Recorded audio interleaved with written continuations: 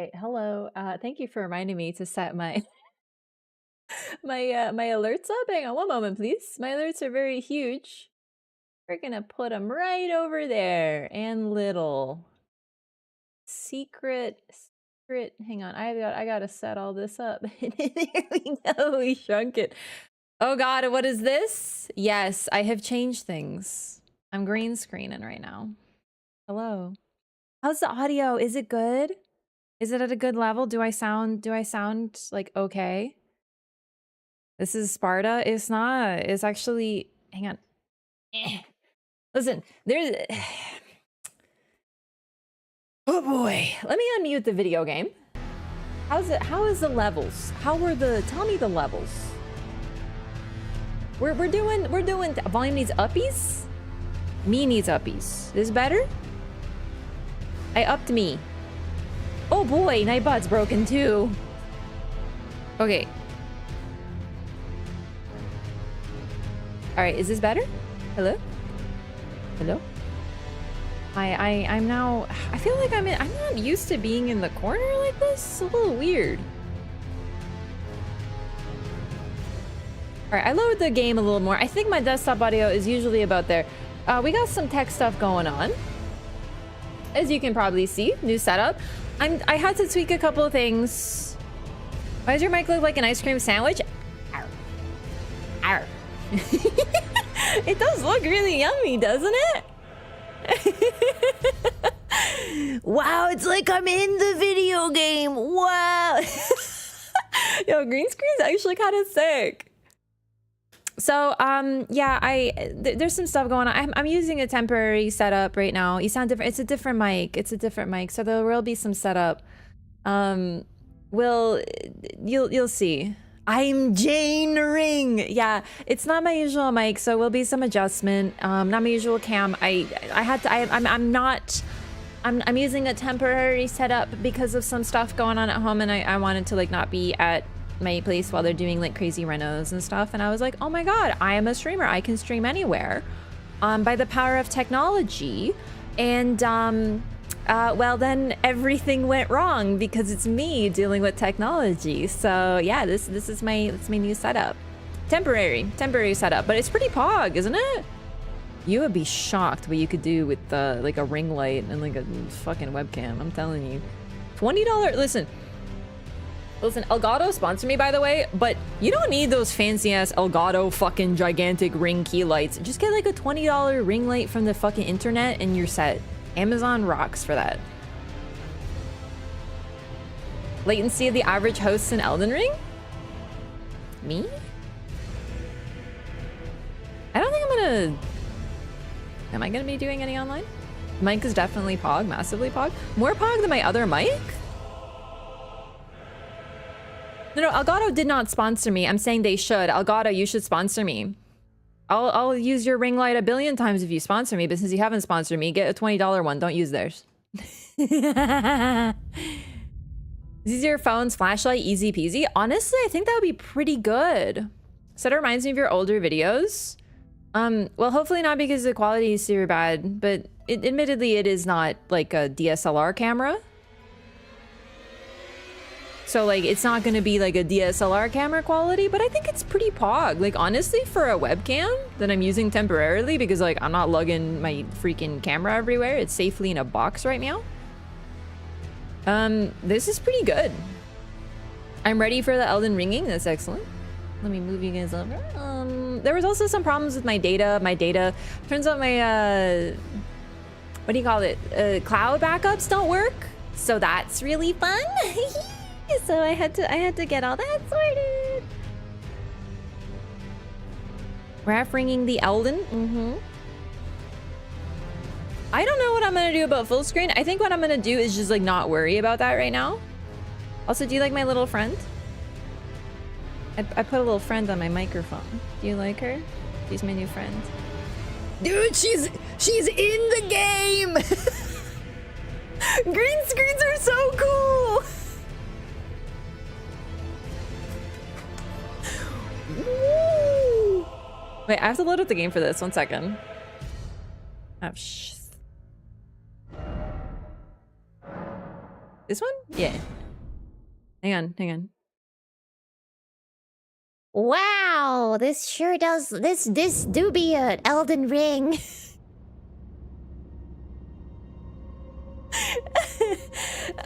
Jake, when I said it with the new setup, it's awful. Yo, oh, hang on. Okay, maybe Sylveon shouldn't play Elden Ring because when I do that, the camera likes to unfocus.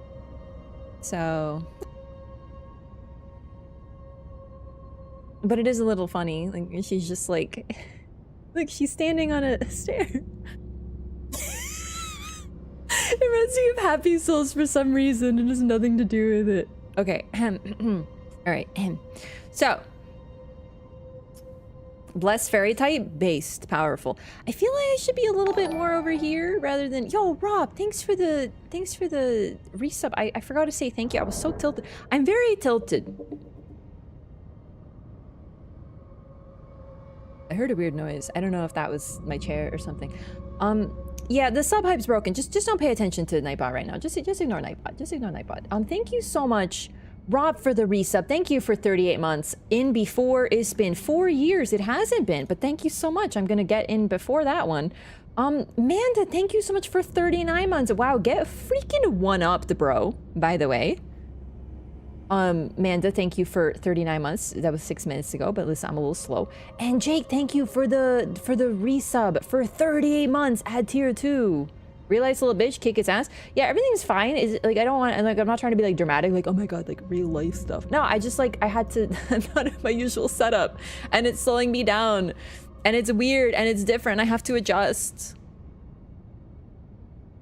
I feel like, hang on, let me. This is really weird, by the way. Green screening is sick. Chat, what is your thoughts on the green screen? Like, are you pro? Are you anti? I'm not gonna be offended either way, because I'm pretty pog. This is sick. But I do like my lighting usually. Like, this is obviously a little bit, this is more like a comfy setup. There's like less light, it's a little darker. I think it's pretty pog. What's this do? Ooh, cool. Pro for sure, pog. Can't decide if pro or try hard. You wanna know what's really cool about it? In all seriousness, I know you're like, it's tryhard. You want to know what's the secret?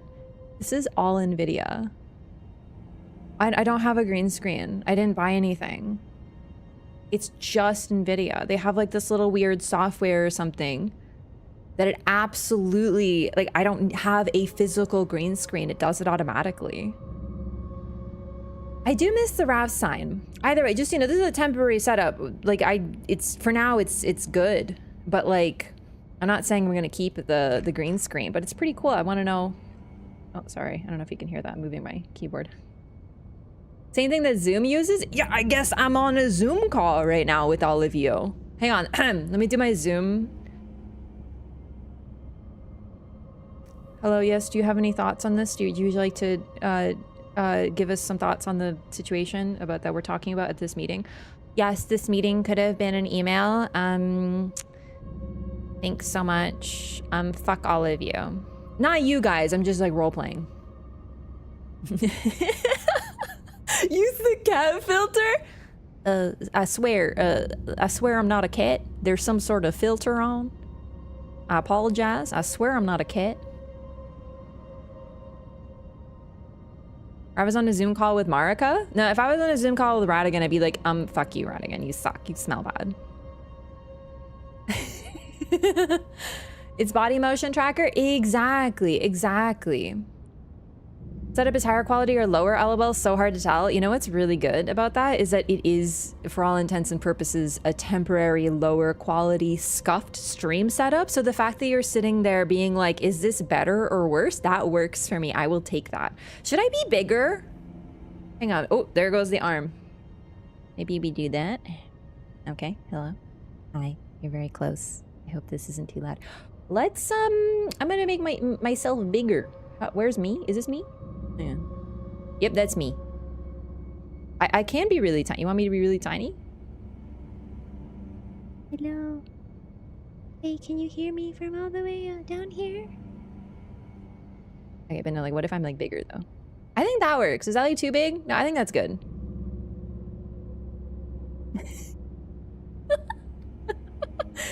Yeah, this is actually Marlo, my cat, streaming right now. actually. So I'm using a human filter. That's very insightful. I don't know how you knew that. Okay, okay, okay. Woo!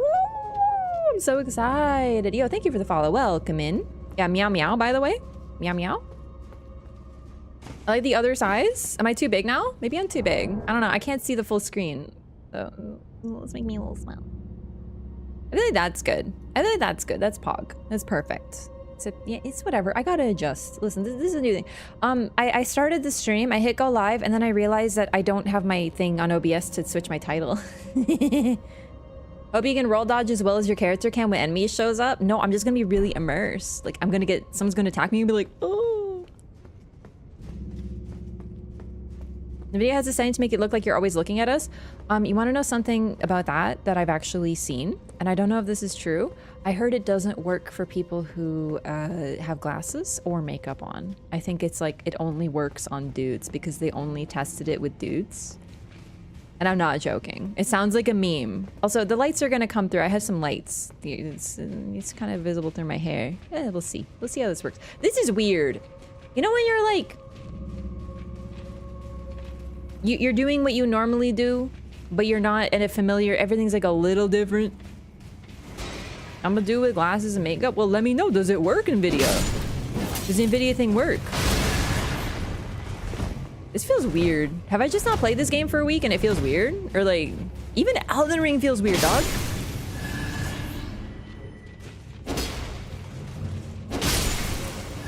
Yeah, I saw a video when they released the NVIDIA thing. And I saw a woman was testing it, and I was like, I can't really tell the difference. Like, is it doing anything? And it was basically like, no. And then I saw a dude use it, and I was like, oh, it works. It just, it doesn't work for a lady. NVIDIA hardware, is it just software? I think it's a hardware thing. I really am not certain. Yo, thanks for dropping by, Quaither. Oh man, this is weird. All right, let me get reacquainted with our behavior here. So we were doing the are you fucking kidding me right now? I left off at the Ariza side tomb, the trippiest freaking dungeon in the entire game. Why would I do that to myself? I'm screwed. I don't know how to navigate this hellhole. Some lights are visible. Sorry about that. There's gonna be some adjustment with this. Maybe if I do this, this will be better. Yeah, I'm an NVIDIA gamer. NVIDIA. I'm not gonna say their brand anymore on stream unless they sponsor me though.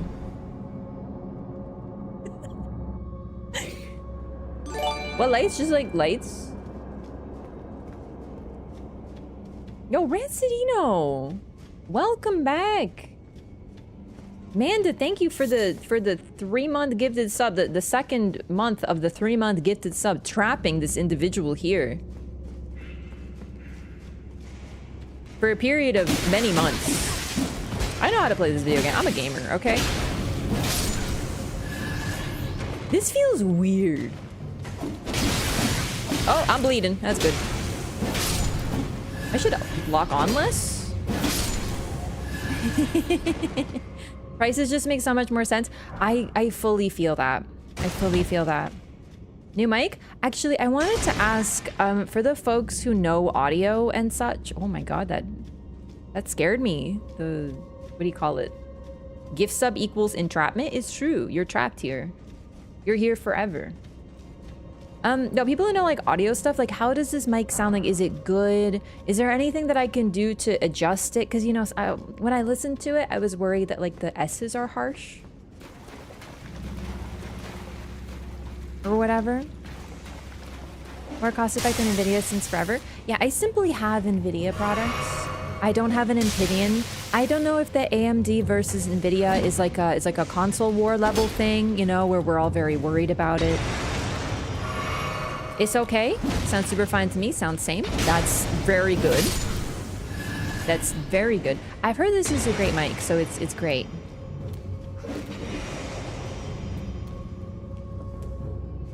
It's good to get to test it. Really, Google versus Apple? That's actually a great analogy. So I have NVIDIA because I bought a pre-built PC and it was NVIDIA. That's really it. Slightly too quiet, but fine though. I can raise the gain. There, I turned it up one dash. Is that better? Oh boy, it's the big pots. Ow.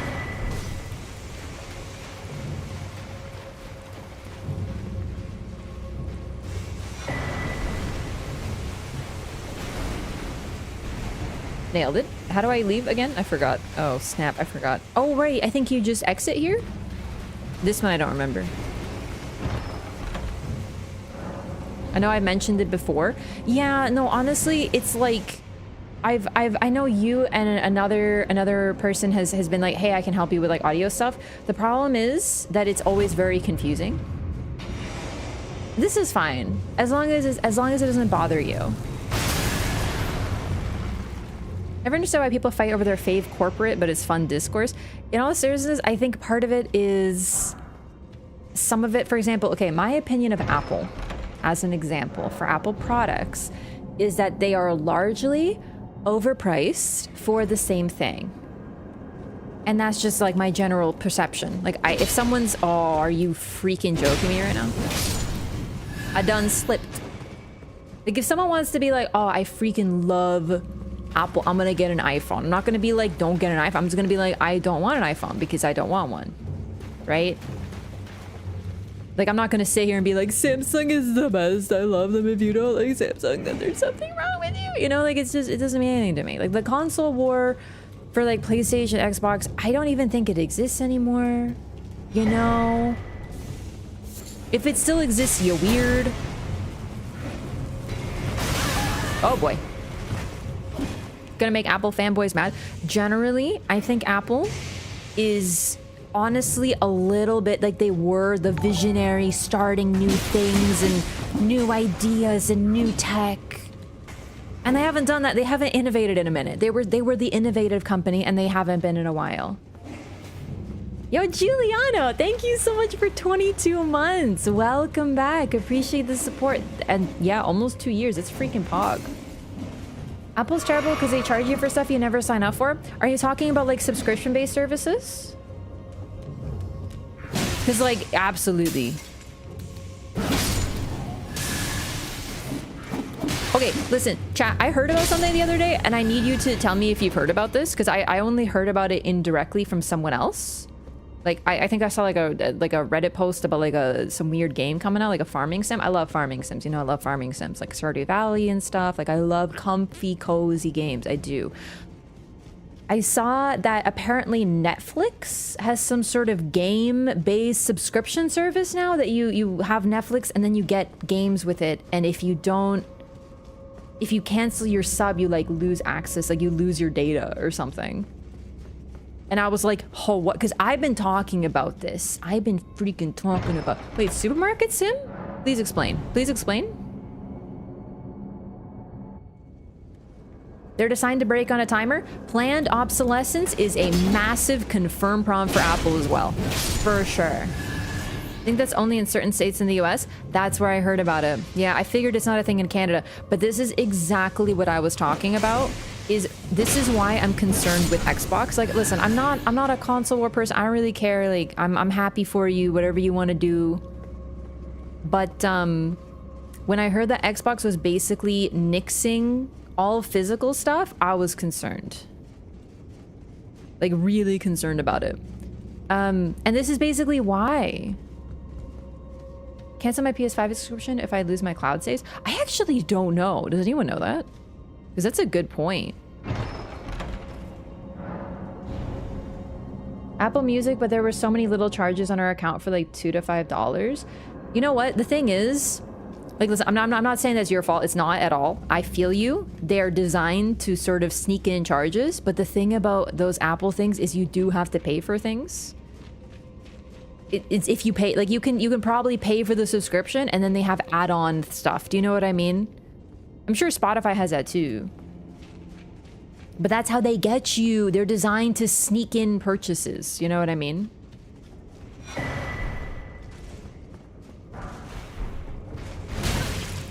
I don't know much about Apple Music. It scares me. I'm scared of Apple. Not apples, not the fruit. I love apples. They're delicious. I guess unless they're like really like Granny Smith, they can be a little sour. But that's what they do. They sneak in stuff. I have no idea where I am. I'm just like leaning into it. We're just going for it. Wait, I remember. Was there an elevator there? Oh wait, there wasn't. Dang it, I'm lost. Realized they had to re-engineer the whole tech stack to make it really feasible. Wait.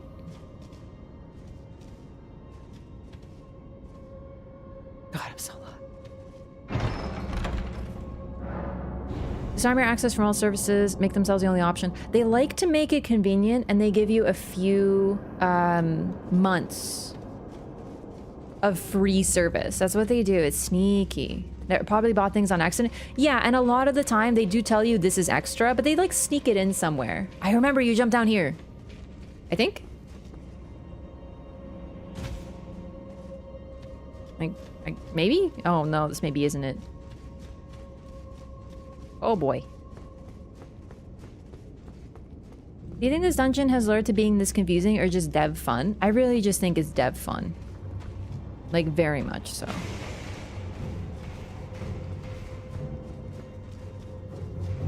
Locking out of games based off internet even though you bought the game and it's downloaded. Yeah, so the thing about the PlayStation, like, what do you mean the PlayStation licensing? Oh yeah, no. I love physical games. The fact that they're already kind of like gone is really troubling to me because, you know, you bought, remember, okay, I remember when I was a kid, I would buy a game, or really I would ask my parents to buy me a game, and then, you know, I would lend it to a friend, or my friend would lend me their game, and that one purchase of a physical copy of a game became a source for multiple people to play the same game, first of all. But also, you know, after, like, okay, sure, you couldn't get too much money for it because GameStop is like a fucking nightmare. But you would trade it into a store, you'd sell it to somebody. When you sold your console, you'd have like 20, okay, maybe not 20, but you'd have games to go with it, right? Oops. That's gone. Now, instead of you buy a game and then you lend it to your friend, well, congratulations, now you both gotta play the game. Can lend games to friends and whatnot, buy and sell resell used games. If you get it physical, it absolutely is gone. There's been a huge movement toward digital games. Xbox in particular. PlayStation still has physical, Xbox still has physical, but Xbox has already basically decided they're getting rid of physical. That's the goal. Eventually, they want to get rid of that entirely and basically move to sort of what Steam has, but not just Steam, because now on PC, there's so many different subscription services you need. I love physical games. I do. The thing is, though, there is something really convenient about digital as well. You don't have to, you know, you just close app, switch your game. You don't have to open the disk drive. I'll mention a lot of the Xbox and PlayStation games don't even have disk drives anymore. I'm not lost. How could I leave off here? I'm so confused.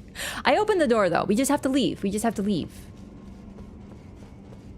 Hopefully the pushback for this sort of thing is strong. I really feel like we've already kind of lost that war. Really. Counting on them for their attempted DRM with Xbox One. Yeah, so that was their last attempt, but now Xbox has simply done something different. I think I saw like a tweet. This would have been like 6-ish months ago. Oh wow, he freed me from the trend. No, he didn't. But Xbox basically got rid of their entire physical game department or whatever. Like they do not have them.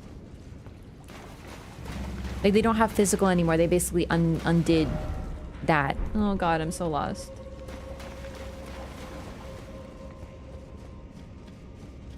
Got books with my sister. We read them and talk about it. Now we just kind of read on our own. Yeah. I like the thing about books though, I'll say. Books take up so much space. Like really. I have a bookshop. I've been reading for years. I have so many books. And I just got rid of, like, I say got rid of, I donated a bunch. And it's not a waste, you know, you donate them, but frankly, books are expensive. This book's $10, this book's $20. then they sit on a bookshelf. What do you buy a book and it's stuck and it sucks? I bought some really bad books in my day. So it's actually kind of nice.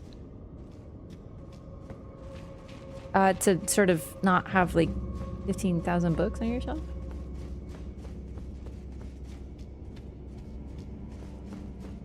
Never lend out my stuff because nobody treats my stuff like I do. I sometimes don't lend stuff out either because I have to trust the person for sure. Can't copy it around as a file on my PC, forget it. I do like Kindle Unlimited, which is basically Netflix for books, but it's not perfect because of exactly what you're describing. Ooh, boy, I love the Blasphemous Blade. Ooh.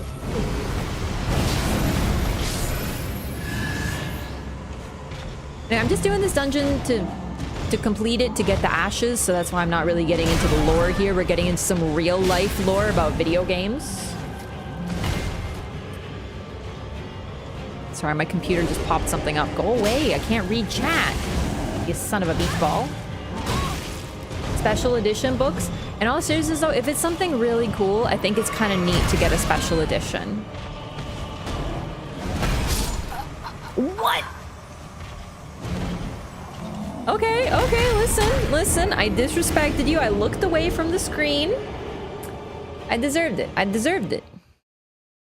Reading something disappointing in YouTube chat? No, sorry, just something popped up and I couldn't read YouTube chat. I like reading YouTube chat. YouTube chat is great. Power-based thing for companies to have more control? Definitely. Okay, but okay, like just as a really brief example, the example that I gave about a physical game, you lend it to your friend, you give it to your friend, you sell it later, whatever. You can't do that now. So now if your friend wants to play a game and you want to play a game, you both have purchased it. You can't trade it in. There's no used anymore when you have a digital copy.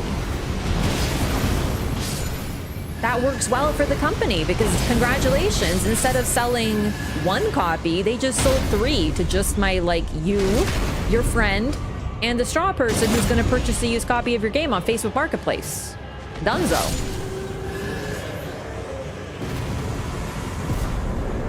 And that's just like a little tiny example, but think about some games. Imagine how many owners they have, really, over time.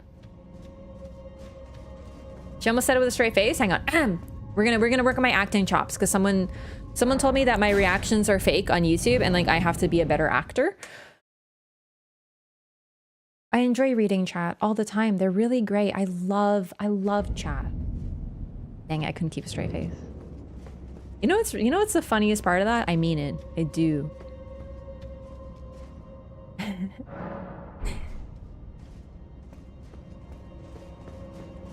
Want to see this comment? I will. I read. I know how to read. You want to know how? Because I have books, dog.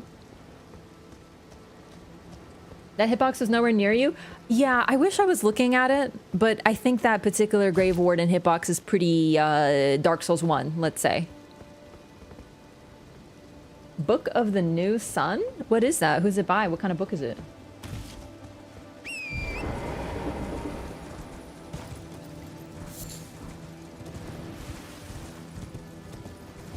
I was actually...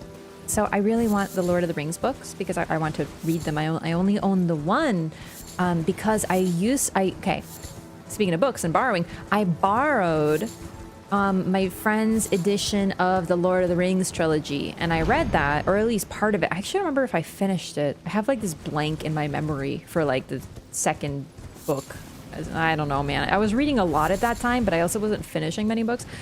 So I had to, you know, I bought the first book when I was in Poland so that I could read it. My aunt actually got it for me because, you know, it's really cool. It's just an English version of Lord of the Rings.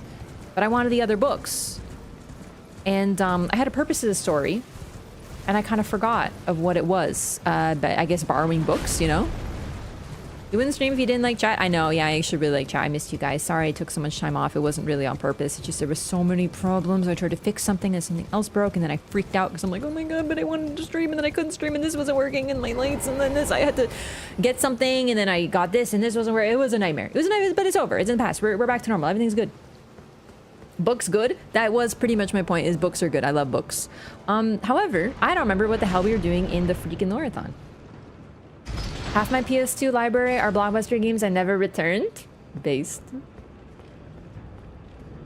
Good thing Elden Ring DLC comes out this weekend. I think it's like 50 days. I'm not ready, dude. I'm still on Elden Ring for the LOREATHON, for goodness sakes. Big red Lord of the Rings hard copy years ago, then the less big green The Hobbits hard copy. Never read them, I just want to have them. That's fine too, just having books is neat. How's the night guard been working? Oh my god, the night guard, I get to tell you, but it's been great. It's actually genuinely so great. My jaw doesn't hurt. I'm shocked. I didn't think it'd be such a difference, but it is. Literally like a week of my night guard, and I notice a huge difference. Admittedly, I still have some pain here, but to be fair, like, things don't heal that quickly. It's like, my jaw's still kind of, you know. We were fighting the, oh, those fire giant. We were not there yet, but we're getting toward the fire giant. I beat Castle Sol. No, I didn't. I didn't beat Castle Sol. We haven't gotten to the boss yet. That's what we were doing. Okay. I think we can do that. We should be able to do it with the Blacksmith's Blade. Maybe Evil Empire game? Dead Cells devs? Oh, that's neat. Authors Gene Wolfe. Epic Journey Through the World? That sounds interesting. I'm nervous about reading new things right now. I'm just trying to read like old stuff that I already know I like. Lord of the Rings. I don't want to read any new authors right now. I'm like nervous. You gotta get it adjusted? Or gotta get adjusted? Yeah, definitely partially that. Like, no doubt. Neat. Okay. Ice is weak to fire? Ice is weak to fire. I play Pokemon, that's true. But the problem is that these guys are actually flying ghost types. So they're not weak to fire. They just live in Ice Town, you know? Oh god, it's so bright. My glasses are reflecting everything. But that's not unusual. Okay, let's beat up Niall and his cohorts, I guess. Fan-made Pokemon roguelike? I don't love fan-made Pokemon games because they're always like, what if Pokemon were dark? And I'm like, but like, I don't want it to be though. You know? What if Pokemon were a roguelike, but like, I don't want it to be though. I think some people are the type of people, they like Pokemon, so they want everything to be Pokemon flavored. I actually don't, dog. Like, I'm good. I like Pokemon, but I also like when things aren't Pokemon. Hey, Neil. All right, I'll be over here, bud, when you're done. When you're done, buddy. Here, what if I do this? I guess I don't have to wait. I can just like hit him, you know, with the Blacksmith Blade. It's not dark in any way. That's great. I'm very happy. I don't like roguelikes though. Like, I don't inherently like them for being roguelikes. They're an incredibly popular game category, but I gotta like them for a reason. Like Hades. Time for more Pekko. More Pekko? Is it more Pekko or more Pico? I always say more Pico, but I feel like it's more Pekko, like peckish. Snipe the Albinauric suspended from the ceiling? Oh, that's actually really insightful. Oh, I wasn't looking. I'm sorry, brother.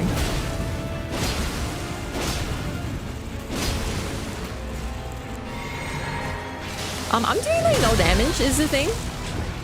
Like, I just realized how little I've done to him, huh? Oh, I was drinking my juice box though. How am I gonna stay freaking hydrated, you big jerk man? Hades 2? I'm really excited for Hades 2. I love that art style. It's so good. But the thing is, like, it's not that I don't like roguelikes because they're roguelikes, but they're a very addictive genre for a reason. Like, I'm the weirdo here. Just to be clear. I'm the weirdo.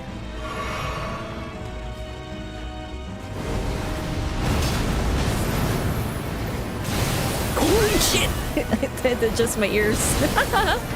Whee! If I did a rune level 1 run, what could I... Oh shit, right, lore. Okay, so this is Neil. He's a commander. Like, he's probably a part of Melania's army because, like, that's the army. Technically, it's Miquella's army because Melania's army was Miquella's army. Do you know what I'm saying? He was a commander. He's a veteran. He uses wind stuff. I honestly still don't quite know what to do with the wind stuff and why so many nerds use it. Probably something to do with Stormveil, you know. Bunch of flying type nerds, you know. Dang it, you freaking jerk man. I already called him a jerk man, but like I'm saying it again because he is though. Holy shit. Ow. Would you believe that I feel like I'm doing okay?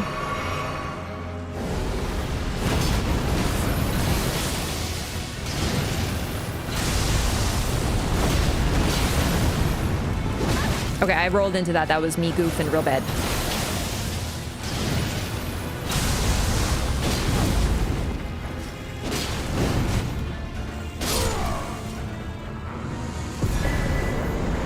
The thing too about the veteran set and like Niall himself, he looks pretty sane and he actually talks. More Pico in Japanese, some more Pico. It is more Pico? Oh, I'm so glad. That's exciting. Thank you for that. I wasn't sure. That's a clean rot knight. Her name escapes me now. Biocare Melina. Oh no, you're thinking of Finlay. Finlay is the one who carried Melina back. So this veteran did not make it back. He stayed here. Finlay, though, is the one who carried Melina back. Yeah. I ship it. I ship them too. You know what? I actually don't know the name, the origin of the name Finlay. Like, I'm pretty sure it's a feminine name, but I don't know much about it background-wise.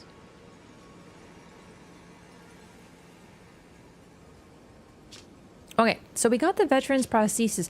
The members of Melina's army, it's really interesting. It looks really cool. I'm trying to look at the design. Like, if this is a weapon. We can use it as a weapon. We use it as a fist weapon, but that's literally his leg. It's pretty interesting that some of the major players in Melina's army use prosthetics like her. Like, they were also amputees. Sounds Irish Celtic? I don't know enough. Green screen? Yeah, we green screen out here. I don't love this part that kind of hovers over, but like that's just, you know, something we got to work on. Oh, my bad. No, I mean, I understand why you got confused there, but no, Finlay's the one who carried Melina back. The veterans take on interesting roles though, because they kind of stay, well, at least one of them. Commander O'Neill, we fought before. He is the exact same guy who was there during the bloom, and he remains there. He looks back at the initial battle with pride, with Melina, like the, what weapon do we get from him? The Commander Standard? Let me read this, and then I'll read the Commander Standard, because my brain is, the gears are turning. The veteran's prosthesis, bladed prosthetic leg and wreathed with the power of lightning, instead attached to the fist.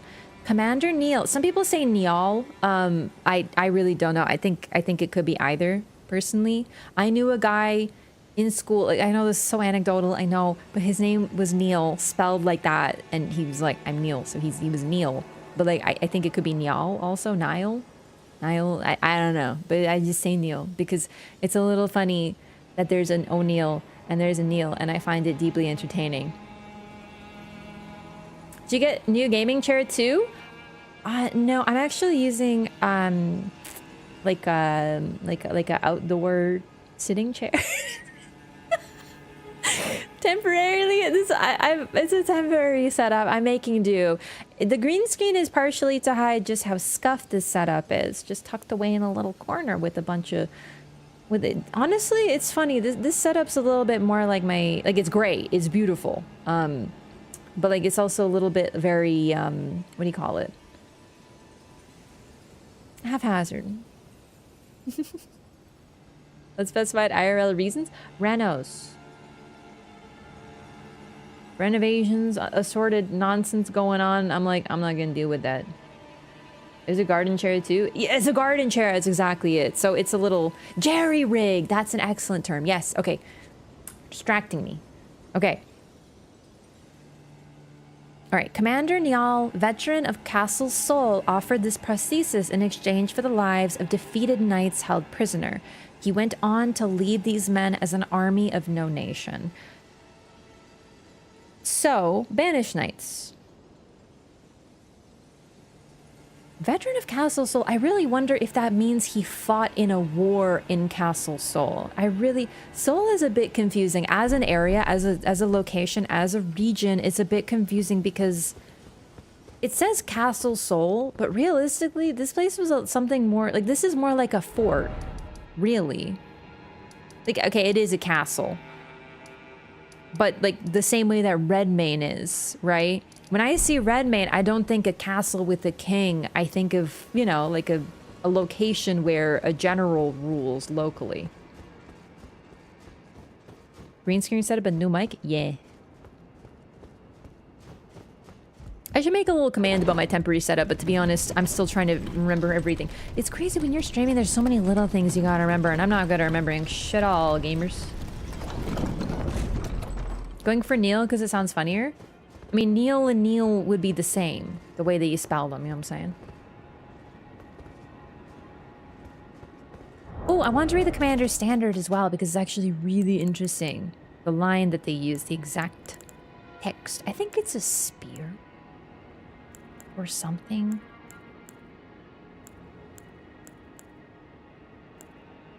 It looks really weird. It's a halberd. A bean red battle standard is furled around this time-worn halberd. Even after his lord was fled, Commander O'Neill continued to brandish this flag in the devastation of the rot-eaten field of battle, the sole veteran who remembers his battle with pride. So, of course, we get the needle, Melinia's needle, off of his body. I don't know if he had it after the fight. I don't know if he had it, if he found it after the fight, whatever, the broken needle that we give to Millicent, but he is where we get it from.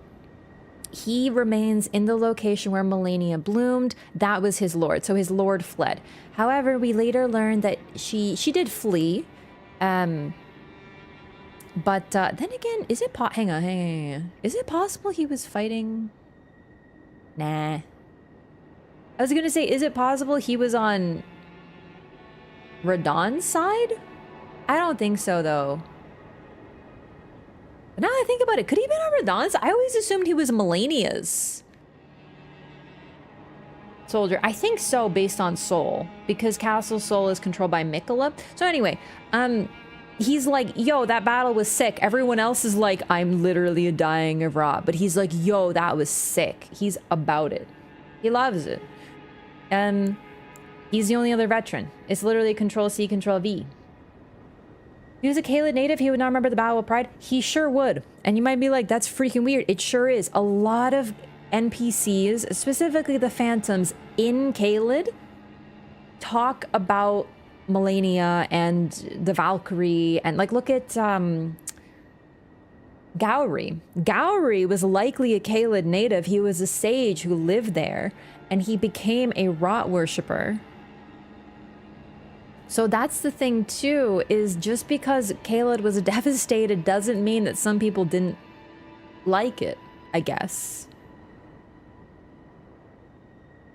Summons knights and soldiers show up nowhere in Haligtree, don't they? Yeah, but I think they're just like but the thing about the veterans is they sort of control random knights. Like here, it's the veteran. It's the banished knights, I mean. God, this is really bright, sorry.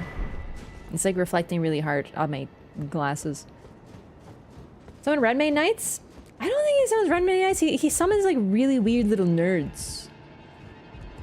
It's probably more of a balance thing though. They don't want you to have like the super... Oh, I forgot to talk to the NPC.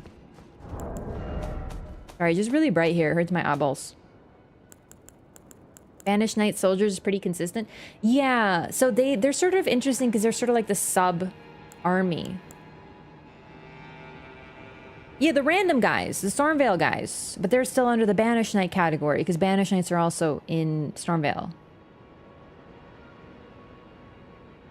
Thought Gowry was the bug in disguise. Gowry is not the bug. Gowry uses the bugs to talk to you, but he's a guy. We don't quite understand the nature of him. He's a sage, but he's not a bug. He's a very powerful rot worshipper, who also has knowledge of other things, including the secret Celian sorceries, because he was likely a sage in the area. O'Neill doesn't summon Banish Knights, but it's the little guys. The little guys in Stormvale who are under the Banish Knight umbrella. They're not Banish Knights, but they're like... In Stormvale, you'll find Banish Knights, and you'll find the little guys, the dinky little guys. They're the dinky little guys, yeah. Exiled dudes? Yeah, I think they were the Exile set. Exiled and Banished are pretty similar, but no, absolutely, you're right, they're similar. And yes, they all use some sort of storm sorcery. It's not sorcery, it's like storm abilities, right? So this guy catches like a wind that does frost damage, and then lightning on the prosthesis, but it's wind. And then the O'Neill does a similar like wind attack, but it's rot, because he's a rot boy. He's all rotted. Well, I don't know that he is rotted, but he rots you, right? He lives in the rot town, so he rots you. But they all use wind. Yeah. Knights and soldiers are associated with storms and draconic communion. I think some are associated with draconic communion. Thought the NPC. Oh, freak! I forgot again. I got distracted. My brain RAM is full. If you attack Gary, he turns into a pest. No, it's okay. I feel like a lot of people got confused by that, and they think that he is a pest. He isn't. Okay. Mass Effect 2. Harbinger. Harbinger literally controls little dinguses, but he is not a little dingus. He's a far big dingus, and he controls little dinguses. Gowry is able to control the pest to talk to you safely, because he doesn't have to take a risk. I don't know exactly the nature of Gowry. He's really mysterious. All the Banished Knights you find in Faram Azula use Dragon Communion. They are... these Banished Knights... They do have dragon armor, but I don't think these ones fire breathe at you. These ones don't necessarily use dragon stuff. There are Banished Knights who do. Okay, let's talk to this guy. He tells you something really interesting. So that's the Haligtree, by the way. You can see it from a few different angles, but this is a really great one to see it. And really tellingly, it's super small. Like for a tree, it's huge, of course. But compared to the Earth tree, it ain't shit. This is a failed, stunted tree. It's possible that it was failed and stunted because Miquella was removed, but I also think it's possible that this was an inevitability because this tree is effectively Miquella's child fed with his blood. And if it's fed with his blood, it's his youthful, sacramental blood. It took on his curse, too. Even outside of that, I vaguely remember the Dragon Communion sites having Banished Knights guarding them. Yes, but they are a subcategory. I'll show you, because that's a good point. We gotta go over this. New mic? Yeah, new temporary setup.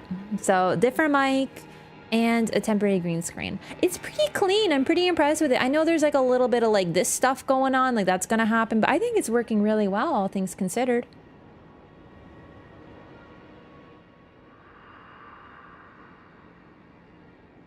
Lord Miquella, forgive me. The sun has not been swallowed. Our prayers were lacking. Your comrade remains soulless. I will never set my eyes upon it now. Your divine Haligtree. So, Haligtree means holy tree. I believe Halig is Old English. So it's pretty interesting. Because the whole, like, I know that lots of things are holy, but it's an interesting word considering we also have Saint Trina. There's a lot of like really specific stuff going on with the Haligtree and Trina with like the concept of a saint. She's like the only saint, right? Basically, these guys here were trying to trigger an eclipse. I don't know exactly how they were trying to trigger it, but apparently their prayers were lacking. At least that's what they think happened. Their prayers were lacking and the eclipse didn't trigger. Also, this detail, I read this last time we did this, but this is pretty cool.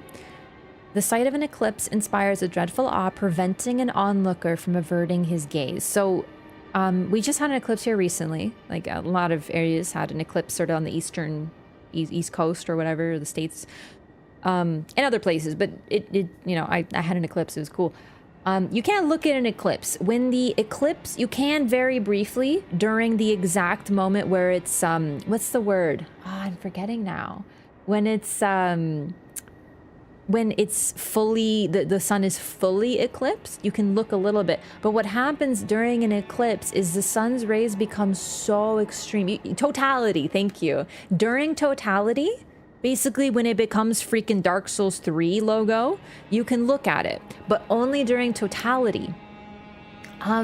You cannot look at an eclipse. You will literally go blind. The sun's rays, you shouldn't look at the sun anyway, but during an eclipse, it's so pinpoint and extreme, you will straight up go blind. Like you will lose your sight looking at an eclipse, or take on super extreme eye damage. So it's pretty interesting here that in Soul, and it doesn't say Castle Soul, like it's a treasure of Castle Soul, but it says in Soul. I really wonder if it doesn't mean that this castle was attached to a greater area. Like this whole area was not Soul at a certain point in time. Right now it's just the Snow Valley.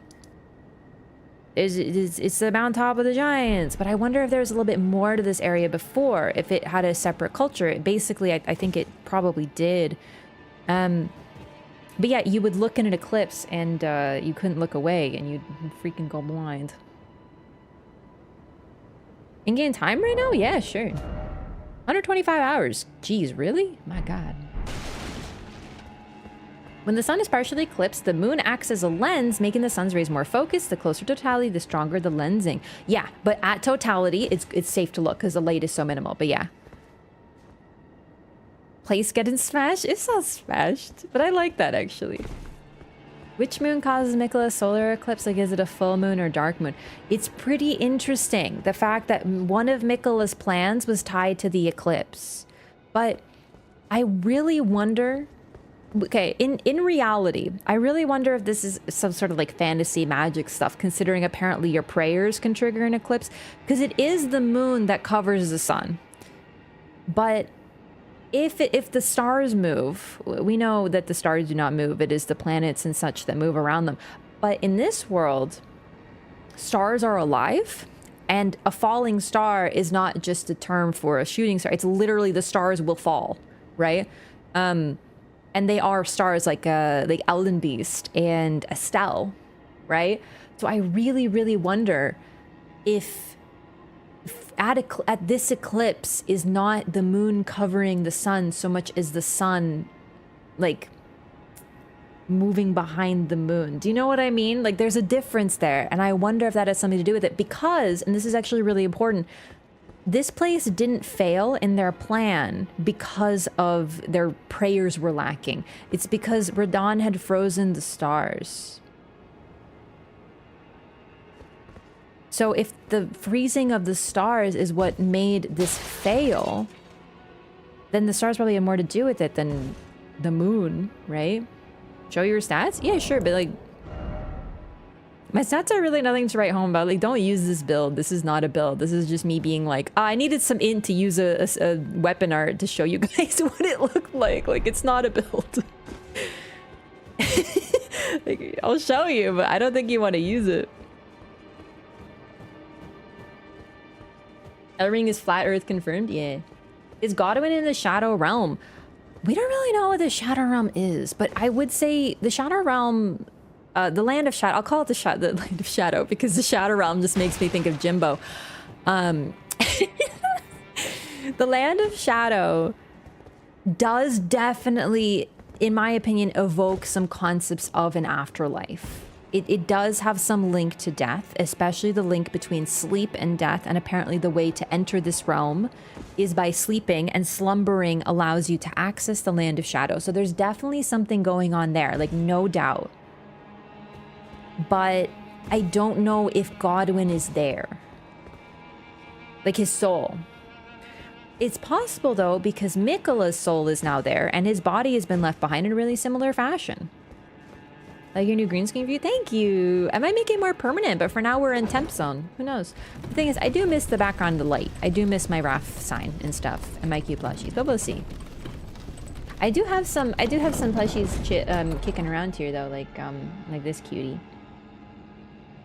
Isn't he so cute? I love this guy. It's a Valentine's plush.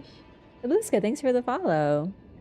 Does Mikola know about the Dark Moon, or is it a secret? I really don't know. That's a really good question.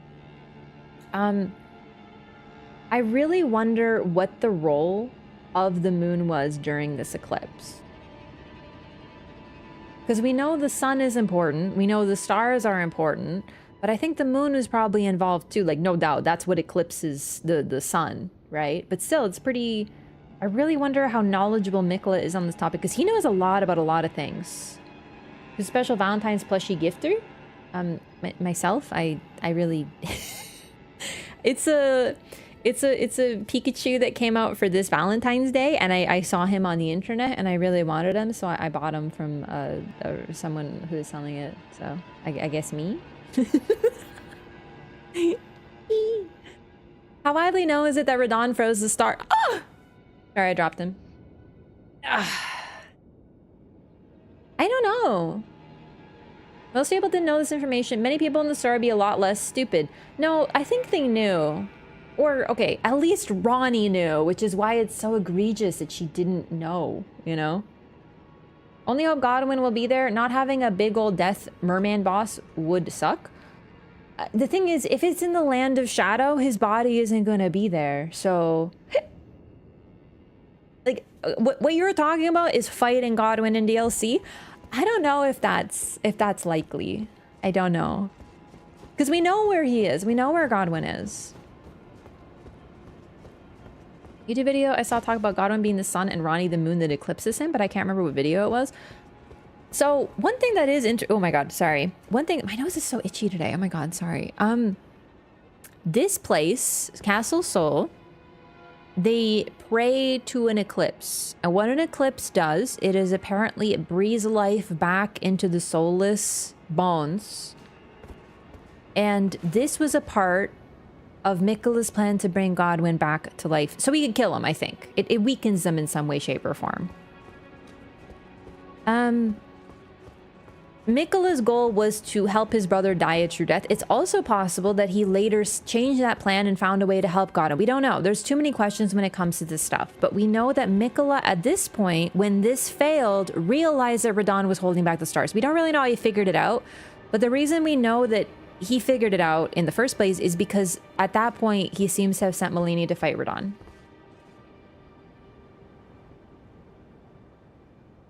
Also, is Ronnie evil? Good and evil are not something that's really easy to define in this game. It depends on what you think. She does a lot of evil things. Some people might consider her evil for that reason.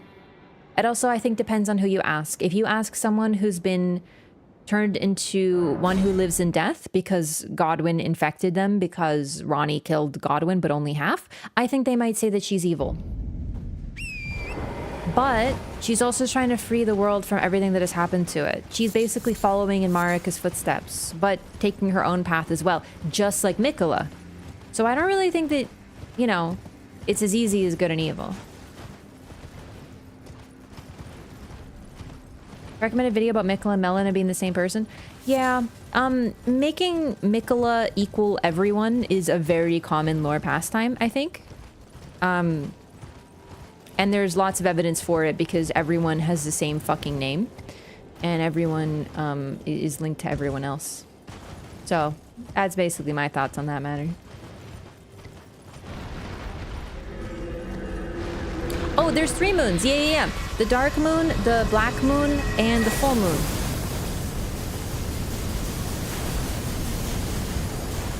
Any thoughts on the Melina's Mikola theory? I just saw that, sorry. But yeah, that's basically what I just said. Everyone thinks everyone is everyone.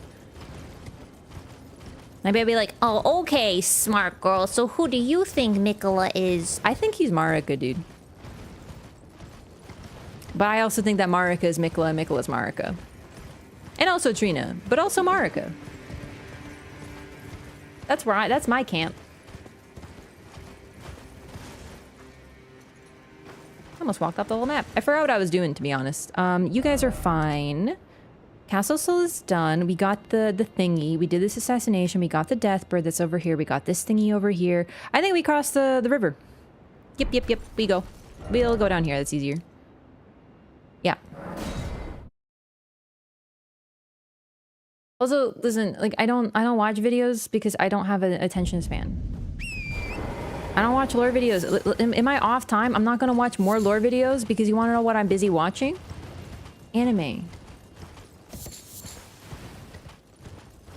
Okay, not really. I am watching JoJo's right now though. But I'm watching like RPG Maker horror game playthroughs on the internet. I don't have time for lore videos.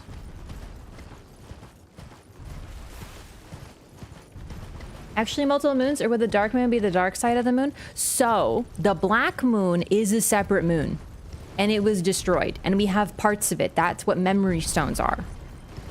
So, in other words, there was 3 moons. And it looks like one of them was a literal physical version of something. You know what I'm saying?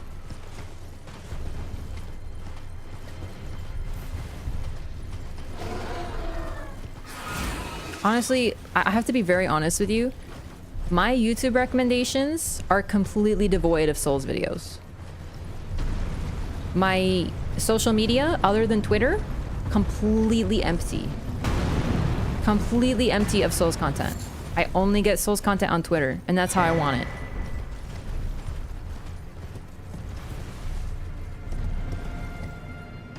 Isn't that YouTube doing his job? Yeah. Like, seriously, I don't see Recs like that because I don't watch them. That's not for me. I do lore 24/7. Okay, not literally 24/7.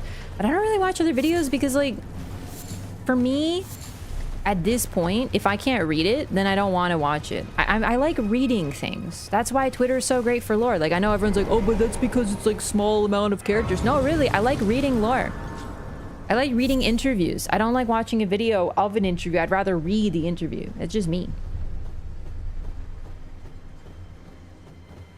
Mikola's Melina theory started popping up everywhere on YouTube recently. What I will say, I don't think that's a new theory. I think it's just gotten new legs because of the trailer providing us with more information on some of these characters. So like me, I used to be convinced that Radahn and Marika were separate individuals until I watched the trailer and now I'm like, okay. I think they were one. I think they separated. I think they recombined. You know, like that trailer literally made me change theories that I've held since I started playing the game. So I think that's why there's more stuff coming out right now. I really want to make my video, but I haven't started scripting yet. This whole week has been a chaos.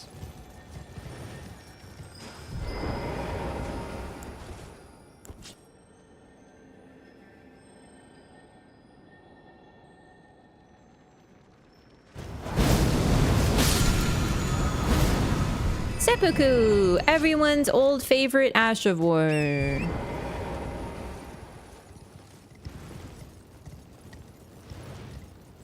Yeah, I don't like Reddit lore either. I've seen way too many. Before, when I used, like years ago, when I used to read like those subreddits, I was like, these are dumb. Although I did find Redgrave through Reddit way back in the day on Bloodborne, so that's pretty neat.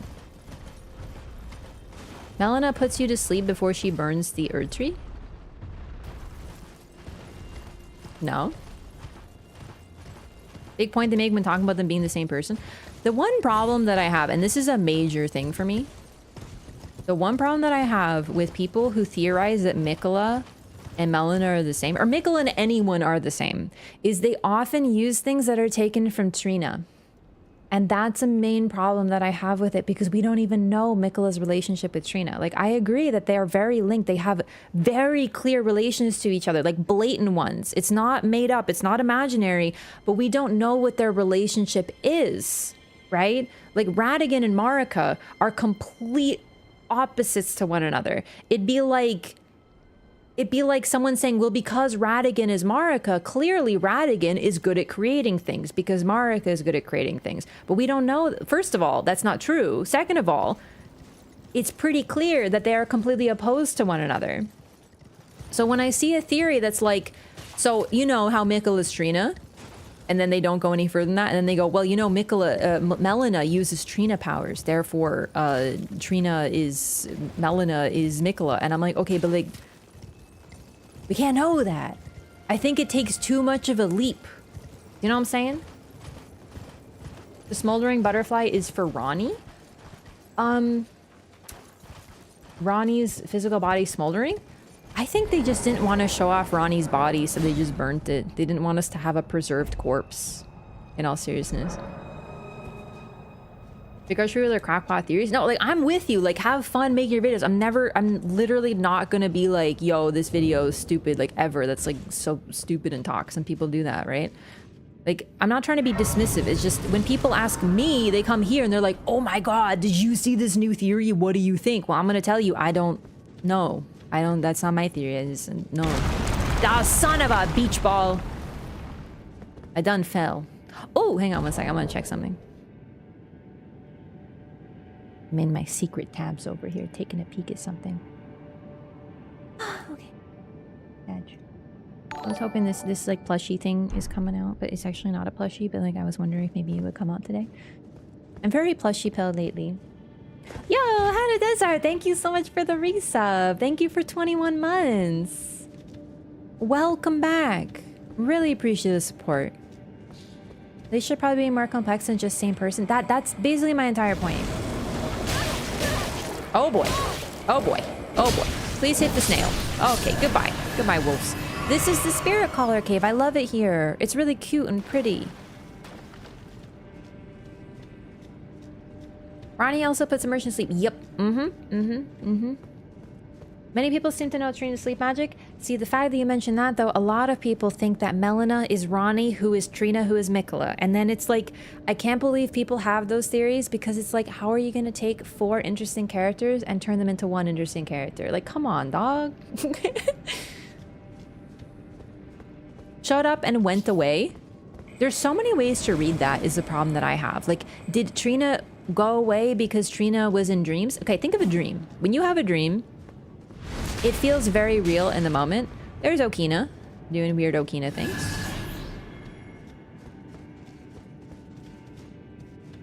But then you wake up and it's gone, right? The dream is never real. But in this world, dreams are kind of real, so it's kind of neat.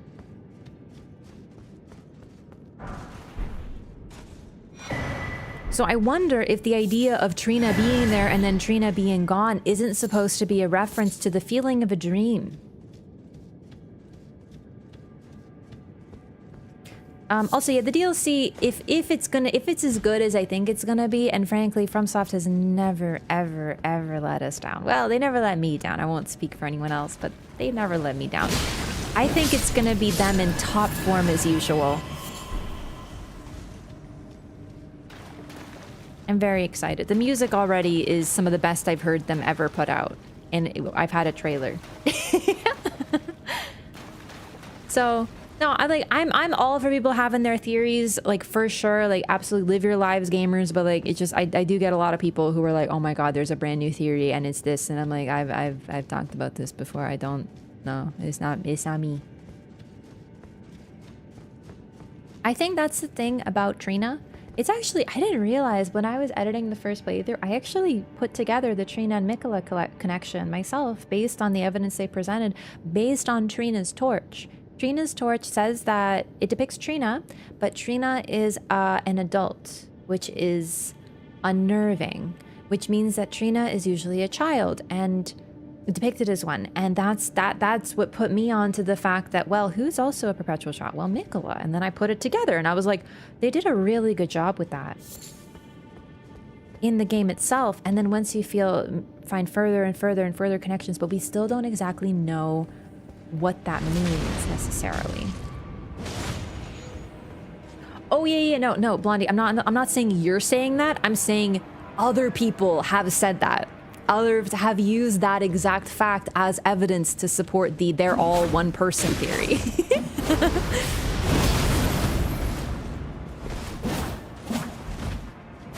So some people take that fact. That's actually a really fun thing about people, though. Like, genuinely, like, this is what's so fun about the community. Some people see Ronnie using sleep magic, and they go, oh my god, this is clear evidence that Ronnie is Trina, because only Trina uses sleep magic, because Trina is associated with sleep magic, which means that they're the same person, which means that Ronnie is Mikola. And if Mikola is Ronnie, then Mikola is also Melina. You know, like they go absolutely bonkers. And then there's me who sees that and I go, oh, interesting. Ronnie clearly knows all different sorts of sorcery because she's a fucking genius. So of course she knows Trina's magic. You know, like the same piece of evidence, different conclusions. That's just how the community works. We all have our own biases and also places that our minds go. This is beautiful, by the way. Can we just talk about how like this is like the prettiest cave in like the whole world? They had 2 years to cook for this DLC? Oh, baby. Also, one thing about FromSoft I'll say, I know this is meta, but I just want to talk, I just want to have a moment to like talk about how amazing FromSoft is. Because FromSoft is the type of studio, and there's so few studios that do this now.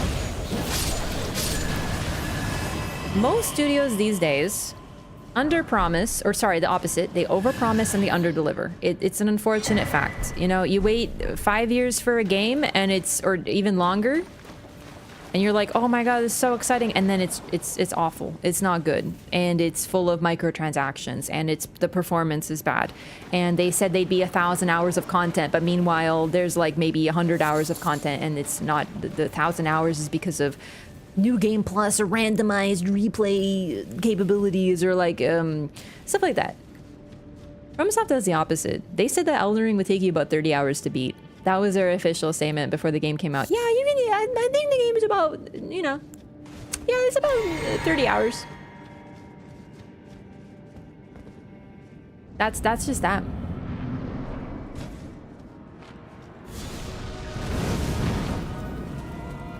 Someone who followed Trina? Ah, yeah, followed Trina. And not just followed. Searched for Trina.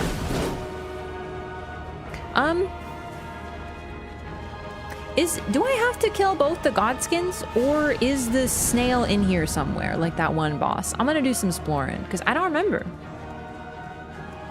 140 hours later? Yeah, exactly. You know what I'm saying? Don't mind Mikola being Melina. She pipes up when you're outside the Three Fingers. It was possible to head to Melina before she burns. Mikola wouldn't say anything about finding his sister. Melina is a spirit, and I really wonder what's up with her. But it's also possible that they don't know each other. Like, they can't see each other is what I'm trying to say. It's possible that Melina is only visible to certain individuals because she is a spirit.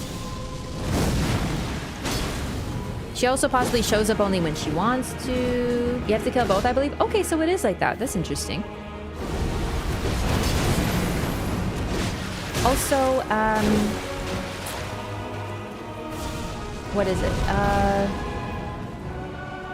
Radahn and Marika were one, but if you met Radahn, you wouldn't be talking to Marika. Do you know what I mean?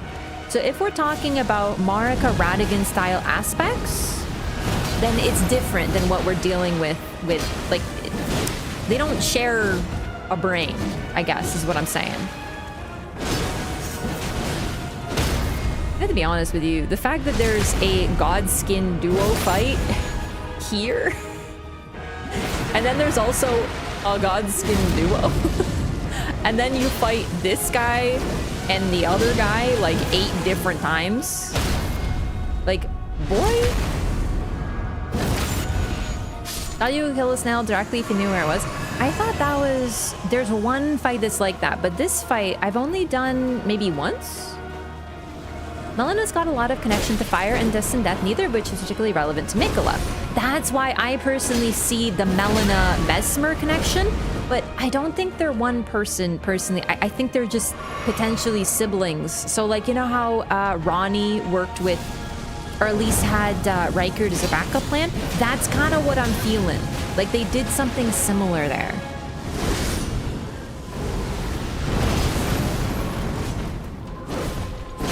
Oh, follow-up. I'm not great at this fight to this day. Either this or O'Neill duo. Neil and O'Neill. Ultimate duo fight. Melina saying Trina viral video?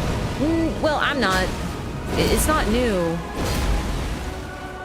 I mean, real. Listen, if there's a new theory, that's great, but I've been hearing that theory for a long time. It's not new. I'm gonna be real.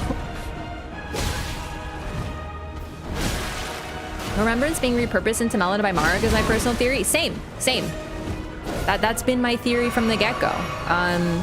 I think that it's also pretty cool too, because if, for example, the Glow-Eyed Queen and Marika are related, like perhaps siblings.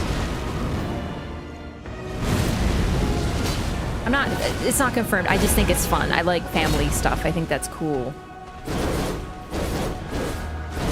Oh, son of a bitch. Do you roll? Does this one roll? Oh, it sure freaking does. Oh boy. And in. Ah! Yeah, you gotta do it the absolute last second. Son of a! I just got freaking comboed. Stay over there. Stay over there, Tubby. That's right. This is what jiggle physics were invented for. God, FromSoft is so based.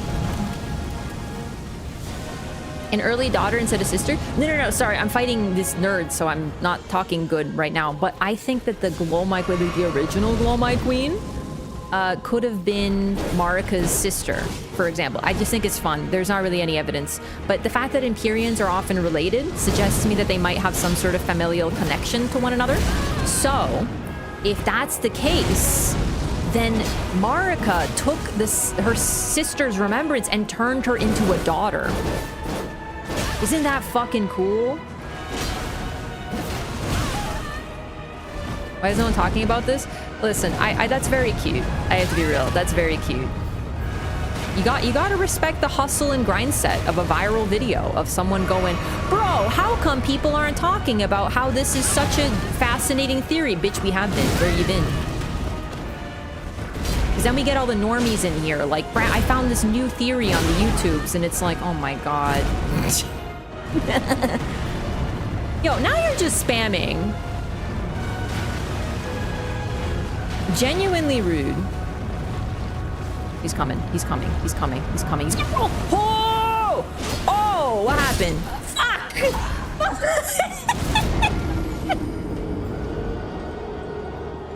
After all that time, and then he shows his stupid nipples, his back nipples, just to disrespect you. Literally, he turns his back and he's like, yo, check out my sick-ass, hairy man breasticles.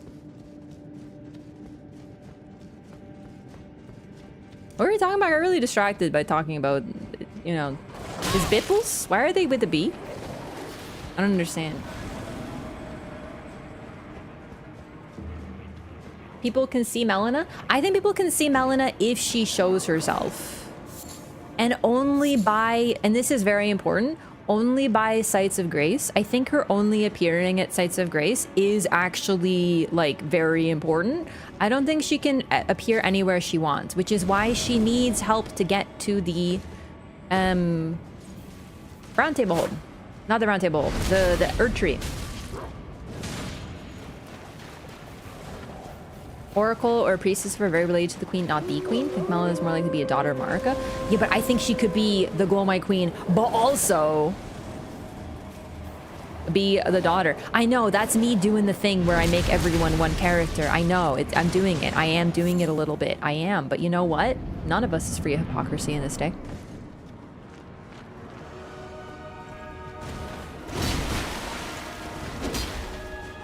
Also, other than her first visit, she always appears to you when Torrent's nearby. I think they have a very strong link. Because Torrent can appear everywhere. Except for in dungeons, in legacy dungeons. You suck. I'm getting so fucking comboed by this skinny, gaunt, pale-ass bitch.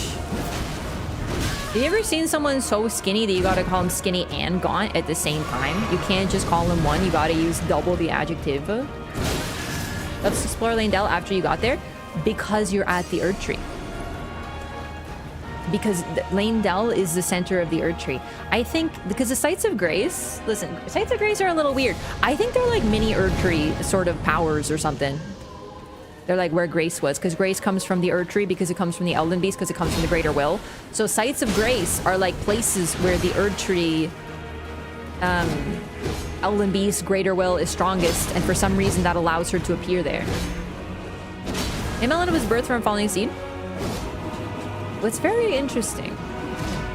is there are no sites of grace at fuck, dude, this guy's such an asshole. He's being such a prick today.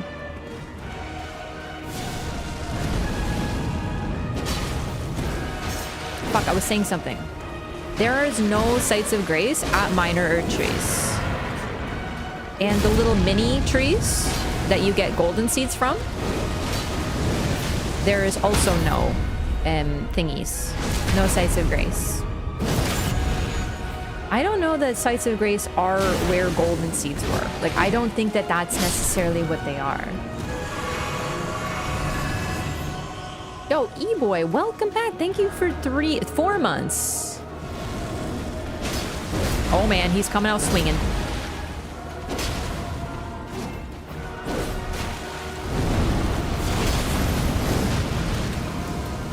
That was actually like perfect. Like, I feel like such a gamer for that one.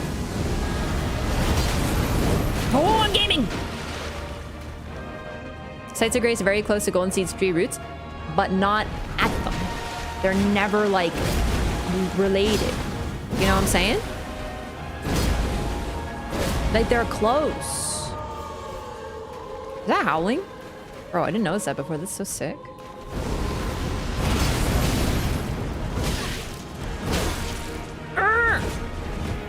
Like, just because I was looking at chat doesn't mean that I shouldn't be able to dodge you.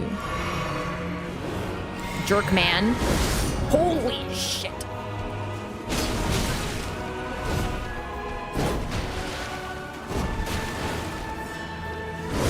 Yeah, it's the Spirit Wolves. Or they could just be outside the arena, to be honest.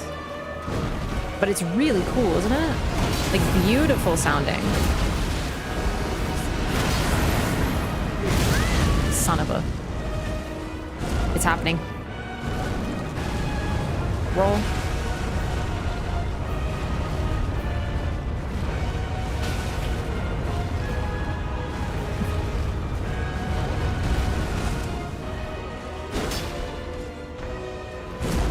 No more rolling. Okay.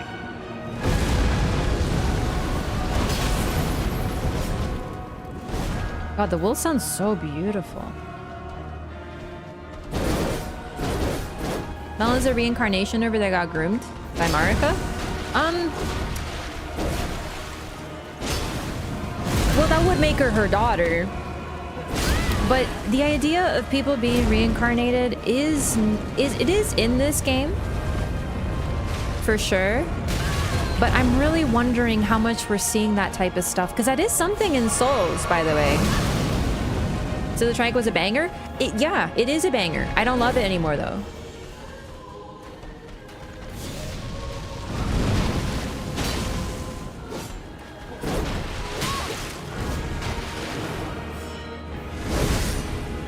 Why did I do that?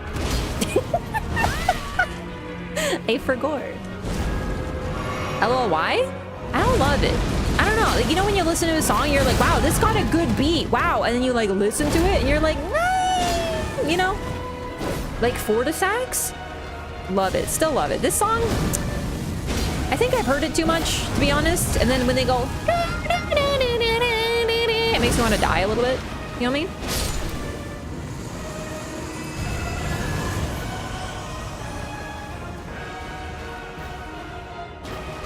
Lyrics are badass.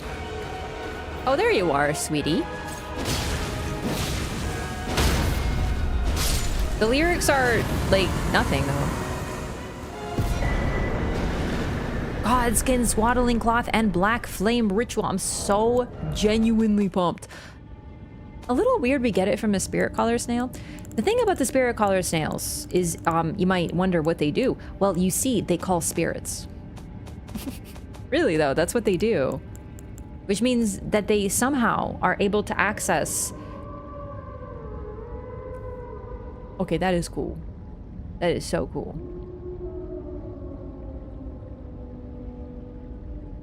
I love the howling. 2 weeks straight and still love it? It just isn't my type of song. I've never listened to it outside the game. And they're actually snakes, not snails. They're snakes in... snail shells? So they're snakels. They're snakels.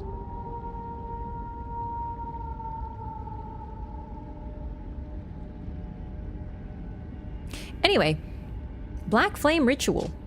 Superior Black Flame incantation of the Godskin Apostles summons a circle of black flame pillars around the caster. The Glowmite Queen led the Apostles. It is said that she was an Empyrean, chosen by the Fingers. And then, of course, we get the Godskin Swaddling Cloth, which is a really, really interesting item for lore, and visually.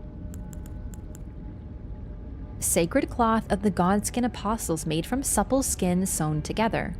The Glowmite Queen cradles newborn apostles swaddled in this cloth. Soon they will grow to become the death of the gods.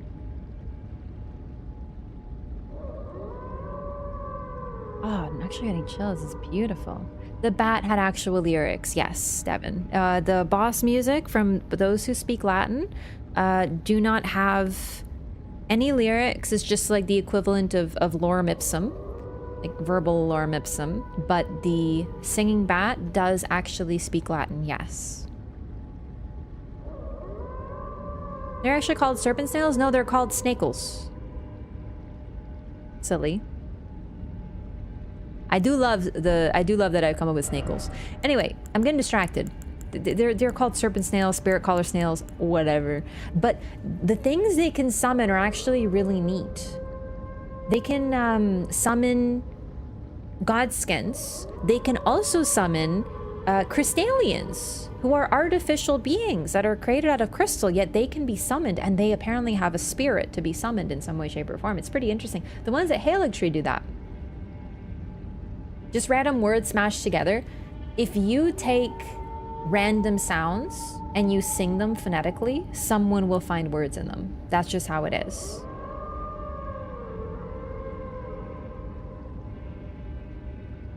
Past games with Latin chants did have meaningful lyrics. I don't think the others did. I think people just hear words in them. I'm really not sure. I don't speak Latin, so this is something I have to trust other folks with. I'm also really bad at parsing out lyrics on a good day. Don't forget Crucible Knights. What about them? Are they any serpent collar snails that summon crucibles? I can't think of all of them in the game what they summon, but there's another boss that it summons something, and you have to fight the snail. Do you remember which one I'm talking about? Snail connects to Glowmite Queen. Great question, but it's a snake. It is a snake, but also a snail. They're really interesting. I'm not certain what's going on with them. Provide skeleton undead. Yes, you fight them along with the necromancer, Garrus. Garamond, Lady Maria's, and Sir Alon's themes. Someone came up with lyrics for Godskin Apostle as well, with Godskin Duo, and they were so convinced, and it went super viral all over Reddit and Twitter, and everyone's saying, wow, these are the lyrics. It was BS. It was just, they heard what they wanted to hear. So, I can't speak for the other games, but for Elden Ring, the only lyrics that are relevant is the singing bat. None of the OSTs have actual lyrics. Glowmite Queen swaddled newborns in this cloth. Are the nobles apostles considered demigods? The thing is, they aren't the children of a god. They are the children of an Empyrean. That's what nobles and apostles are. That's the main difference, is that Radahn and Marika, their children, all of them, are demigods. But the children of the Glowmite Queen, I don't know if they're demigods. We really don't know. She's very powerful. She is a queen. She's an Empyrean. She's a very mighty force because like Ronnie, like Melina, like Mikola, they were all Empyreans. Marika, before she became a god, was an Empyrean. She was chosen by the Fingers, but they never ascended to another level. And to become a god and becoming a god, I think there's something more important that happens to you as well. It transforms you. If having a fragment of the Elden Ring changes you, which we know it does because all these runes, what is it? One of the, I think it's opening cutscene or something, the demigods, the having a rune changed them. The taint of their newfound strength or something, I believe is the phrase used. I'm just having trouble placing it. It's something said out loud. So having a fragment of the Elden Ring changed them. So imagine holding the entire Elden Ring. It probably changed the holder, the vessel as well. That would be Marika in this case. Blessed is any kid born by her followers? That's a great question. We just know that newborn apostles are cradled by the Glowmite Queen. And that's what makes them that way. Into apostles, apparently. They have to be swaddled in this cloth. So it's very interesting. This whole depiction is really, really interesting because it depicts the Glowmite Queen as a loving, affectionate mother. She has a swaddling cloth that she swaddles each of her children in. It's very intimate. It's very sweet. It's actually, oh God, a very common thing. Like babies, they often have, it's a very common tradition to sew blankets specifically for your newborn baby as the first thing you swaddle them in when they get taken home. It's a very traditional human practice. She has this cloth. All her babies are swaddled in this cloth. And then, not to mention that this is made of skin, so it's that there's that kind of weird, creepy aspect here. But then we have that they will grow to become the death of the gods. That was her goal, apparently. So I love, this is a great item description and a great talisman because it has that wonderful dichotomy of loving, affectionate, gentle mother with supple, soft skin, cradling the little newborns, keeping them safe and warm. But it's also made out of the skin peeled off of victims. And those little cute babies will turn into the killers of the gods. So, yeah, it's fun.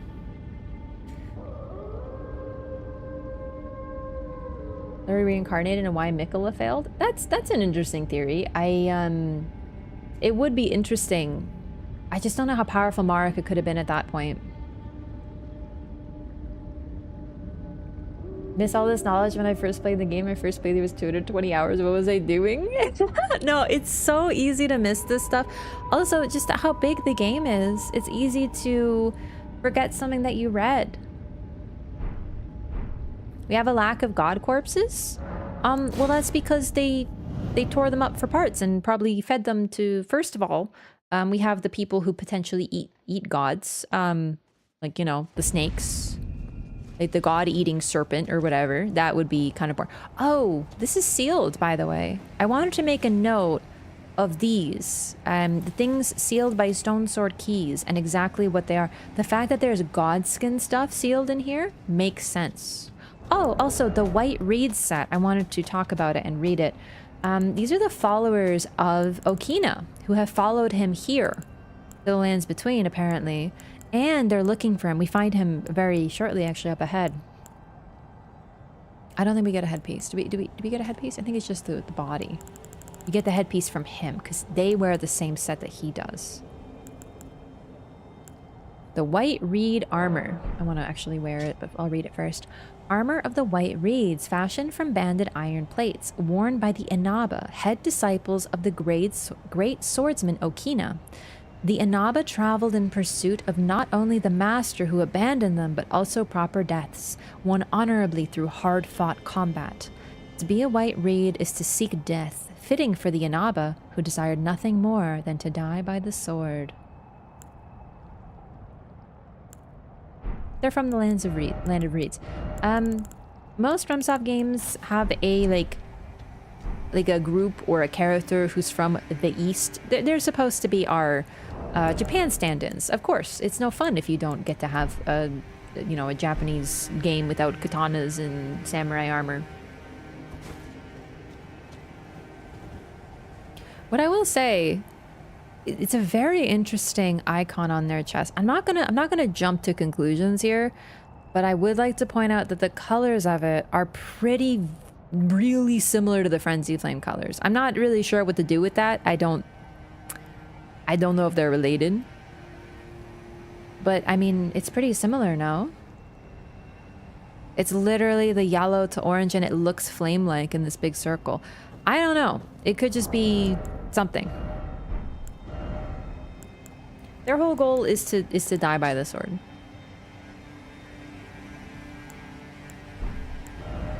A little weird, but who am I to judge? I mean, demigods, there can't be that many gods for them to kill and skin. Yeah, in this case, demigods equal gods for the Godskins. But this is also an era that we don't know much about. The only thing that we know about the Glomide Queen and Marika's past is that there was a Glomide Queen and Marika existed. We don't know anything else about them. We don't know their parents. We don't know where they came from. We don't know why they were Empyreans. We have so many questions about them. Oh, the actual demigod corpses? Godwyn should be the only one soulless unless all those other demigods also die by black knives. Yeah, the thing, I'm really confused about the soulless demigods myself, because it's weird that they make such a big deal about Godwyn and then there's also just one that is more important. Hang on, let me do this real quick. I want to make sure that like what the pants are. Here we go, the pants. Okay, same lore. Good to know.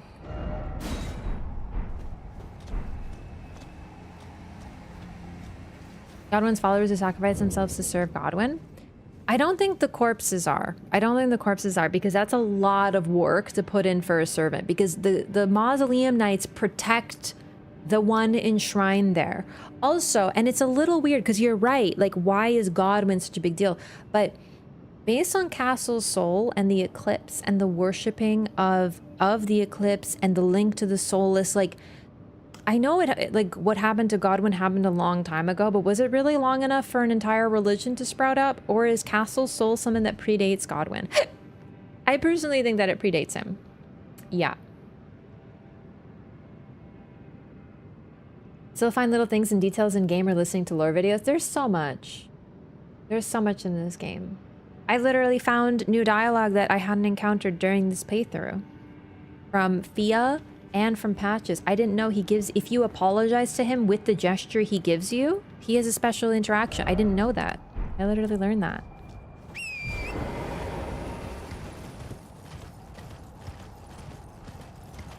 Is this a cliff edge? Where even am I? We're heading toward Borealis. I'm gonna head right over there and just rest at the bonfire there because I'm out of everything. The moon at Castle Soul is the exact moon that Renala beheld? Where does it say that? I must have missed that. Ever gotten confirmation there were multiple soulless demigods? I'm with you. But the thing is, the mausoleums, like they are so... Okay. The heads attached to the mausoleums are the people who are defending them. Like that's a lot of people who gave their lives to eternally protect the Wandering Mausoleum. It's freaking weird. I think that they predate Godwyn. I think the reason they were buried like that is because Deathroot might grow on them. But Godwyn, as a demigod, was not buried in a Wandering Mausoleum. He was buried in at the Urcha Roots and allowed to spread. It's pretty intriguing. Patches boss fight twice in one playthrough because he forgets you. Oh god, I have to do that. I think I can do that now. We gotta see. Godwyn in the DLC since we see Deathblade in the trailer. Just curious, where do you see Deathblade in the trailer? Because like I didn't blatantly see Deathblade personally, but it could be if you're talking about the golden guy, I can kind of see that.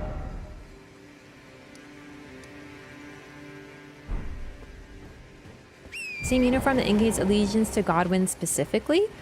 I mean, they have the eye. Oh, I forgot to read the Soldiers of Fortune.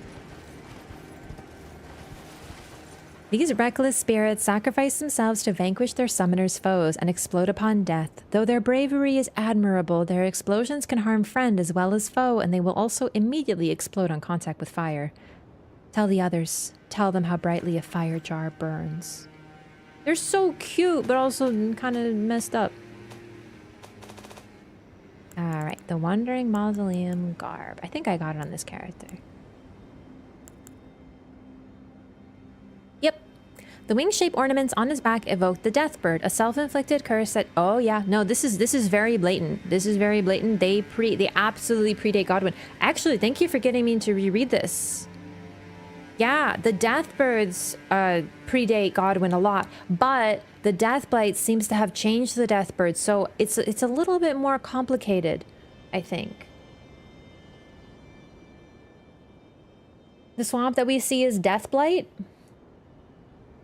It's possible. The bug creatures, black and yellow like Deathblight? I don't know that they're Deathblight. I see why people are thinking that, though. The guys with the weird faces who look like they're in the swamp. I'm with you. I don't think... Listen, I would love a Deathblight swamp. I'm just not sure it's Deathblight. We don't see the usual Deathblight stuff there. Lutel wears the same armor. Do I have Lutel? That's an Ash, right? Where do you get Lutel? 'Cause I don't think I have them, actually. Is that later in the game? Because I know exactly what you're talking about, but I can't remember where you get it. Nightmarish relative of winter lanterns? They sure do. Yeah, no, I know what you're talking about. I'm not sure. Ooh, I gotta take off this chest piece. I just wanted to show it off. All right, gamers, give me 1 second. Gonna use a... Oops. There we go. 1 sec.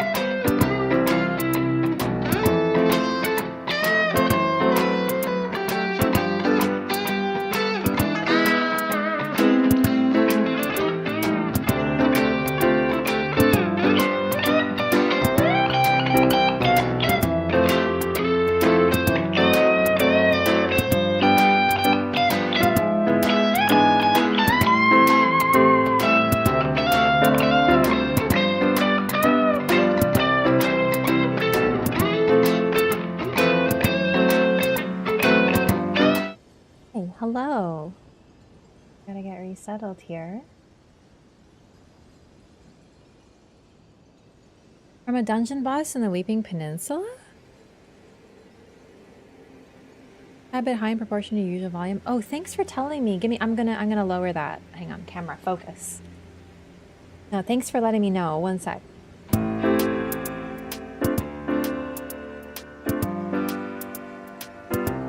Is that better? Tell me. I'm gonna unmute it, but let me know if this is better, okay? There we go. It was just for a sec. Hopefully that was enough. Thanks for telling me about that sort of stuff.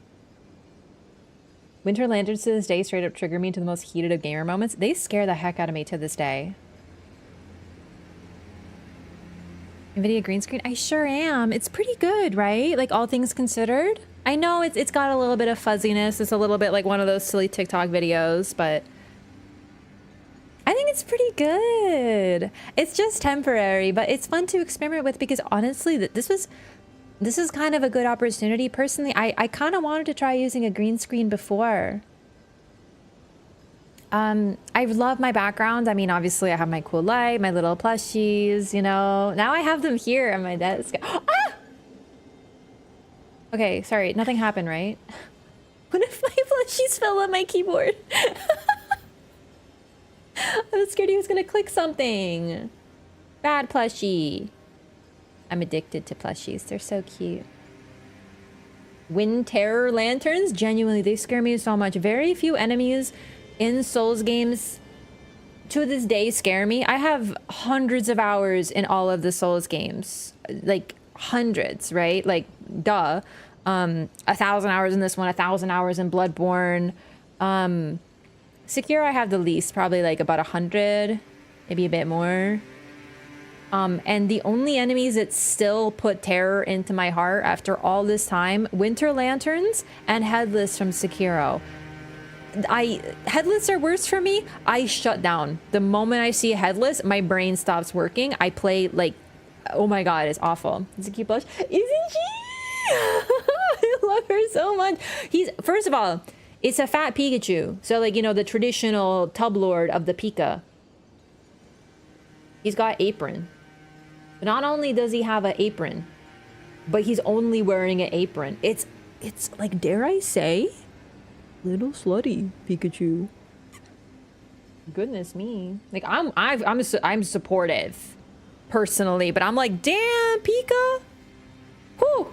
Cheeks out and everything. Tub Lord Pika, like the traditional Tub Lord, you know what I'm saying? I love Fat Pika. We love him. Anyway, I'm distracted. I'm very excited. I just got an email, actually. I literally just saw this, so I was, I went to pee. Dang it, I was gonna get water, I forgot. Whatever, I'll get water in a sec.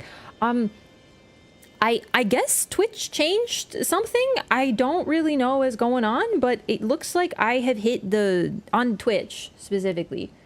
I'm in the Partner Plus program, which is like really sick. So for context, this is a bit of meta stuff. Oh shit. Okay, we're good. Hi, camera.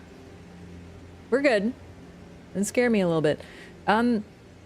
So on Twitch, TDF, Headless causing you terror is just good ludonarrative gameplay. Raf shrug. It's ludonarrative.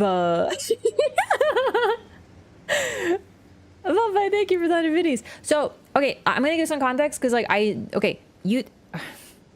YouTube and on Twitch, we have on Twitch it's subscriptions, on YouTube it's membership, where you basically you're like, hello streamer, thank you, I support you monetarily, and I get emotes and such. It's like a trade deal. Whoa, my arm!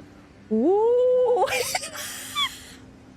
Ooh, yo, I'm a fucking haunter, dog. Fuck, how did I do that? Like this? Oh, yo, hello, I'm coming to get you. I have to paint my nails. Shit. Anyway, well, on Twitch, it's a 50-50 split where Twitch gets 50, I get 50. But this partner program, I get 60 now. I just got a freaking raise, basically. Yeah. This is actually unreal. Like, I didn't know this was a thing. I don't know what happened. Master hand or crazy hand? Crazy hand, 100%. Is Marlo right? Marlo, yes. Marlo, he has an E at the end of his name, but I mean, he can't fucking read. He doesn't give a shit. There's a raise. Just 10. Just 10. But I mean, just 10, dog. Just 10 is very pog. But I'm like really excited. So there apparently, I think this is a new Twitch thing. You're learning along with me. Because Twitch is a 70... YouTube is a 70-30 split. I get 70, opposite. Yeah, no. I get 70, they get 30. So YouTube's better. But I just went from 50-50 to 60-40, so I get 10 more. So I'm freaking pogging. That a Canada thing? I thought it was higher. No, I think they added a new tier. Because the top tier is like YouTube 70-30. Honest top tier, so well done. Thank you, Eric. It's very kind. I'm like, I'm shocked. I was not expecting this. I think this is new. I know we're kind of like stopping lore here temporarily, but I'm really excited. This is really cool. Marlowe is in Philip Marlowe? No, as in Christopher Marlowe. Who's Philip Marlowe? Christopher Marlowe was a playwright, not concurrent. Concurrent. He was around the era of Shakespeare. I always really liked his name. So 20% raise for what you were getting, because 10% is 20% of 50? What?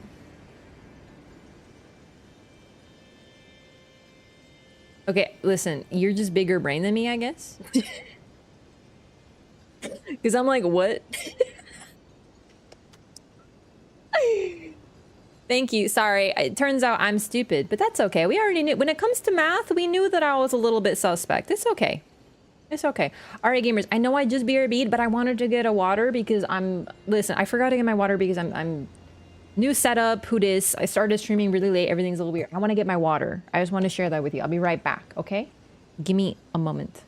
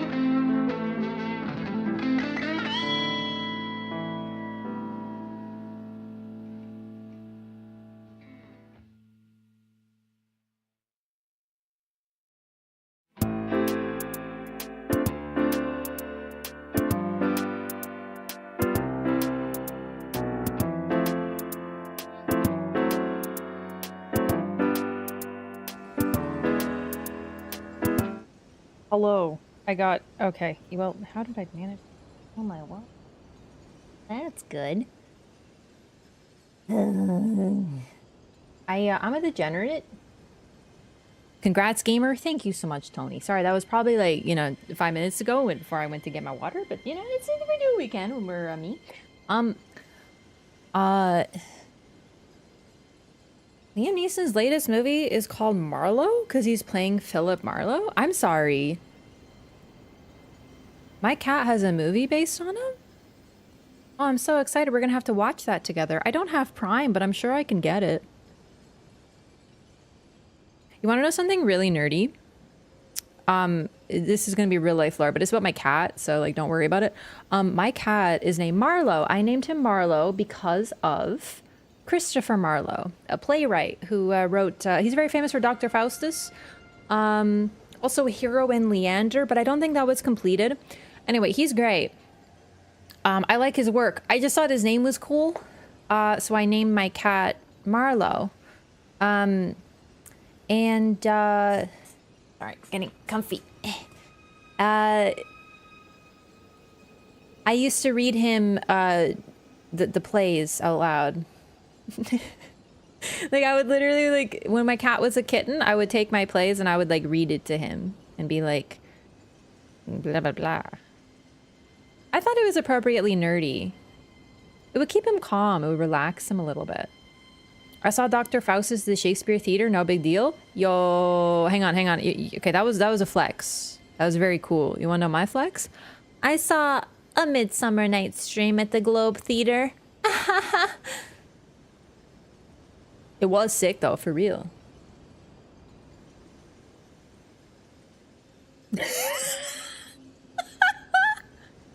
This MF, what can I say?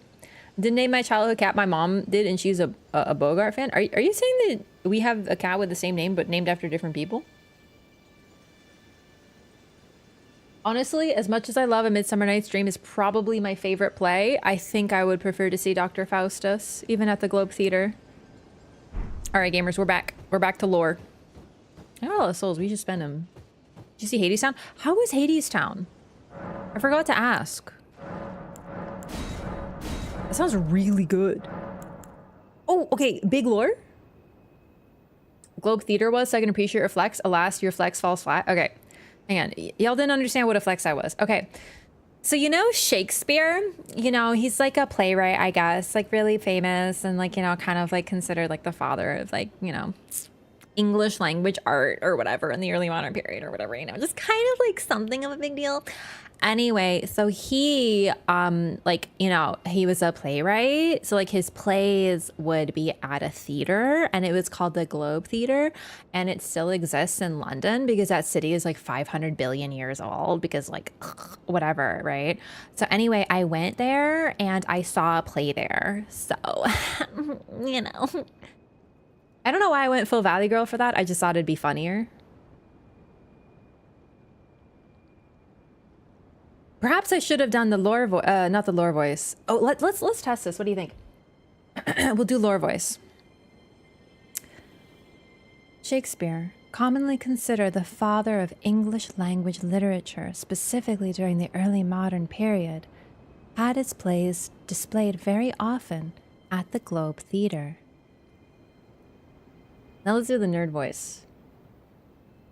Well, have you seen a play by Shakespeare at the theater that he would have his plays in 500 billion years ago? Yeah, I thought so.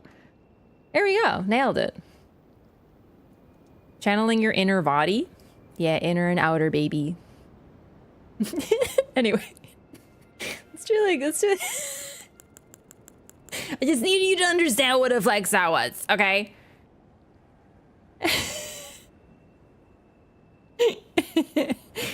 Gotta say actually? Actually, you don't always have to say it like that, okay? You can be nerdy, just...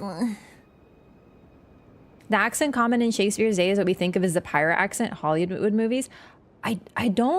We're not fully sure what early modern English sounded like. We have some ideas, but we can't actually be certain. It's pretty interesting.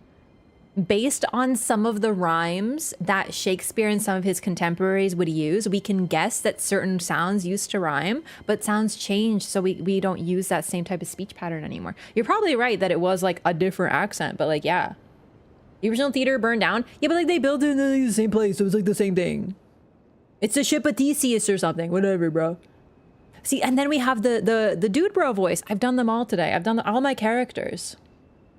All of them. Bro, it's like the same thing. Like, whatever, dude.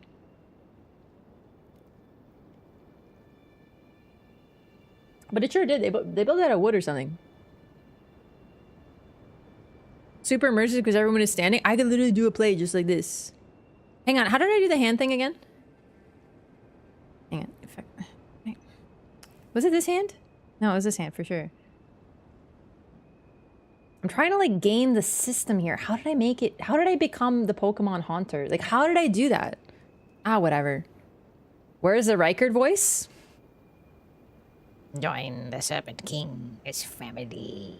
I feel like I gotta do some sort of pressing on the throat to get it right. I can't just do that one. You don't need glasses to be nerdy. Case in point, me. Case in point, like also, like I do have glasses though. I guess it just means that I'm nerdier than you. What can I say? I don't know why I'm doing that so much lately. Like seriously, I've become like more Valley Girl. You know what? You know who's like the iconic, funny Valley Girl accent? Y'all seen Schitt's Creek? So funny. I think her name's Alexis. Love her. Everyone in that show is hilarious. Genuinely such a funny show. If you haven't seen it, watch it. It's so good.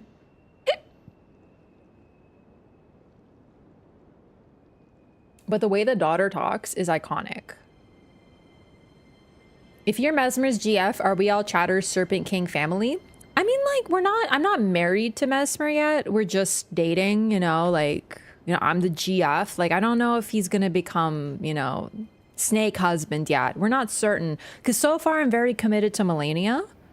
And Tish. Black Knife Tish. So I don't know. Oh, you're just talking still? Yeah, listen, I was gonna read this, but like we're talking, it's fun. I watched the first episode and got bored. The first couple episodes kind of suck. I know. Oh, I swear it gets better. But the first couple episodes are kind of boring, and then they really get their spirit. It's pretty pog. Okay, we're gonna talk to Melina though. She has like really serious lore, and I'm just trying to get my brain back into lore mode. I'm very excited. Where did I put my phone? Bitch. Ah, whatever, I don't need it. Spoken echoes of Queen Marika linger here as well. Shall I share them with you? I just want to talk about these echoes real quick, because I know it's largely a gameplay thing, right? Like they want us to be able to get these little fragments of story, because if you're not reading lore, there's very few people who know what the heck's going on. Melina kind of takes on that role for us, right? She is the source of information that we're supposed to acquire. We're supposed to get these details about Marika, about the world before, from her as we traverse this massive world. But from a lore perspective, it's really fascinating that Marika spoke here and Melina can still pick it up. It's really odd. Like, I'm actually not sure why that is. Could be because they're related. It could be because Melina was somehow there in some way, shape, or form. She could be one of Melina's, Marika's oldest children. I don't know. I'm kind of back and forth on it because she has aspects that make her seem young and aspects that make her seem older. So she's been around for a long time. She's linked to some of the most ancient things in the world. But also she's very lost and confused compared to the other children who, you know, she doesn't even have a body as far as we know. So I don't know. It's this really interesting thing that FromSoft does, has characters who are very ancient but also very young. Like, I mean, Mikola is himself very ancient but looks no older than, like, I don't know, he's like prepubescent still. That's his curse, but you know what I mean. Still, there's this idea of your age doesn't necessarily correlate to how you look. Like with Renala.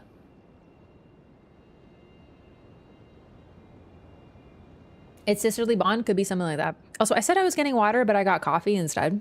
What can I say? All right, tell me about the lore.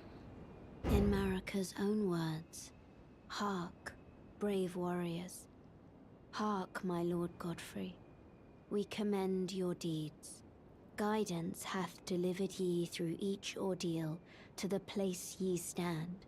Put the giants to the sword and confine the flame atop the mount.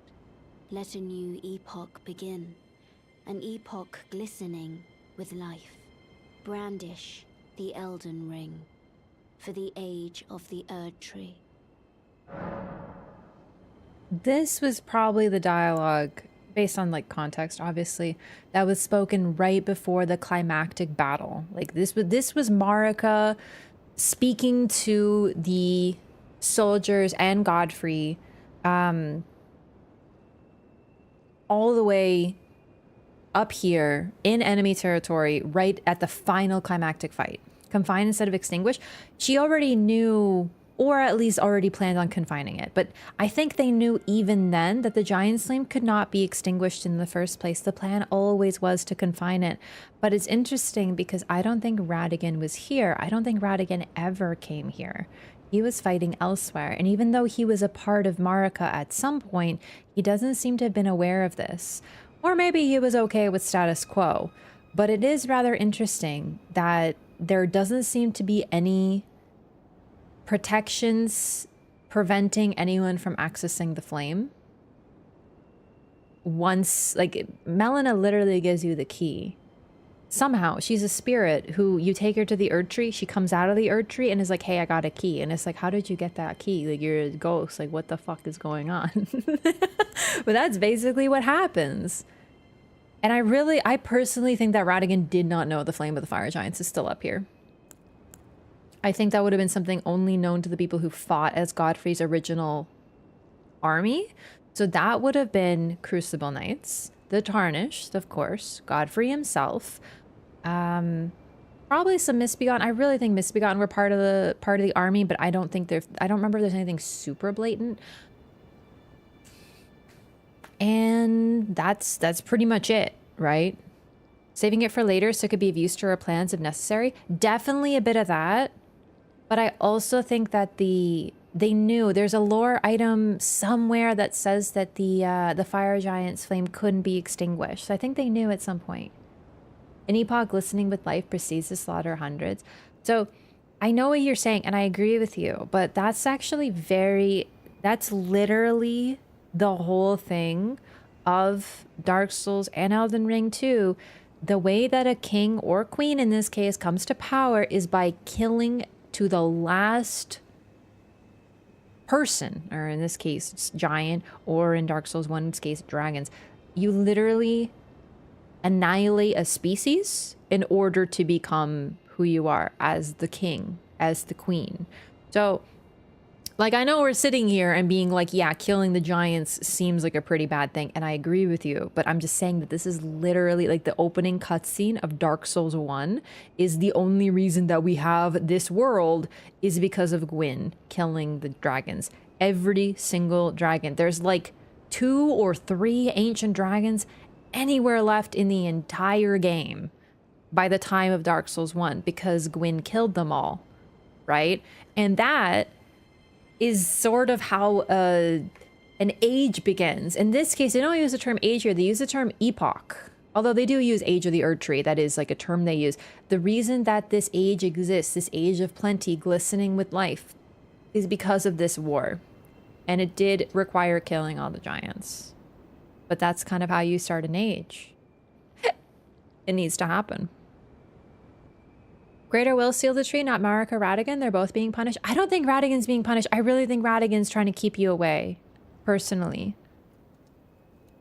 Talking about the importance of life, but only life for her people. I get it. Yeah, no, you're absolutely right. Like, that's so true. Like, okay, so yeah, you're going to kill other people to start. But you know how the victor writes history sort of thing, right? Because in this era, the Erdtree was the underdog. They were beset by all sides. Everyone wanted to destroy the budding religion and they wanted to kill them all. And, you know, like, I mean, think of when Christianity was a new religion in Rome, a lot of Christians were persecuted for their religion. I remember learning this at church and at school, and they were like, oh, in the early days, you know, Christians could not be open with their religion. They would have to meet in secret and, you know, they would spread their teachings and they used little symbols because if they knew they would be killed. And they had the Romans would send them to the Colosseum and let them get mauled by lions because they had the wrong religion. And it was like, wow, you know, they talked all about like the persecution of this religion, which now, I mean, Christianity is looking pretty good. Right? Not to say that it's not as simple as, you know, time is convoluted, but it was really interesting to learn about that. And they kind of taught us this to be like, oh, being Christian is so important. And, you know, you have to appreciate it because many people died. And it's fascinating to think about that context. And I feel like that's what's going on here with the way the Erdtree is discussed. It's like, oh, this was the age of the Erdtree when we were weak and they punished us. And then now the Erdtree has eliminated all of their enemies and they are the only one. around, right? So, but they still talk about how at the time they were beset on all sides. They had to hold on to their faith, right? Radahn knew the fire giant was guarding the flames of ruin. Radahn knew no tarnish wants to fight the fire giant. True. Concept of the Muhajirun in Islam is similar. Oh, I'm not familiar with that. It's really interesting. Okay. Let's talk to Melina again. Very interesting. It's like one line of dialogue, but it's really freaking cool. There. The flame of ruin lies just ahead. Is it? I'm glad it was you I traveled with. I must tender my thanks to Torrent, too. Thank you, Torrent. Please continue to lend your aid. Till the end. This is really sad, that line of dialogue, because you realize when you get to the Flame of Ruin, you probably know if you're paying attention to the story a little bit, but if you're not, you might not realize that Melina intends to sacrifice herself into the flame at this point. This is her saying goodbye. This right here is the last moment that she will... Actually, I think she might talk to you at another church here. I don't remember, but this is her saying goodbye and thank you to us and to Torrent, and it's really touching. It's sad. It really is. Or an MVP? Undoubtedly true. Oh, I forgot about my boy, Borealis. Pretty shitty all around. Absolutely. But the thing is, if you ask, you know, if you ask someone, if you ask the giants how they feel about the Erd Tree, they would probably say that it's evil and they were killed so that it could be strong. But if you ask a citizen of Leyndell during the Age of Plenty, they would probably say it was a good thing, right? It's all about perspectives. The thing about it, because the War of the Giants it's very focused on in this game. I actually really appreciate that about Elden Ring, is they really get into the War of the Giants. You literally traverse the same land, right? It's pretty intriguing. But in Dark Souls, the only time we really talk about the War of the not the War of the Giants, the War against the Dragons, is the opening cutscene. And there's a couple hints here and there, right? But largely, based on the narrative of the game, killing the dragons was a good thing, right? In quotation marks, it was like, well, they were in an age of gray and that no life could exist and we have to kill all of them, right? Like that was basically the story. So what's really intriguing about that is that a lot of it could also be that giants are humanoid and dragons are not, and we see them as bestial, right? But that's a very important start to the entire story of Dark Souls, is annihilating an entire species in order to create your age. But in this game, we delve into it. We see this piteous image of the last fire giant holding, you know, a freaking giant dinner plate over his head as if he's Charmander hiding from the rain in that one episode of the Pokemon anime. And you're like, you know, like he looks pitiable and sad and weakened. And it's just like, wow, why are we victimizing this poor little giant and stuff? It's sad, dude. But in Dark Souls, it's just like, the dragons be dead. There's one dragon alive though, but he's a dick, so we should kill him. That's literally the entire... Well, okay, there's another dragon, but he's a baby. He doesn't do anything. Unless you harm me with the wet Charmander, bro, I cry every time. Giants also bullied smaller giants, trolls, and other inhabitants. Also, giants took the mountaintops by force, so the fire giants were no saints either. Exactly. It's very interesting. Not mentioned, if you ask the Zamor how they feel about fire giants, they'd probably be like, fuck them fire giants. Do you know what I mean? I'm not saying it's a good thing they were killed, but I think it's rather interesting that because the game focuses on it quite a bit, we as the player, I hear a lot of people saying how Marika is evil because she killed all the giants. I don't hear the same thing about Vendrick, who also killed a lot of giants and started a war against them in Dark Souls 2. But to be fair, in that one, people like to blame Nashandra. So, but I don't hear a lot of, oh, Gwyn was evil because he killed the dragons. It's so evil. I don't hear that, really, in general discourse, because, I don't know, people are thinking about other things, I guess. Are you into mythology in general? Yes, yes. I think it's really neat. FromSoft is fun though because it presents it very naturally. It's almost like traveling to a different country and encountering its stories. Like yourself live, you know, not learning it in a classroom. It's very alive in these games.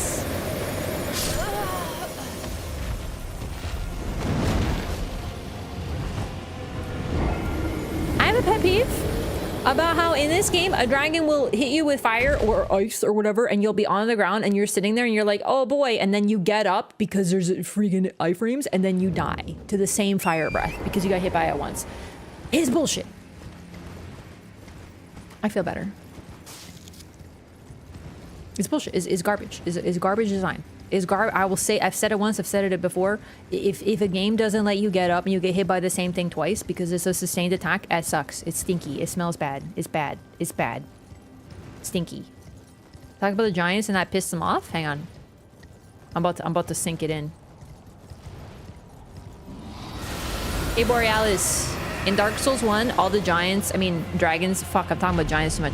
All the dragons are dead, and you know what I have to say to that? Good. Fuck. Good. Maybe you deserved it. Fuck them dragons. Oh, cry about it, you big baby.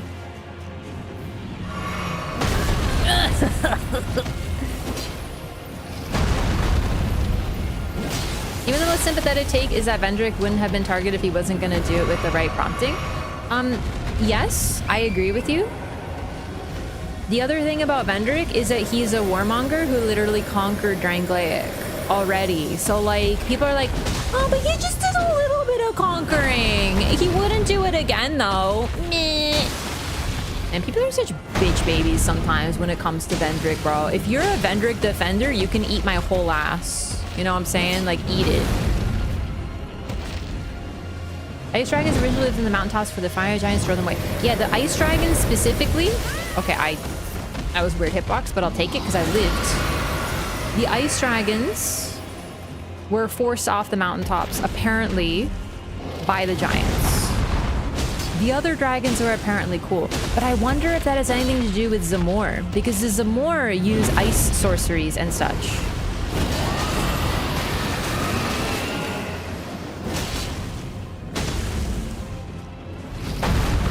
No, he was not that word. He was a fucking warmonger who liked to kill and to conquer. And people like him because he's got a little beard and he talks all nice. What even was that, though? What even was that, Borealis? Huh? You just scream and then I die? What are you, my mother? Just kidding. Marcus is some pretty messed up shit. The only problem that I have with people is they get on freaking Marika, but they don't get on Vendrick and Gwyn. At least be consistent, you little dinguses. Also, I actually don't think... Also, Vendrick was not tricked into killing the giants. Vendrick was... Someone said, hey, you should kill the giants. And he's like, okay, that's not being tricked. They literally, people will do they'll bend over fucking backwards. Well, his wife came in and said you should kill the giants. So of course he had to do it. Are you fucking stupid? If I tell you to jump off, like, here, you want to know what that is? Hey, I'm a streamer. Give me $500 billion. Boom. There you go. Now you got to do it, I guess. You know what I mean? Like, it's such a terrible justification. I know I'm on my Dark Souls 2 shit again. You'll learn. We'll get to that on the LOREATHON. Legitimately, it's like, you know when your mother's like, hey, if they told you to jump off a bridge, you wouldn't do it, would you? It's the same shit. People are like, yo, poor Vendrick, he was told to do something, so we had to do it. Like, yeah, if I told you to go fucking clean your bedroom, would you do it? I fucking hate Borealis, dude. It's the worst dragon. Running straight the dragon's ice breath is an interesting strategy of yours. I was distracted. But yeah, no, I am a writer. I love their world construction. It's some of the most interesting stuff they've done in games, genuinely. Anyway, that's me ranting about Vendrick again, about how he did it, and people taking away his agency because they want to blame someone else for his crimes will never cease to amaze me. But going back to the abandoning children to the sewers, I genuinely think that was a Radahn decision. And that Marika didn't have a choice by that point in time. And in fact, that is part of her suffering, is that she was kept away from her children.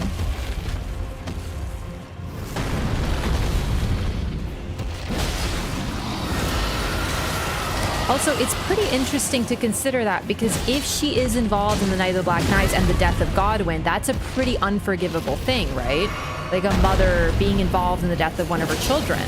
But if you consider that her other children are suffering because of the world that's been created, it's kind of like, well, what do you do? She's had to make some really, really disturbing but fascinating choices. Silver Tongue and poisoned his mind? She's a little child of Manus. But what is Manus? The dragon took me to the lobster? Like, as if I have enough problems. Okay, like, I'm dead anyway, but like, my god. He was getting the whole fucking woods involved in this fight. Ugh. Vendrick and Aldia did some terrible things in the name of figuring out the undead curse. There's no justification for that. Genuinely, yes. Aldia also, very particularly, was the definition of like a fucking Jekyll and Hyde, Dr. Frankenstein level evil scientist. Like, he probably did some fucked up shit and then went "Mwahaha" all over the place. Like, that Aldia was fucked up. Vendrick would have done that probably, but I think he was like the strength build, and then Aldia was the int build. You know what I'm talking about?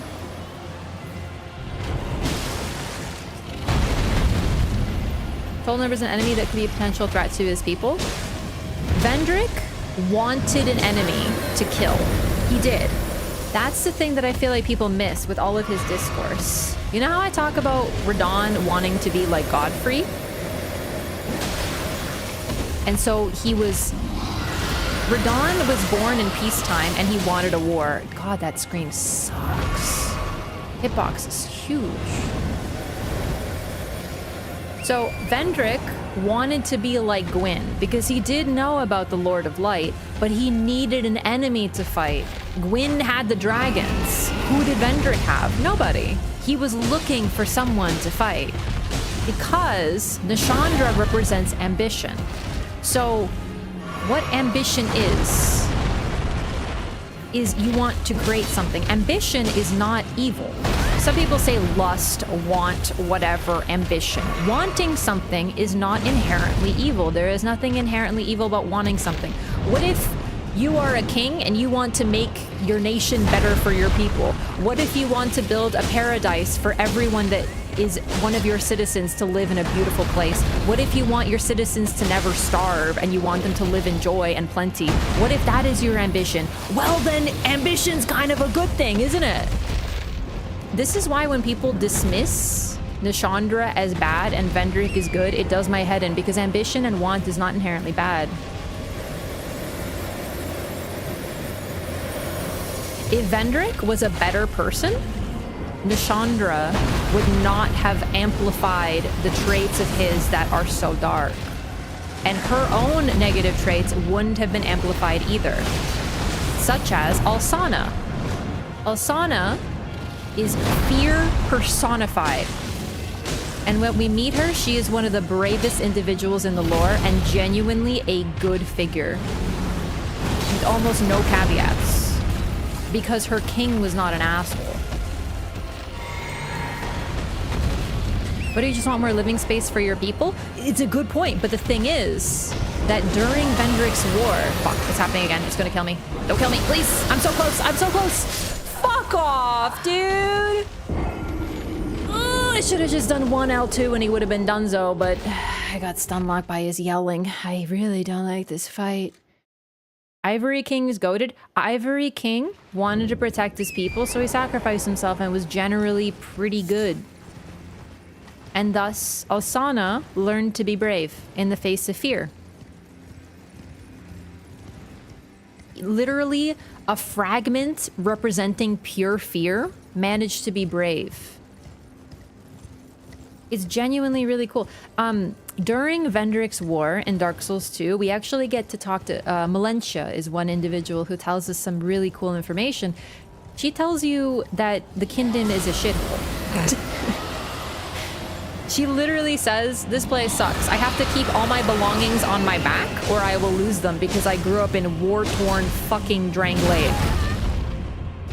Vendrick's citizens are suffering under his warmongering behavior, but he doesn't care because he doesn't care about his people. He never has. He has a kingdom and he doesn't give a shit about it. Nishandra is not evil. Want is not evil. Humans are not evil. They're complicated. And reducing it to lady bad, well, suffice to say that if it was a queen and her dark king, I feel like people wouldn't have the same opinions. Troubling. Troubling. It's optional though? It's a lore run. Nothing is optional. I need his stupid fucking... Oh my god. I lived because a jellyfish died? Did you see that? Oh fuck, oh fuck, oh fuck, go away. Great Bloodborne 8. Oh, I didn't know they dropped those. Cool. Yeah, the Blastus Blade healing just saved me? What the fuck was even that? He drops a lore. He drops like a special spell. Oh my god, you suck so bad.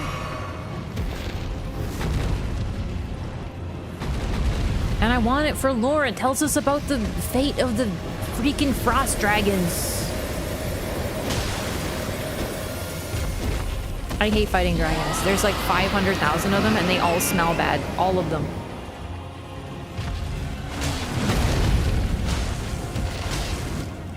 Run away. This is probably gonna scream and you'll insta-die or something. Run! I'm stuck! No! I got stuck on his body. Come on! No, no, no, no!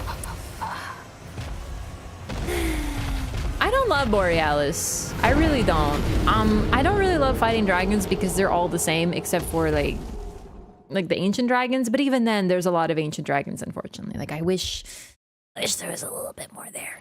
But this one's the worst dragon in the game. It sucks. It's bad. This is how I feel about winter. Vendrick isn't nuanced? He sure isn't. I think that there's a little bit... Like, you still can feel for him and what happened to him, but it's the type of thing that people blame... Everyone blames Nishandra for Vendrick's behavior when they should be looking at Vendrick, and they don't. And it drives me fucking insane, because even people who are normally pretty, like, aware of the lore fall into the Nishandra is a dark fragment, so she's evil. And I'm like, bruh, we have literally played 3 games called Dark Souls to learn that the Dark Soul is not evil. It just represents humanity. That's it. And inevitably I get some freaking edgelord who says, well, I personally think that humans are inherently evil, so I guess it's the same thing. And I'm like, oh my god. The Dark Queens are literally evil. And then it's like, okay, so is Manus evil? And they're like, well, I mean, he's like a dark guy. He's like a human or something. And then I'm like, okay, well, what happened to Manus? And they go, I don't know, he like destroyed Ulasil. And then I go, okay, but like, why did he destroy Ulasil? And then, well, people go, well, I don't know. And then it's like, well, because he was buried there and he was chilling, just having a little nap in his grave, and he got woken up. And he's mad because if you were woken up from a nap, and not only did they wake you up, but they started torturing you, you'd probably be a little pissed too. You know what I mean? You meet Nishandra, she's cold and creepy. When you meet Vendrick, he's stoic and cool. I honestly think in their first depiction, they're pretty similar, is the thing. Like, seriously? She's sitting there and she's like, hello, you must become the monarch or something. I don't really remember her dialogue because it's been a very long time. And she sits there very distantly. And not to mention, Nashandra is literally the ultimate goth mommy, and still people are like, evil. I'm telling you. You ask for a big titty goth mommy and you get one, and everyone's like, oh, but she's evil though. Like, you didn't say she had to be nice. Is there an implication they try to eat part of his corpse? I actually don't remember anything like that, but like that's pretty intriguing.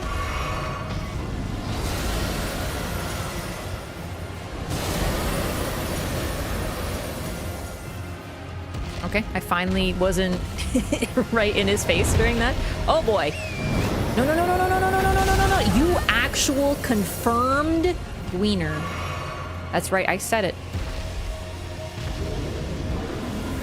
Is that just... Okay, we're good. Oh, I jumped right... Okay, good stuff, good stuff. It's happening again. No, no, no, no, no, no. The fuck, come on. Just don't kill me. You terrible ass fight.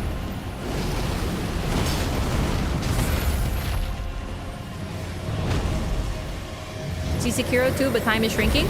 I am gonna continue the Loreathon, but if DLC drops before I'm able to finish, we'll just have to do it out to DLC. I don't plan to cancel any of these games. I want to play them again, no matter what. Put your head down, you're too fucking tall, you 6-foot head ass. Like, I feel like there's a fucking 7-foot tall person in front of me at a concert, and I'm just like, I can't see. Random fan theories, haven't played DS1 in ages. Well, it'll be next in the Loreathon after Elden Ring, and we're actually getting closer to the conclusion of Elden Ring, like bit by bit. So I'm hoping we'll get there. I don't remember any eating corpses, but I do remember some implication that they like tortured what they found in the first human. Like they literally, his humanity went wild, and that isn't, I don't think it's just because his he got robbed, but he did also get robbed. Yeah.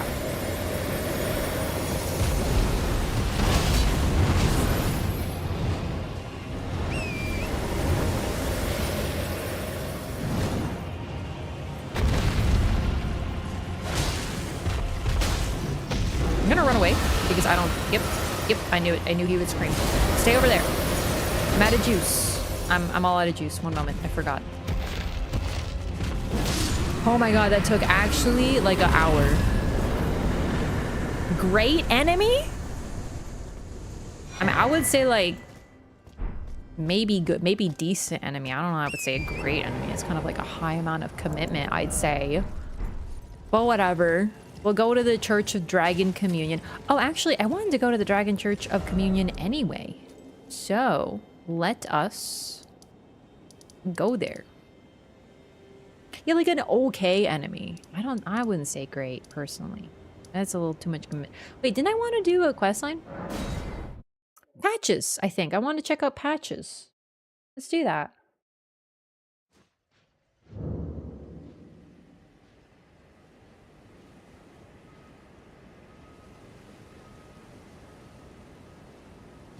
Mid to BH enemy. Yep. All right, so we were talking about the Banish Knights. Where are you, you little stinker? Little smelly boy. Where are you? Hello, I hear you stomping around, Mr. Armor. There you are. Hello. So this type of Banish Knight has the scarf. This is the same model that we encounter in Faram Azula. Holy shit, we got it. Oh my god. That's a lucky drop. I believe, if I'm not mistaken, that this particular piece only drops from these mobs. I could be misremembering, but I think this one only drops from this one. Where the heck is it? I'm having a moment. Because there's another one you can pick up, but it's different. It's like the altered version or something. Unaltered or something. There it is. So it's unique.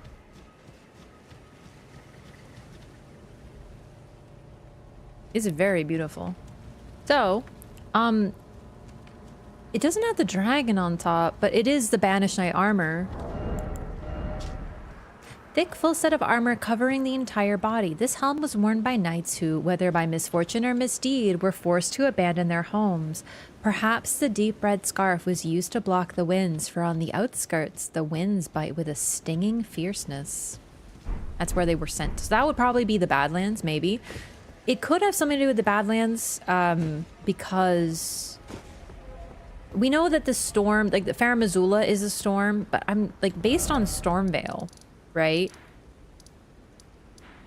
We don't know where Faram Azula exactly was, if it was ever attached to the land.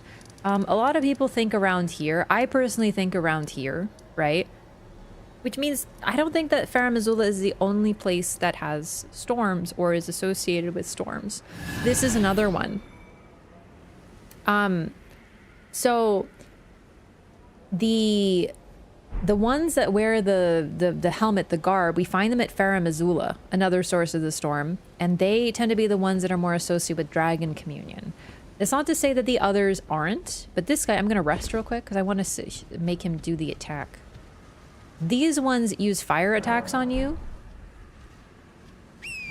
There is also... Okay, chat, remind me. The one in here, in the Cave of Knowledge, like down there, the Hero's Grave, one of these drops the Dragon Communion seal. Does he look like this, or does he look like the one without the helmet, like this? Because I actually don't remember anymore. I don't think he respawns.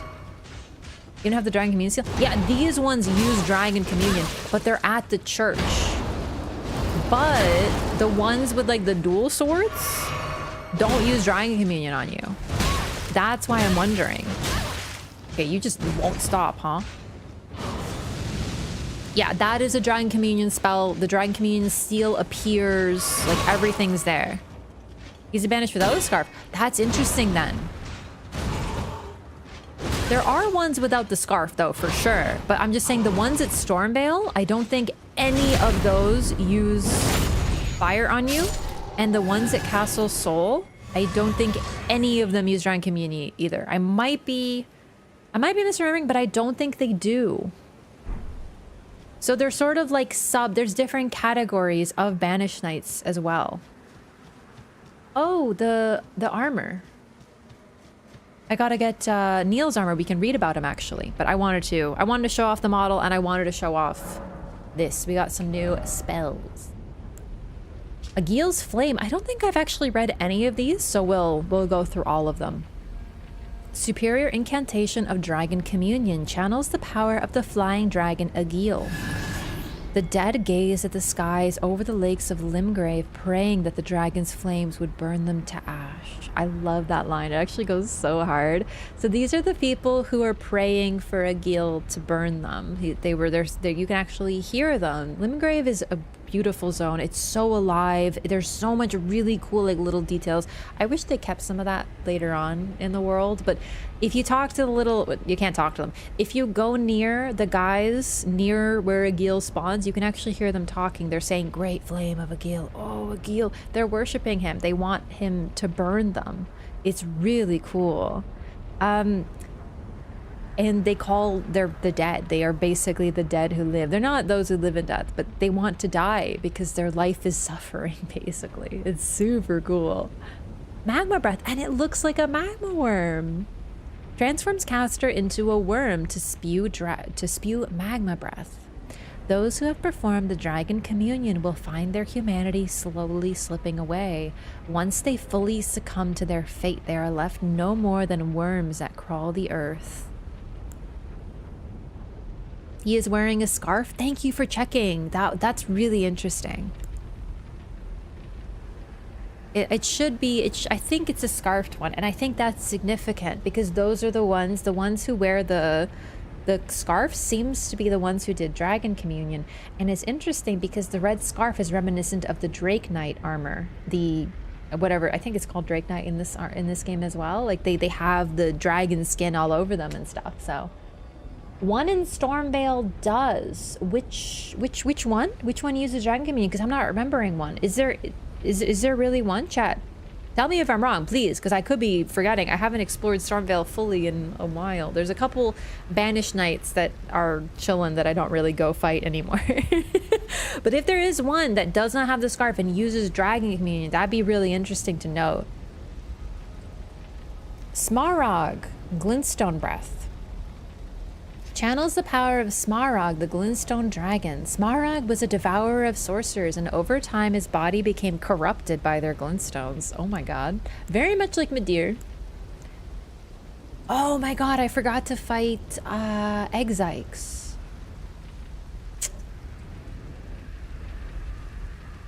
One of the incantations of Dragon Communion, those extraordinary individuals who perpetuate Dragon Communion are called the Dragon-Hearted. Dragon Ice. Same thing. Borealis's Mist. Superior incantation of Dragon Communion channels the power of Borealis, the freezing fog. The ice dragons were once lords of the mountaintops long ago until they were defeated by the fire giants and chased from the peak. So, Lord is really interesting. It could be an intentional choice.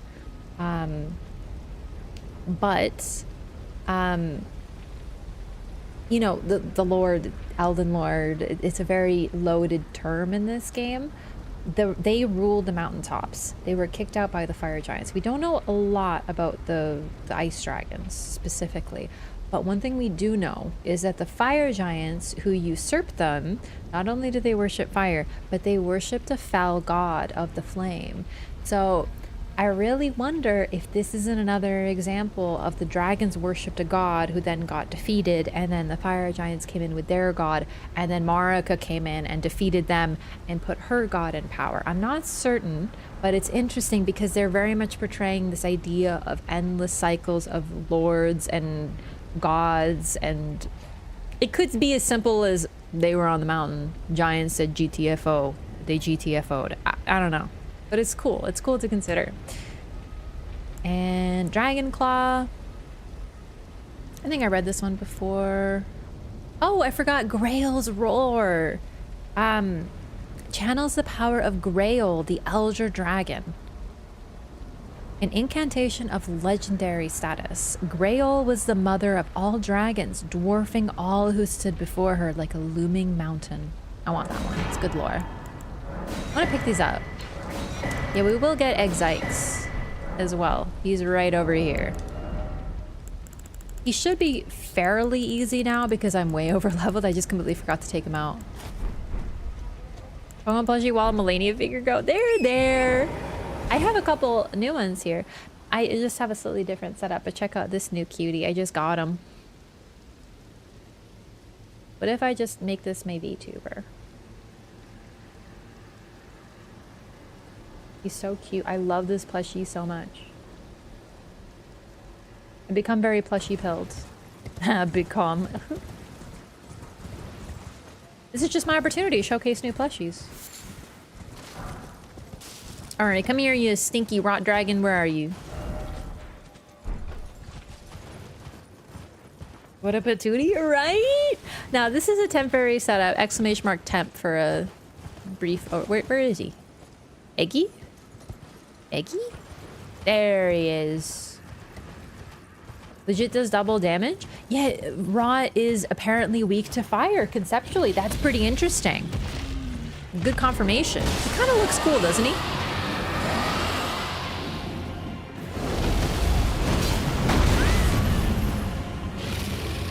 Love your ice cream sandwich? You're making me hungry. I do too, though. Honestly, temporary setup, while it was annoying to have to deal with like all the tech stuff, it is pretty exciting to get to experiment with the setup a little bit, like the green screen, right? Like, it's fun. I might not keep it. I might kind of go back and forth, but it's cool. Release the giants from their fell god curse. The thing is, we only see them as fell gods because they were enemies. Oh, wow. That still does a shit ton of damage, actually. My god.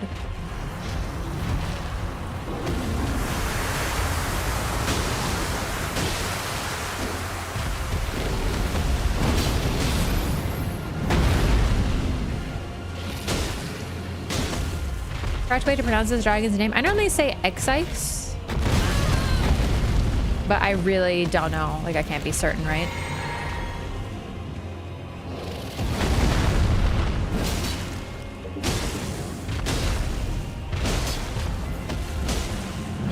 It's not a name I'm familiar with. But things are mostly okay. Oh, everything's fine. That was a dramatic retelling by Lyco, which I appreciate, but I just didn't want to have to deal with Renos in my place, so I'm visiting. And I took the opportunity to stream anyway. Exeeks? I can see Exeeks. I like Zyke. But like in the end, who knows? Exekies? What if it's just XD? You know, like RAR XD? 18-inch of Mesmer plushie? I wouldn't want a Mesmer plushie. I do want that figure though. 18 inches, baby. It came out weird, but it's just a cool plushie. Where's Eggy Zykes? There it is. Channels the power of Exikes, the decaying. Exikes, Dragon Communion Revenger, did not forget his hatred even as he succumbed to the Scarlet Rot. I completely forgot about this. Who the fuck are you getting vengeance for?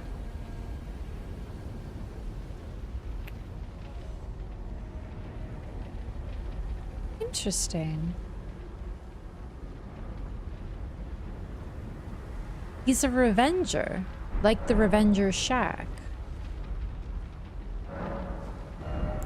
Yeah, this is like the worst. These two are like the worst spells in the entire video game for me. Ooh, actually, one thing I'd like to take a look at again. So every single dragon incantation requires Faith and Arcane. Arcane, I have used as a shorthand to refer to space magic. In this video, I will describe why I believe that in the world of Elden Ring, dragons are in fact aliens. Hang on, let me do that better. Here's my intro to my next video, okay? In my years of playing Elden Ring, I have never heard this theory. Why aren't people talking about this? Dragons are aliens.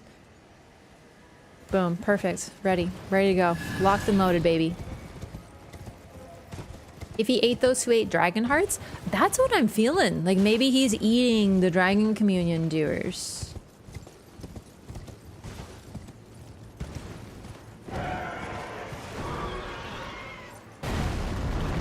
Burp. Ow.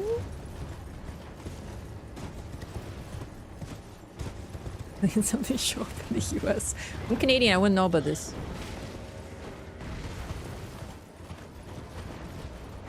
Oh, dude, Nightbot got you.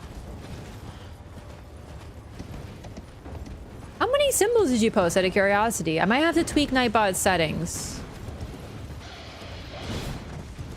I up Nightbot's power a little bit, but I gotta make sure that he's not, what do you call it? Too powerful. You should be able to transform into Magma Worm if you consume too much Dragon Heart. Listen, if that happened, I would simply play the game as a Magma Worm. And I'm not joking. I don't know why I came here. I guess I just want to take a peek over here at Redmane. Same though? That's what I'm saying.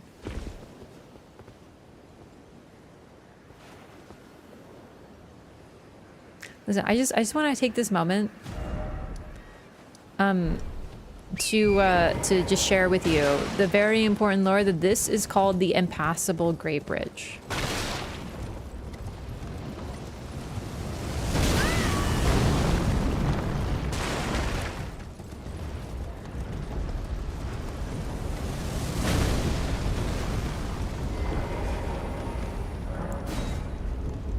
Seems pretty passable. I'm just saying. I clicked 6 question marks. Really? Okay, I'm gonna change the settings. Sorry you got hooked. That's a little much. 6 question marks is really not that many. What if you're being dramatic? You know? Anom, thank you for 12 months, by the way. Thank you for a whole year. Happy stream anniversary. Hee hee. I want to test that? Question marks? Why the green screen? A, I wanted to test it. B, 10. Gotta admit, it almost got you. But they didn't say the gravity Great Bridge. But they did almost get me, but they didn't. What's that old Vine video? But you didn't. That's how I feel. It was almost the impassable Great Bridge, but it wasn't, you know?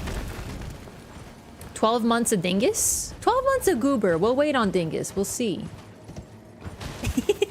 All right. That was fun. What the fuck? How dare you aggro on me? Yeah, but did I die? Be able to transform into magma worm if you consume too much dragon heart, like in DS3. DS3 though, DS3. Okay. Fun fact, because I feel like people might not know this, but it's pretty neat. All 3 of the Dark Souls games involve a transformation into a dragon in some way, shape, or form. It's kind of just as cool as you think it is, but also maybe not as cool as you think it is at the same time.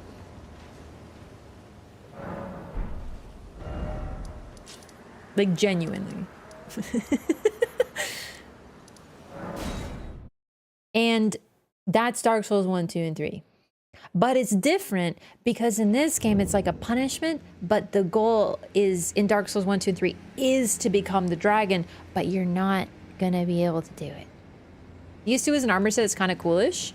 I genuinely think DS2 is the coolest. But all of them are cool in different ways.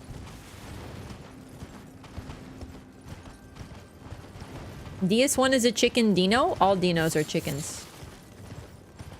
The rest look malnutritioned, but that's what they're supposed to be, dude. That's peak performance. What are you talking about? Can't wait for the DS1 lore through. Me too. Dude, I actually feel like I'm emotionally cheating on Elden Ring a little bit because I'm thinking about, like, I'm literally doing a loreathon and thinking about doing another loreathon for a different game. Like, I'm like that meme of the dude who's like, ooh, like I'm that meme, but like Dark Souls 1 loreathon and then Elden Ring loreathon, you know? DS2 coolest whole series is good. I stand by that, but just to be clear, I'm talking about the dragon transformation. I think they're all cool in different ways. But still, Dark Souls 2 is like the coolest of all the games, period. So, you know. Everyone looks like ice cream sandwich. Why is everyone saying that? You're making me hungry. It does, though. I want to chomp it. Just, ow. There's a mute button on here. Let's see. Does this work? Hang on, chat. Am I muted? Hey.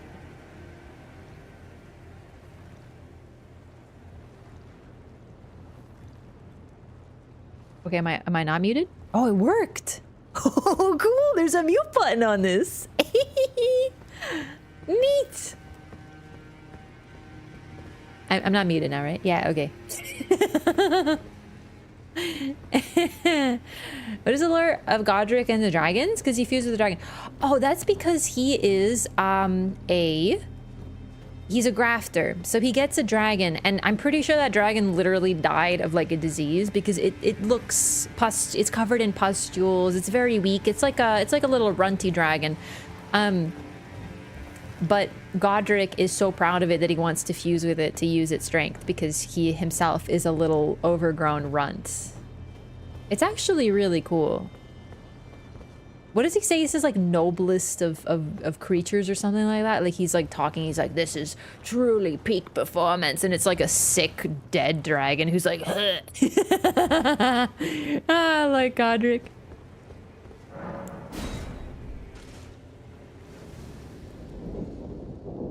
So this is really big. This is the Lord Contender's Everjail. And you might be like, whomst is the Lord Contender? Well, truest, that's it. Truest of dragons, and it's like the dinkiest little bitch. Okay, big lore. Vik, let him hit me. He doesn't do frenzy. He does wind. Holy shit. I actually never noticed that. So this is a unique Vike spear that doesn't do frenzy. But when he does the Ashavor, it does wind, like storm. Very interesting. And then, of course, he has all of his unique lightning spells. He doesn't do any frenzy. But he does a skill that the Banish Knights do. It's altered, but that's still really cool.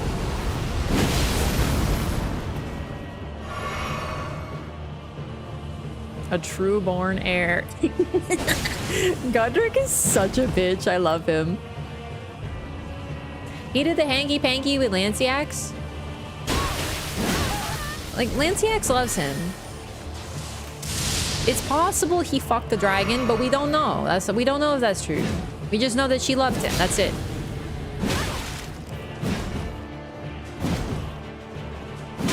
I want to backstab you, like, because I think it'd be funny.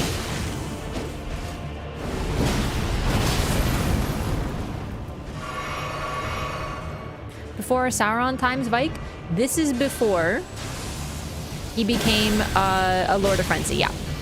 But what's really interesting is he seems to have been divested of the Frenzy Flame somehow.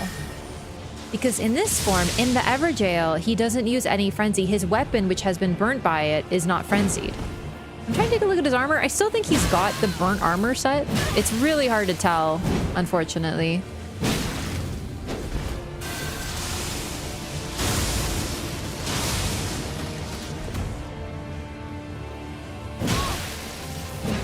Like, I think it still has it. Cut content is friendly arc happened along the course of your journey instead of in the past. Why that got changed? It's just something they do. The exact same thing happened. And listen, I don't know not Dark Souls. I don't know cut content very well, but what I will say is the exact same thing happened in Dark Souls 1. There was a character who was meant to be sort of like our equivalent, like someone who makes it but fails, like a Strava from Demon Souls, same thing. But that whole quest line got cut and he sort of got reduced to a guy who shows up and gives you something type thing. Also, his title here is Round Table Knight Vike. It's still the fingerprint. Okay, that's what I thought. I couldn't see it on his model. It's too hard because he's moving so much, but somehow here he has been divested of his frenzy. His weapon, which apparently was like corrupted by the frenzy, doesn't do frenzy. This is Vike as he was. Astora, Oscar of Astora. Yeah. So that's just something FromSoft likes to do, but the idea is that we have a character who's sort of supposed to be like us, right? There's someone who journeys with us.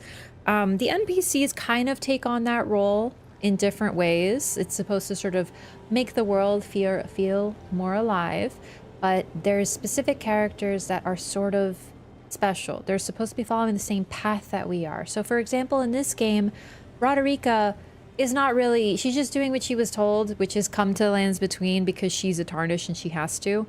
But she doesn't really have, like, she's not sitting there like, I'm going to become Elden Lord. Most of the characters that we meet are kind of like, can a Tarnished even do that? How are we supposed to do that? They're not even interested in following the story that we are. But there's a couple who do. And in this game, the closest is Vike, who also appears on the cover of the game. That's not an idle choice. He's supposed to represent a Lord contender. Bernal is similar. But yeah, the idea of a character who's doing the same journey as us and doesn't quite make it is very ubiquitous. In Dark Souls 1, it was cut, but Oscar was supposed to be that role. Solaire arguably is that figure, but not quite. He had a different goal, but he ends up sort of, you know, we'll get to that. Dark Souls 2, I don't think has one. Dark Souls 3 has Henri. Dark Souls 3 is a character who is on a very similar path to ours and has a similar goal, and we can work together with them, but eventually something will go wrong. And there's tons of different ways things can go wrong, but they don't get a happy ending. None of them do. Vike doesn't get his happy ending. Bernal doesn't get his happy ending. None of them ever do. And arguably neither do we, but at least the player makes it a little bit further. How would he have been divested of the Frenzy Flame without Miquella's Needle? That's a good question. But he does not do Frenzy on you. I think it's more meant to be from a gameplay perspective. This is Vik before the Flame. It's sort of supposed to be that, to see the journey that he went on. Referring to the character we marry in DS3. Yes, Henri. But that isn't necessarily, like, that is one ending, but that isn't, there's several endings. Yeah, but yeah, Henri. Henri was a choice. I'm not a big fan of Henri in DS3. I'm not a big fan of a lot of things in DS3. I still love DS3, but I really think that FromSoft put themselves on the map with really interesting, bold choices, and they continued those with Dark Souls 1, Dark Souls 2, and then they phoned it in with Dark Souls 3, and it's... I have so many problems with that game. As much as I love it, it feels comparatively boring and cowardly. There, a lot of the bold choices that they made in 1 and 2 are not there anymore. It's so on rails. Ugh. PS3 is a game that sucks and is amazing at the same time. That's exactly how I feel about it. I still remember playing Dark Souls 2. And keep in mind, I played the games in a really weird order. I played Dark Souls 3 first, loved it. Played Dark Souls 1 next, and I played them years apart, and then I played Dark Souls 2 last, and I was playing Dark Souls 2, and I was having the biggest blast. I was like, oh my god, this game's amazing. I'm so excited. This is so good. Like how they expanded upon Dark Souls 1, but still did their own thing. And then I said to myself, I might have even said this on stream. I don't remember if I said this out loud. I said, oh my god, I can't wait to play Dark Souls 3. I can't wait to see what they do with this. And then I had this moment where I'm like, wait, I have played Dark Souls 3. And I realized that they didn't do anything with any of these fascinating concepts they've been building since the first game. They just went fan service, retcon, straight line, boom. Bomber. Genuinely such a bomber. This version Vik is before Frenzy because he only turns to Frenzy after learning that his maiden needed to burn, probably at the forge.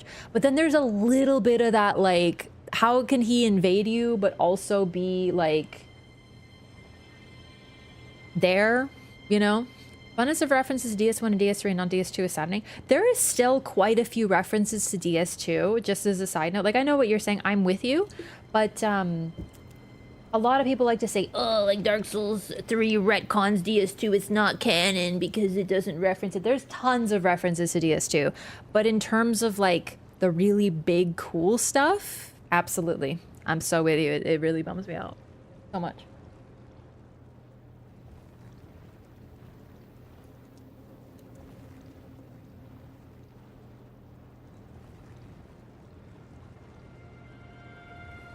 Made the overall thematic point they were trying to make with DS3, the large parts of the game being rehashed nostalgia. There are ways to do it well. And I really think there's some really good things in DS3, but it's just generally the boldness of 1 and 2 is absent. It's such a safe game. It's like, we know people will like this, and we don't want to risk them not liking it. Oh, I gotta read so much lore. Sorry, I'm getting meta about Souls games. I love all these games so much, I really do. I know it doesn't sound like I like DS3 right now, but I really do. I'm just disappointed because I like the other games so much more. You know, 1 and 2 are just, like, amazing. And they didn't lose it. Elden Ring, extraordinary. Bloodborne, oh, my favorite. My love. Sekiro, gorgeous, incredible. Like, none of these games are bad. It's just, I love Dark Souls 1 and 2 so much, you know? It's actually Vik trapped in the Everjail and Chiburi has the body. Nah, I really think that this Vik is still... There's a divide. Like, the one that invades us is... Also, the one that invades us, the Vik that invades us, I think is trying to protect the maiden. That's a big thing, too. I think he's literally there to protect the maiden who's at the church. He's still trying to protect her.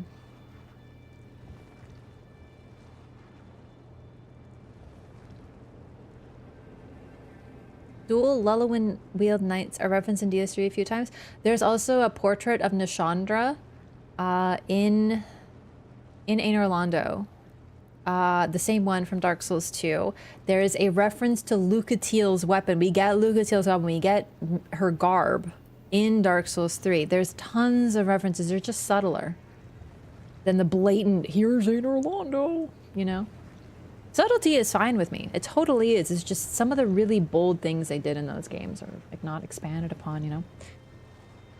Drops the fingerprint armor, which would mean he already grasped by the 3 fingers. Yeah, it's I think really this is just, hey, Vik was a cool dragon guy before he was the Lord of Frenzy, and I think that's really cool actually. So this is Vik's Dragon Bolt. Incantation of Vik, Knight of the Round Table Hold. Summons red lightning to bolster both the caster's body and their armament held in the right hand. Enchants armament with lightning affinity attacks and increases maximum equipment load. However, lightning damage negation will be reduced. Of all the knights, Vik the Dragon Spear was the one Lanciax loved the most.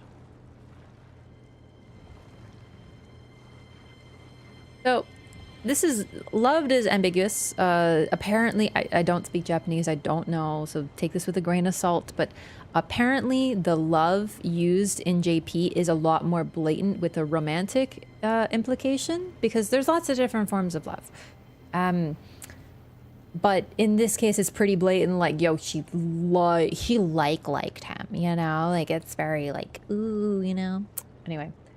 Some DS2 stuff in the even DLC. Oh, yeah, DS3-wise, or DLC-wise, there's a ton of Dark Souls 2 references, but also in the base game. Also in the base game. That's the thing. A lot of people go, oh, it's not mentioned. That was a big argument against Dark Souls 2 that I heard about even before I played Dark Souls 2, that Dark Souls 3 retcons it. That was not true. Even in base, that was not true. It was just people being on the copium or just being generally stinky. You know, generally stinky behavior. All right, we also got his whole garb. The fingerprint armor. One of the nicest armor sets in the game, if you ask me.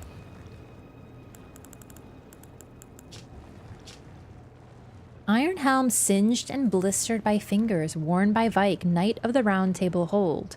No other tarnished was closer to the throne of the Elden Lord than Vik, but without announcement, Vik traveled far below the capital and was scorched by the flame of frenzy. Did he make his choice for his maiden, or did some other force lure him with suggestion?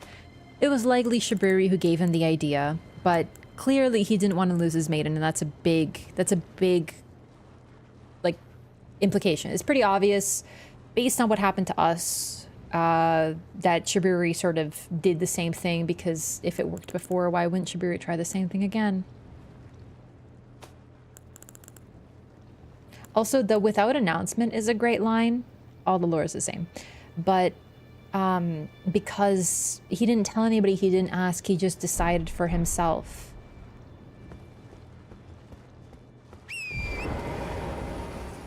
Supposedly retcon stuff with Scholar. I don't know enough about Scholar to be able to tell you there, but potentially. Wonder how you got the name Dragon Spear? Well, he used a spear. It's a great question. I know I sound like I'm being facetious here, but you know, he used a spear and he was loved by dragons. So I really think it's that easy. Hey, chompies.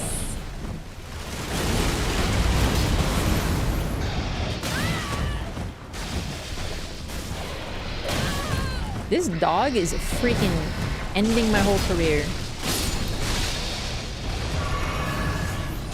Hey, Fire Monk. So, real brief about the Fire Monks, because we're about to get into their sort of main base, actually. The Fire Monks were sent to protect... We talked... Someone mentioned this before. I wanted to address it, but I completely forgot because we were talking about other things. But the Fire Monks were initially there and placed there to protect the flame and prevent anyone from accessing it. So it's like a mutual thing. It's like they protect it, but they're not defending it because they worship it or anything. They're protecting it because the flame could burn the tree. However, they became entranced by it, enchanted by it. They fell in love with it and began worshiping it as well. So at first, they were simply there to guard from people approaching it. But inevitably, obsessing over something led to them having this experience. There's a star. Do you see the blue? What the fuck? What the I never noticed this before. What the hell? There's freaking stars and shit? Oh, no wonder the stargazer. Look at how freaking pretty this game is. What the So I was thinking, oh, she's gonna make fun of me. No, it is genuinely. He's a spear user, and the dragons loved him. Not at all. Dragon spear, huh? No wonder Lance EX loved him the most. Yo, is this new lore? In this video, I will be explaining why Vik was the one most beloved by dragons. It's because he was hung. Thank you so much for watching this video. Please make sure to like and subscribe. Hit that bell for further notifications. See you next time. Boom! Boom, baby! Easy, lore. Move over, Vadi.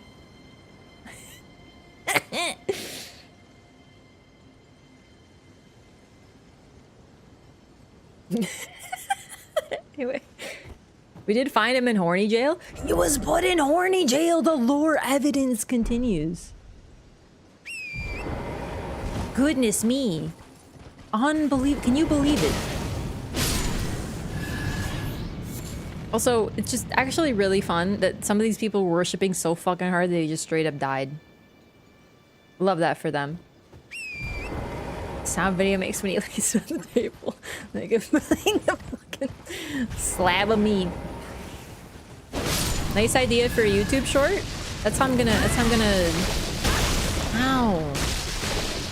That's how I'm gonna make my name is lore shorts. And it's gonna be like absolute nonsense. So I want to talk about these guys real quick as well. They are of the fire, like they're under the Fire Monk's umbrella. They are guilty individuals who now also worship, they don't worship it, but they saw the blood flame. Sorry, not the blood flame, the blood star. A blood star. They wear crowns. They're the crowns of thorns to represent the guilty. And their eyes were gouged by these thorns, and in that darkness they saw the blood star, which is where their briar sorceries come from. They literally like use blood to create these really cool ass spells. I've seen Vik's face unmasked, and honestly I get it. 10 out of 10 would. Dude, Vik is fucking hot, like real talk. They made Vik hot, I'm not joking. In Zuli's video where she like goes over the unmasked NPCs, Vik is hot. This is why I love FromSoft. Because other developers will be like, haha, our character is really pretty, so you should play our game, and she's got big boobs and stuff, and it's just like, okay. And then FromSoft, the chads that they are, will make unbelievably sexy characters like Selin and Vik. Equal opportunity, by the way. Boys and girls that are hot. And they will never show you their faces. The only reason we know is because of people like Zuli. They're the ultimate chads in terms of game development, genuinely.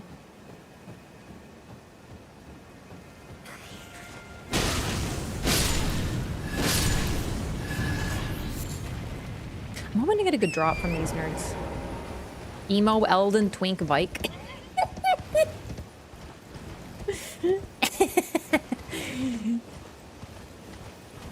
Truly the Elden Twink. Blackguard! Blackguard is so hot! For real! He's so hot. He's got those gorgeous baby blues. I'm telling you. My I'm just saying that falling in love with a dragon and having like a sexy sugar daddy relationship, or in this case sugar mommy relationship with a dragon who gives you special lightning spells. Vik is in the lore really cool. Alright gamers, I'll be right back. Give me a second.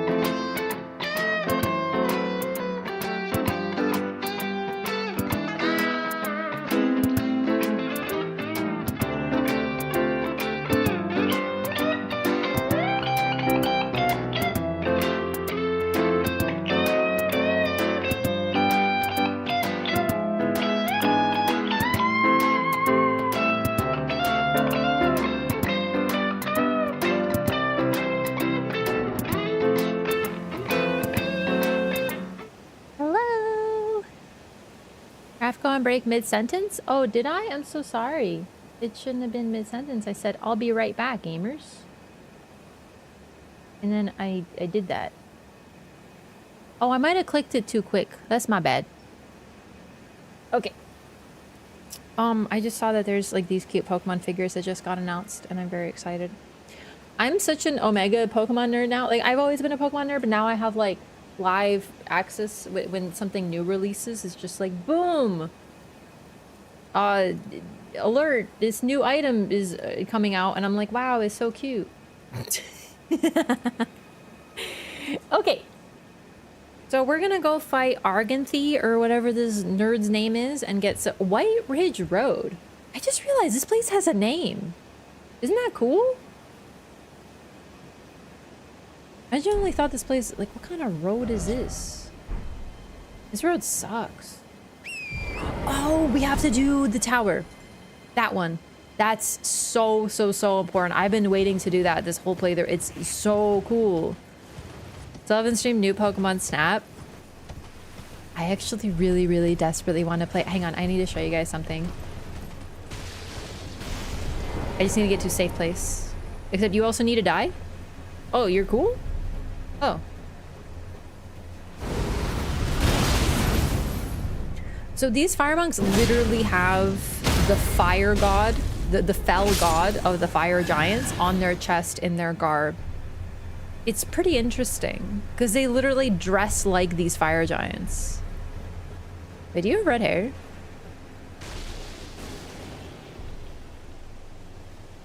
Do you think these guys descended from the giants? Like, I know they all got like killed or whatever, but like it is interesting they have red hair. I want to play the new Detective Pikachu game. I haven't played the first. Has anyone played the Detective Pikachu game? I know there's a new one that came out with Growlithe. I'm really curious. Is there a crossover between the Souls community and the Detective Pikachu gaming community? They're also very tall. They are tall. These fire guardians are really cool as well, by the way. So these ones, they wear the same outfit as the tree guardians, and they even have the mask and such, but they're... Did you just ring a bell? I never noticed that. They're NPCs. Like, they have the NPC model. Wow, that is way bigger than I thought it would be. What's that noise? That's what I'm saying. It looked like he had a bell in his hand. Hang on. Okay, you know what? I'm actually kind of impressed. That was cool.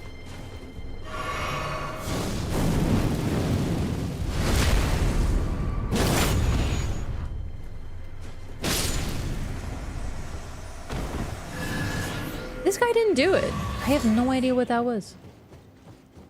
Huh. Well. Detective Pikachu game, an actual detective game? I love a detective game. I don't know. I just want to play it because I love Detective Pikachu. And, I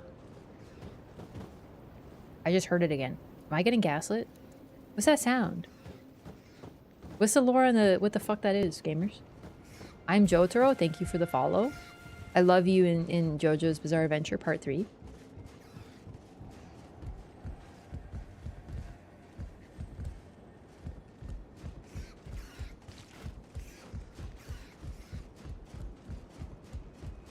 Yeah, it was like a sound. It was weird. I don't know what the fuck that was. I've like never heard that in my life. Only the sound comes from the game, then what the fuck is it? Is it my setup? I don't know what it was. A JoJo fan? Yeah, I'm currently rewatching it. I haven't watched it in a long time, so I'm trying to get like... I want to watch Stone Ocean, but I haven't, because I watched part 1, but then, you know, the Netflix batch release, so I didn't watch part 2, so I'm like watching all of it, and I'm gonna watch like part 6 again. I'm really excited. JoJo's is great, but I would like never recommend it to anybody. You know what I mean? It's like in that sort of weird place. Hey, gamer. Arganthy will absolutely fuck all your shit up, so you gotta be real careful. So he wears official garb. He is the chief guardian. And he has, like, he is the lord of this castle, I guess? Fort, whatever. He is equivalent to Mirai. He does have the gun shield. He is the origin of the gun shield. And he also uses that. The catch flame, the most annoying fucking spell in PvP too. Oh boy. Oh! I rolled back. I didn't mean to.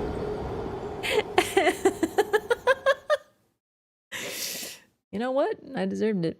It's pretty funny. Is it your PC? It might be my PC, but I don't know what the fuck is making that sound. I genuinely don't know. Could be my mic. Maybe I touched my mic. I don't know, man. Did you ever watch Stone Ocean? I thought it was really good. Netflix really flubbed its release.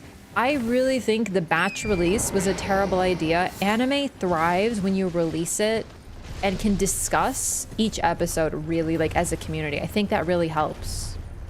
Have the mic a second.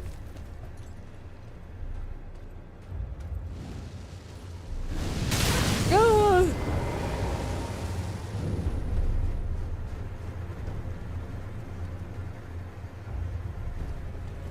There's little buttons on it. That doesn't do anything. No sound is coming from it? I don't know what that is.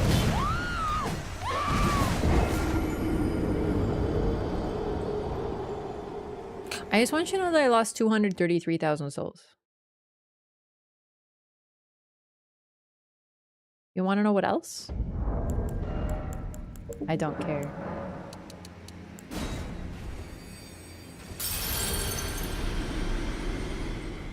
Whee! This is just a flex on the video game.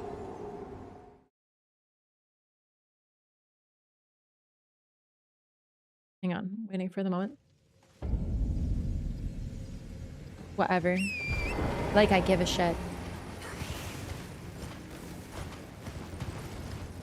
Yeah, I'm flexing on the gamers. Just like I flexed on the nerds who watch plays, like me.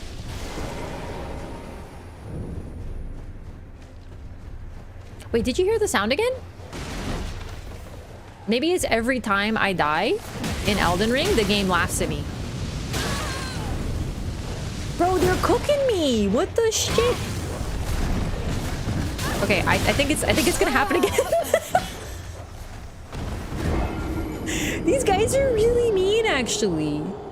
Okay, real talk though, they have yellow eyes. They look like giants. I'm telling you, I think the fire monks might be descendants.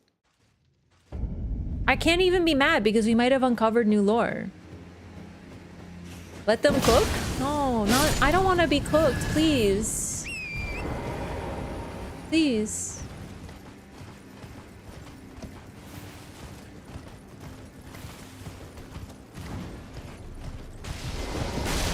Freaking Arganthy did this to me.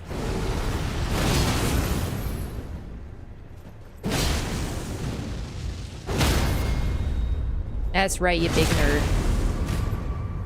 Isn't there a facial structure? The hair, the facial structure, the pallid skin, the beard shape, the yellow eyes. This would explain why they were sort of punished with this role too. And their armor, they depict themselves wearing, like having the fell god in their chest. Either they're cosplaying or descendants. The red hair is really interesting because we know the significance of red hair. Pretty cool. Your two-handed sword is triggering me? No. I'm just like Nuts from Berk, my favorite anime. Bro needs to get some sun. He's probably vitamin D deficient. That's so real. How? Listen though, listen. I'm just saying, how the fuck is he supposed to get some sun? He basically lives in freaking Norway or something, dude. It's never sunny. That's actually real lore. This is all Norway. It's true. How are you gonna get a tan?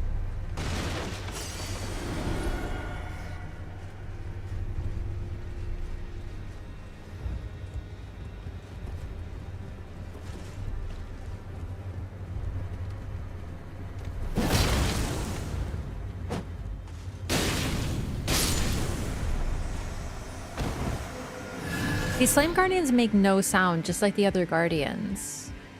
And the tree guardians, they made a deal with the Erd tree that eventually they would become like reborn as a tree or something like that. But these ones carry torches instead of spears. I wonder what deal they made. It's pretty cool. This is the only time we see them, the flame guardians. All right, and sneak on over back here to Arganthy again. Hopefully not deceased. Started reading Burke and I got so hooked. It's incredible. I genuinely wish I could read it. It's just like, I absolutely cannot with the subject matter, which sucks, dude, because I've seen some of the art. It seems absolutely stunning.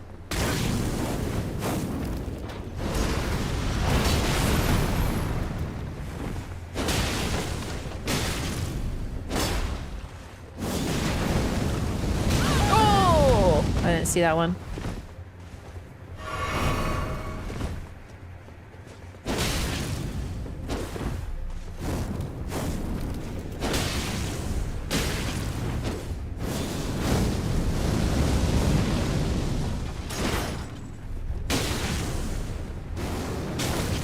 Ew. I'm so scared of that weapon of his. The shield, actually. Torch guys act like NPCs. Oh, yeah. Like, they are enemies, but it's really interesting that they have the NPC model and the text like NPCs. It's a very conscious choice. Arganthy does too, but the other guardians do. And that's actually really weird because the tree guardians are not like that. So it's pretty cool. I'm not saying they're literally NPCs, but they mimic ones, which is really, it's an interesting choice. Did you try? I literally read like like, listen, I know that reading a summary is not the same, but just reading over what happens, I absolutely do not want to absorb that. I don't. Mike software, maybe? Maybe I have some software. I'll have to take a look. New to your stream and follow? You're welcome.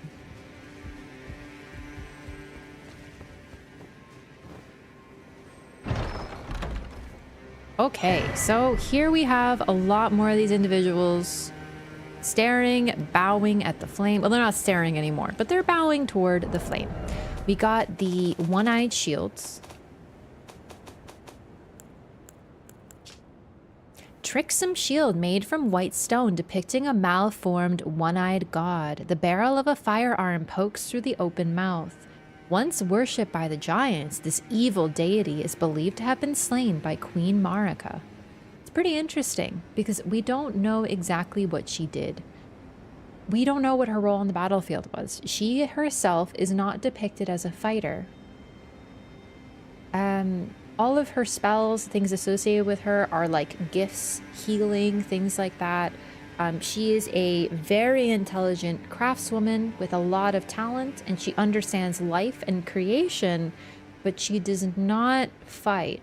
She's a lot like Mikola, in fact. Mikola, despite being the head of a massive, powerful army and a fearsome god who people fear directly, is not depicted traditionally as a fighter. And it's not just because of his, being a child and looking like one, but he's very, very intelligent. So it's interesting that this soul is believed to have been slain by Queen Marika, because that sounds like she did it herself, which is weird because as far as we know, she didn't do anything else directly. Defeating her other enemies was left to other people. Godfrey, Malakath. Evil deity defeated by Marika, the propaganda is real. I agree with you. There is definitely some item descriptions that I read and I'm like, can we trust this? I do want to trust it to a certain point, because item descriptions, even when they have the believed or, it is said, I really think that we have to take them mostly at face value, because once we start playing with the unreliable narrator with lore, we can't trust anything. I think it's definitely something interesting to talk about. Like I'm not dismissing it outright, but it's still interesting to, it's just, I don't know. It's a weird one, because I agree, just straight up saying it's evil is a bit odd, but even Dark Souls doesn't talk about the dragons as being evil, really. It doesn't outright say it. What's up with the music? Seems to a lot of the time at least be these violins that hold one note. Yeah, there's a lot of... It's more like, it's almost like ambiance. Particular meaning to the music. I'm not great with music theory, but what I will say is these... Like that, these like peaks of music with just one solitary note that just plays above, but the rest of the sounds sound like wind and general background noise. It sounds like a lonely, desolate soundtrack for a lonely, desolate place. It's mournful. I think it just sets the mood, really. Does it pretty well.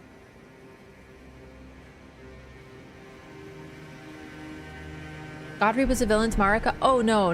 Godfrey was not a villain, but Godfrey was sent to kill her enemies. Oh, the Giant's Flame book. Prayer book that contains the secrets of the fire giants, kept hidden by the prelates who monitor the Giant's Flame.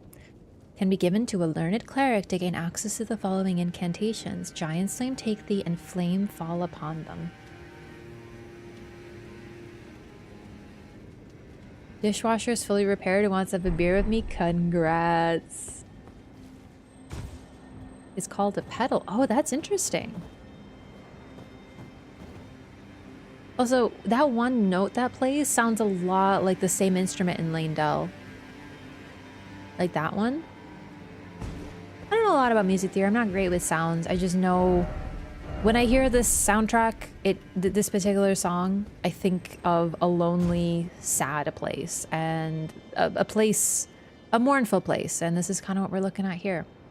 Also, we talk about this a lot. The big guys, what's up with them? It's possible, in fact, pretty likely that there were lots of different sizes of giants. I can't think of what else these beings would be if not giants. They are indeed gigantic, right? So these are the giants that we know about, and we can actually see from here, even within these giants, they have quite a size disparity, with that one, for example, being quite a bit larger, this one being smaller. We don't exactly know much about them. We don't know their life cycle. We don't know. Maybe like these ones are adults and these ones are kid giants. We really don't know. I mean, they have full beards, so my God, you know. But either way, these are definitely associated with them. We find them here. We find them in Caelid. We don't see signs of the giants in Caelid, but it's still pretty interesting. Music was meant to be described in normal terms. Yeah, no, absolutely. Same with writing. Do you know what I mean? Like technical terms help because they can help us describe certain things. So like when I say alliteration, like you know what alliteration is. I can say the alliteration in this poem helps to evoke a certain mood, but it's just, alliteration just means when you say like a bunch of letters at the same time, like little, I can't think of any other words right now. Hang on. Give me an example of alliteration. I'm having a goober moment right now. They could be titans. They could be titans. The titans are the origins of the gods in Greek and I believe Roman myth too. I think Roman myth is pretty much the same here. The titans gave birth to the gods, but the titans are considered different. They're ancient, more primordial, and for the gods to have their age, the titans needed to be sealed away or killed. But I don't think they could be killed very easily in Greek and Roman myth. They're like really ancient. We don't hear about them as much. But it's possible that that's what they are as well, like older versions. But we don't directly have those type of figures mentioned as far as I can tell in English. V for Vendetta, that whole quote. Yeah, but that's like a really hard one. But yeah. It's named after the bass pedals that would typically only play one note underneath the chord's melody. Cool. Voila! In view, humble vaudevillian veteran cast vicariously as both victim and villain by the vicissitudes of fate. Yeah, that's alliteration right there, baby. The big giants might be the giant lords who ruled over the normal fire giants. It's possible. And we also, in Nokron, have those giant guys in big old statues as well. Not big old statues. Big old thrones. And the astrologers were allied with the giants. The lyrics of Song of Lament the vampires sing definitely give context to music of Elden Ring. I gotta save those lyrics somewhere so I can have them at a reach. I just can't translate it myself. We're gonna go over to the... Oh, this still counts as the dungeon. We're gonna head over to this bonfire across the bridge, and then I'm gonna go give this book to Muriel so we can get more lore. Who killed him is my question. Oh boy, I've been excited to get here. So even where there aren't giants, we can see these things. We've been seeing them since we got to the mountaintop of the giants. These spears thrusting out of the ground. These like trident-looking things. Covered in thorns as well. Oh my god, this chair is not comfy. Ugh. Two of the Titans were the first children of the primordial gods that each had their own domains unique to each of them. I don't know as much about the Titans, but for example, like in Greek myth, Zeus's parents were Titans. Aphrodite is actually really interesting because she's not directly related to anybody. Like she is a god.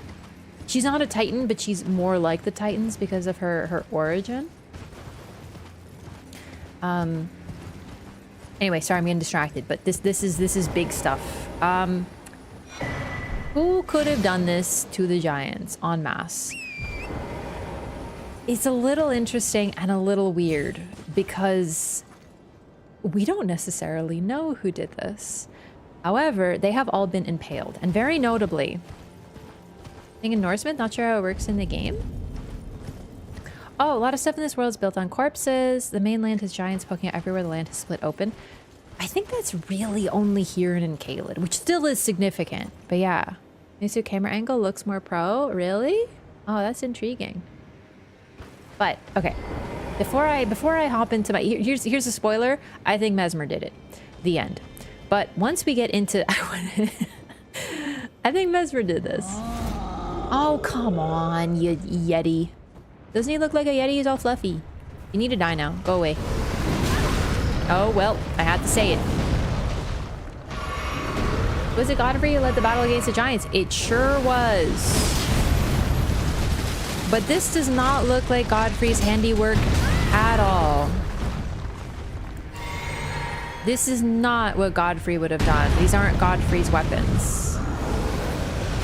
This isn't abilities that Godfrey is associated with. Man, these guys are tanky. Oof.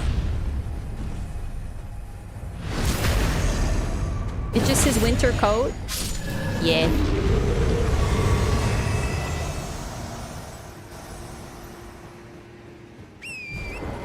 So I actually looked at this last time we were here on a previous playthrough fairly recently, but you can actually see quite a bit of this model. Like you can see their face, shut eyes, their teeth. They're basically frozen in the position they died, and you can see their beards, you can see their garb. You can actually see the face on their chest as well. The open eye of the fell god, the nose, and the mouth. If you really paid attention, you'd get a spoiler for the design of the last giant right here.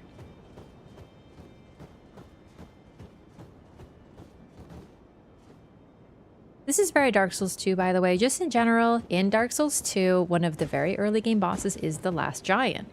Very similar to the fire giant we fight here. Also involved in the last giant fight in Dark Souls 2, the last giant pulls off one of its limbs as a weapon to hit you with, just like the last giant here, or the fire giant here pulls off its limb. It's seriously so funny. It's the same thing. Damn, are his feet cut off? Oh, good question. I haven't looked at his feet. Oh boy. Yeah, I thought they were kneeling, but their legs are just gone. The same one the fire giant cuts off. It does seem to be... Oh boy. You can see the bone! Don't we have like a weird double bone there? Is that like a thing? Do we have a double bone there? Yo, do we have any doctors in the chat? Do we have any anatomies?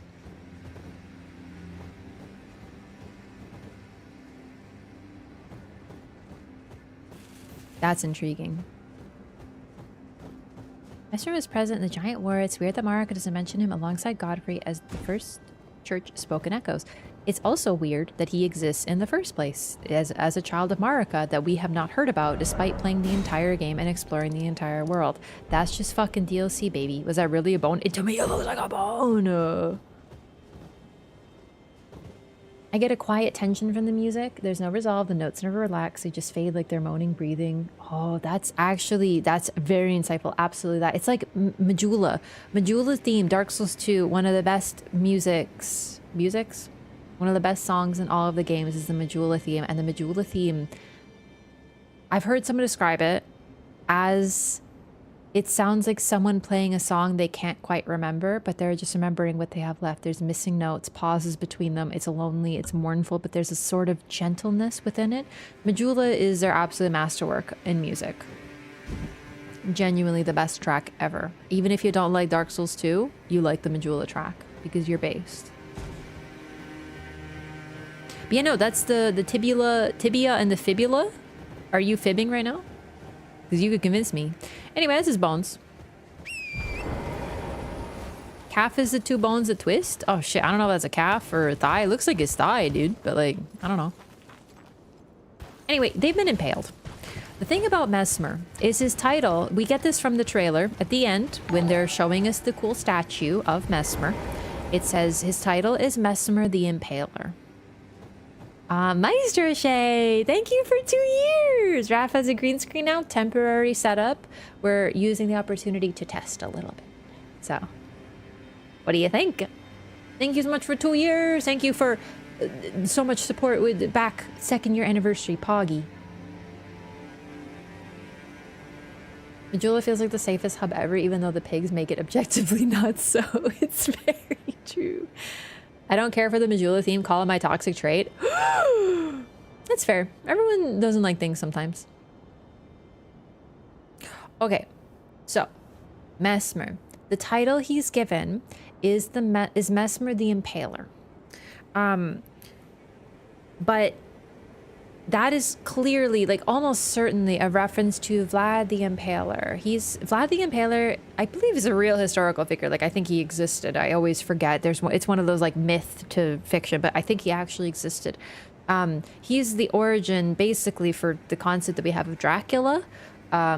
He was a man who, like, a total warmonger. I don't even know the full story, but effectively what he was very known for is impaling people upon spikes, often while they were still alive, and he would, oh, my arm did the thing, ooh, spooky, and he'd leave them there sort of as like a massive intimidation tactic, like around his castle and places he lived in his lands. So like if you wanted to fight him, you'd like walk up and you just see like droves of people impaled on spikes, and hence his moniker. It was a mark of extreme cruelty, but also served as like a psychological form of warfare toward his enemies, because anyone who wanted to attack him or fight him would have to walk through droves of bodies. And when I see this, and that's exactly what we do here, we walk toward the fire giant and we see what has been done to them. And who else could do this impaling of these individuals en masse, but someone with that nickname? Like, you don't get the nickname Mesmer the Impaler for nothing. He fought the Ottoman Empire. Ooh, interesting. I'm really not sure. It was in the original scope of the main game. Like, yeah, the thing is though, listen. I don't want to get too like extreme with it, because once we get into they totally wanted to put him in the main game, but they couldn't fit him in. Vlad III Dracula was a real person. Vlad He was the Prince Tepes. of Wallachia, modern-day Transylvania, and was known to impale people for the smallest offenses, including even when he was at dinner. To be fair, he also did this to keep the Turks at bay. Oh, he'd been held hostage as a child. Oh, interesting. I didn't know. That's very intriguing. Complex historical figure. Yeah, that's a pretty interesting origin for the name, and it's not a coincidence. FromSoft is way too clever. They wouldn't name a guy the Impaler for fun. There's a reason he has that title. The Mesmer theory, like he's IRL prototype. I don't know what you're talking about. No, I haven't heard anything like that. Yo, Demos, thanks so much for saying that. Really appreciate that. Welcome in.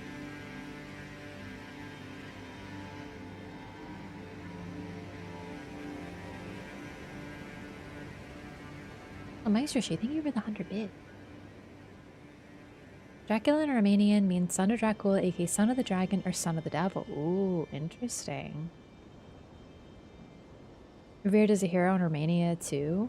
Yeah, it's one of those things, like doing something really awful to some can be seen as heroic, right? Like it's a complicated thing, and Mesmer's already kind of taken on this similar role as this figure. Anyway, I just want to address I know some people like to do the whole, oh, they just pull this stuff out their ass thing. Oh, this one has legs. Okay, so that's what I was thinking of kneeling. So some of them, the bone is visible though. It's interesting that their legs seem to be decaying at the same point, and this is the same leg that the fire giant rips off. Interesting. Son of the Dragon seems relevant for Mesmer. Yeah. Not to mention Mesmer's name is very related to mesmerism. Anyway, I just want to finish my thought because I'm distracting myself. My God. Very excited. Fuck, I forgot what I was talking about. Oh, okay, now I remember. People like to say that FromSoft doesn't have an idea what they're doing. They make things up with like lore and DLC, but the thing is, they might have had an idea, and some stuff that's cut might have ended up in DLC, but it's also possible they were planning to have this sort of stuff as DLC from the get-go. For example, Filianor in DS3, we go through 3 games of Dark Souls, and we learn about Gwyn and all of his family and all of his children. People are drawing fucking family trees and shit. And then we get Dark Souls 3, and at the very end we get, hey, this is Gwyn's daughter that we've never heard about. Not even a fucking hint in 3 games until the DLC, until the final DLC. And she lives at the end of the world, and all she does is sleep. It's not a new concept for them to just be like, boom, surprise family member. It's just something they do. It's something they like to do. So this isn't even a new thing. In fact, I think one of my earliest predictions was a new Marika family member. I was hoping for a sister. The fact they are frozen should hint that they some more fight against them as well. It's possible, but I also think like they also live on a frozen wasteland. The fire monks over there are covered in snow. It doesn't mean they died to frost. It means that the snow fell upon them as they died. I think they're just straight up frozen, but it is possible it's both. However, what else do we see from this? They are covered in thorns. Thorns are associated with briar sorcery and the guilty. We don't see Mesmer do anything like that, but I wouldn't be surprised if either he has a phase 2 where he goes full Bloodstar. I don't know. I really don't know. But it's pretty cool so far. However, the giants were enemies of the Zamor, so it's possible the Zamor were involved in the fight as well. Like, no doubt.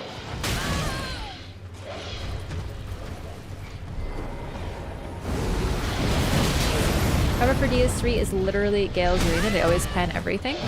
Yeah, like, writers, like good writers, and I think we can definitely all agree that FromSoft's team and FromSoft are good writers. All of them. Like, the entire team. They know what they're doing. Oh, hands! Good writers generally have an idea of what they're doing.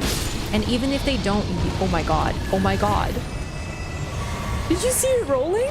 It was really cute. Like, really gross, but cute though.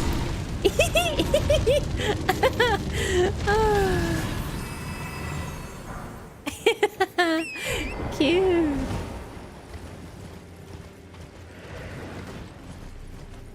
Anyway, I don't remember what I was talking about. I got too excited by that. But basically, FromSoft knows what they're doing.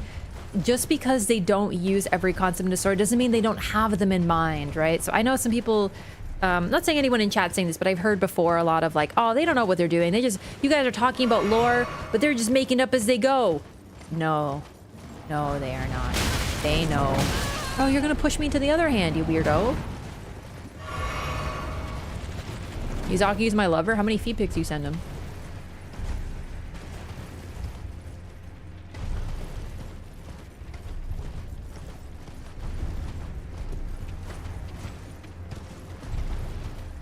Five? Not that many, bro. Rookie numbers.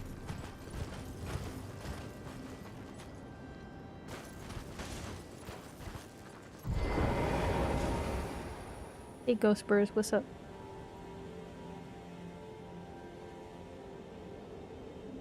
Also, if I'm not mistaken, the only animals here are spirit animals. Like all of them. They're all gone. You get some on the daily? Hell yeah. No, but it's really interesting. This land was probably full of life, but all that's left now are spirits. Oh, there's some more! Oh wow, I actually never realized you can straight up see them from here. That's their little ruins. Not much left, but this probably was quite a nice town.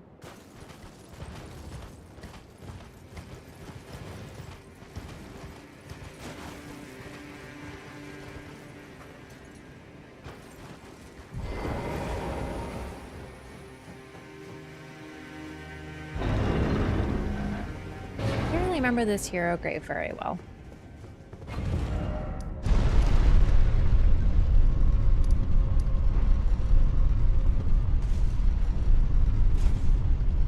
I think this is the one with the shadows. Nesmersville is very similar to the Zamor. Yeah, I'm not sure. I think it's just when you take someone who's been warped, because like his body, I don't think it's naturally looking like that. I don't mean to body shame, you know. People see fans make up theories about the lore and think that because fans are doing it, FromSoft does it as well. It's possible. It's also possible. A lot of people don't know what it is to like, they haven't created like a work, like a book or anything. Like when you're creating like a bigger work, there's oftentimes like, I think a good writer, it depends on the style, but a good writer will not necessarily use everything that they have in mind. They'll only keep certain things. You know what I mean?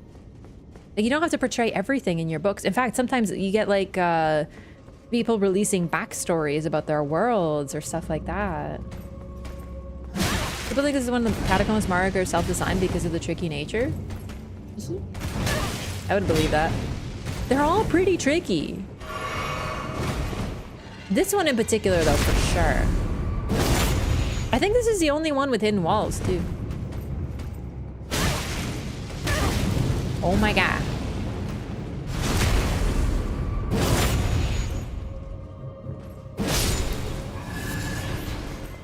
Yeah, people making up theories make sense as to why. You know, like, we make up theories because, I don't know, it's fun. And cool, and we like looking at the different puzzle pieces. Yeah, it's this one! Oh, I love this one. Hey, baby.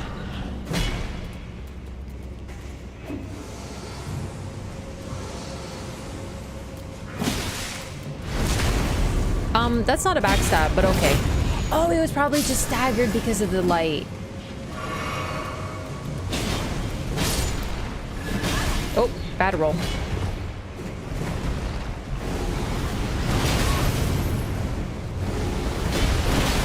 So, we were looking at this on the Discord. This was like last week. I know people think this is a cat, and I see why. But I really think it's interesting that this depiction, to me, looks more like a stereotypical devil. Like, seriously, look at the horns.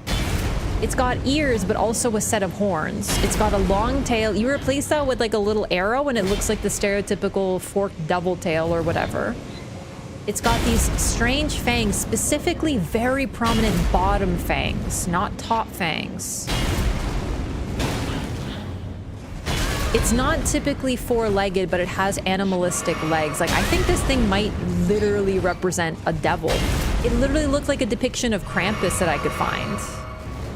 It's really not a hound. It's a watchdog. Watchdog doesn't mean dog. I feel like people take it a little literally. Like, watchdog of the old lords looks like a fucking possum. It does, but the watch possum is not as, you know, evocative, I guess. The eyes as well. Like, I really think this is supposed to depict like a devil.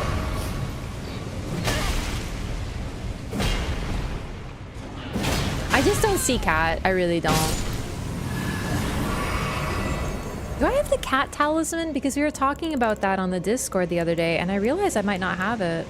Where do we get the cat talisman? The long-tailed cat talisman. I seem to have missed it.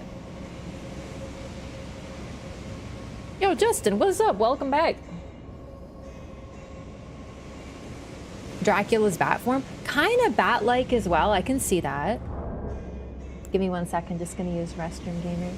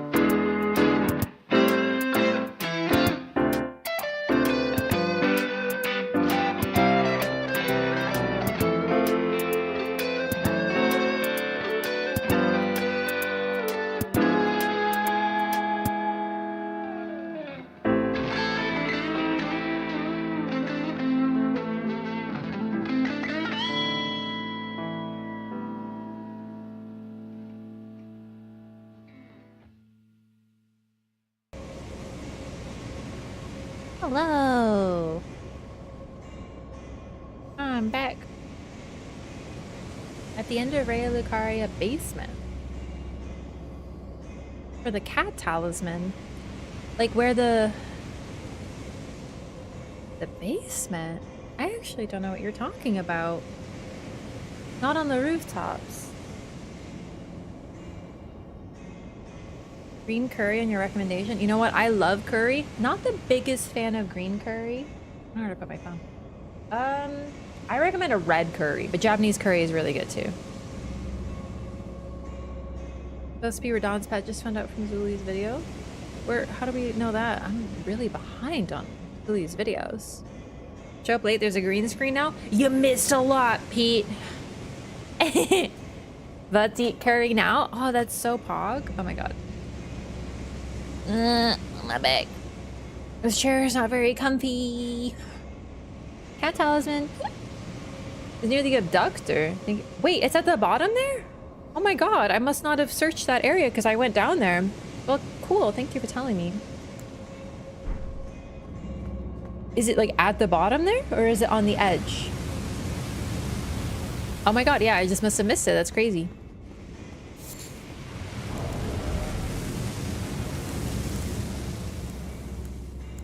Yeah, I don't have it. Definitely not. Okay, well, we'll go. Right after we're done here.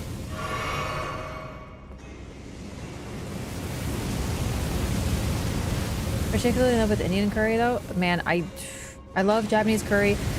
Indian curry it's tough because there's so many varieties and I love all of them. So I just say that like I just love all of them.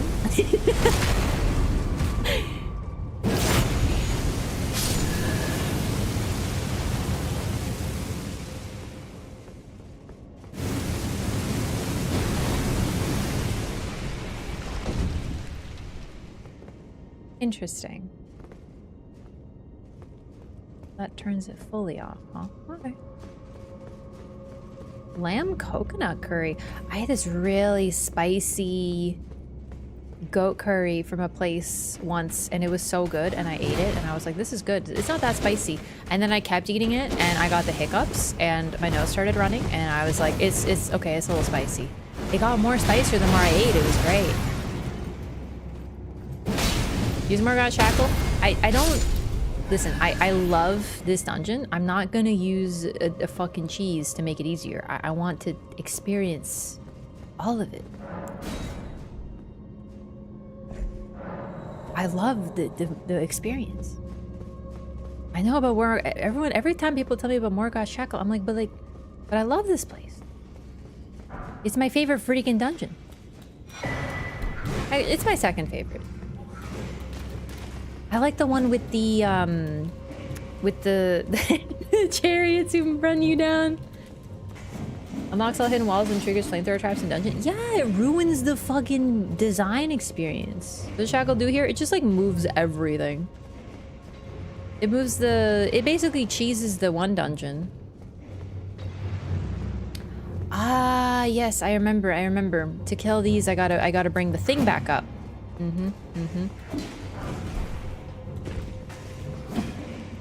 Those cherries are particularly mean. That's why it's my favorite. Hey, I went the wrong way, but it's fine.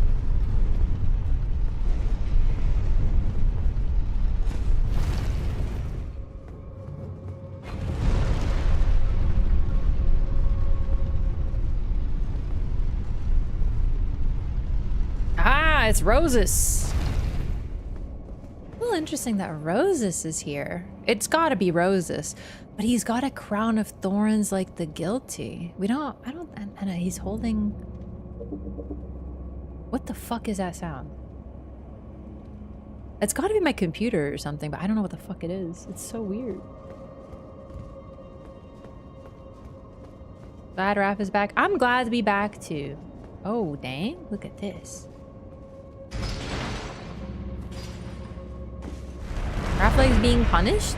Sometimes. Everyone is the one that is a labyrinth, but the areas look exactly the same except for a few doors. I don't remember which one exactly that is. Cool that it shows trolls in a heroic stance here.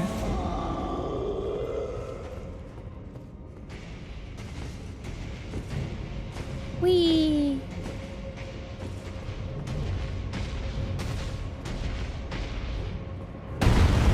No, step into the light. That's right.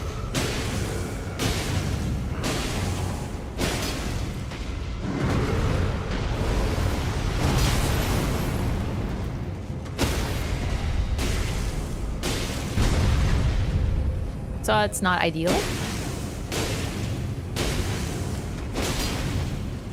I really love the confusing dungeons because my memory is so bad that I never remember how to do them. So it's a fresh experience every time. It's genuinely very good.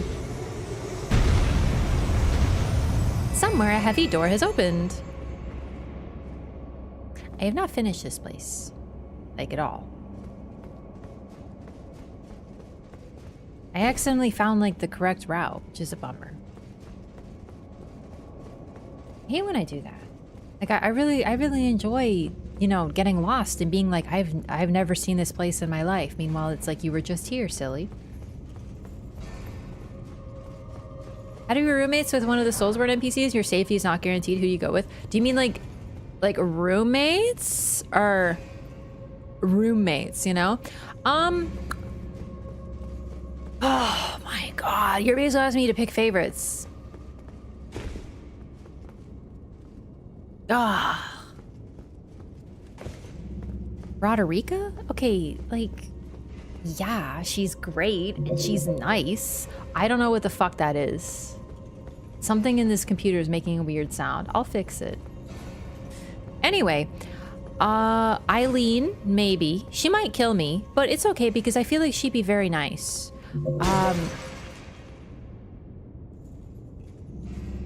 I was gonna say Solaire because I love him. And he'd only be a little bit crazy. Roderica texting you. Giant seal, very poggy. Okay, you know what? Jesus Christ.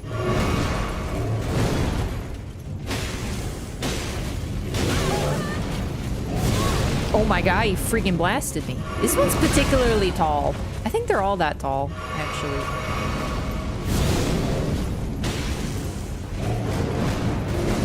Oh my god, I dodged all three of them. Ultimate Gamer. You just ate every single one of those blows? I was hungry. Oh boy.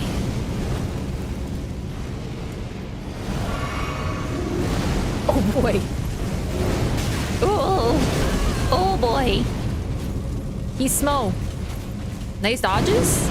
I'm like, I know you probably mean for the time I dodged all of them, but I'm gonna pretend that you're sarcastically complimenting my failure to dodge, because that amuses me more. No drop? Damn. Great Grave Glovor. That's alliteration right there. Do you like Elden Ring or Dark Souls lore more? I just love lore. Like, I really do.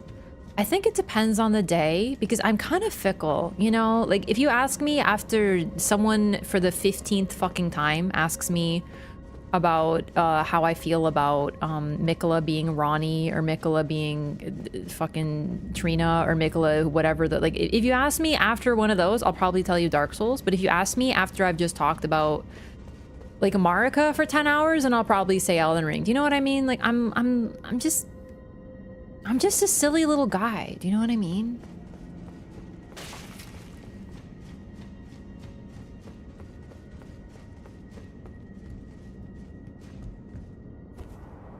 I'm just a goober. No, I don't want to be here.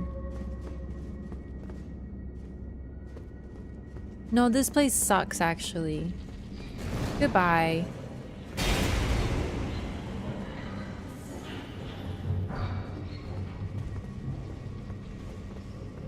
I really found the ideal route to get through here, but the problem is that I don't remember how to do this because I normally come here first and then I find my way. But I did it freaking backwards. Wrong way? You're the wrong way. I'm doing great. So what that sound is? Yeah, actually that's what that sound is. It's my tummy.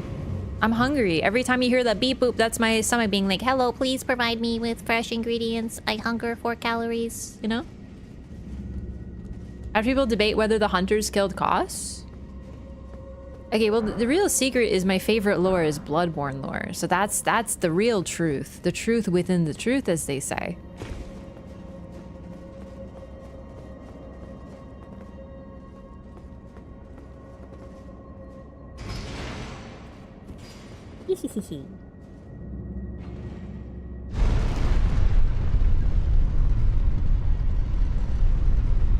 Moisturized, in my lane, no HP, no juice boxes left, thriving, gonna die. Hey, what up, Stinky? Oh, damn. Oh shit, I have become the Stinky now.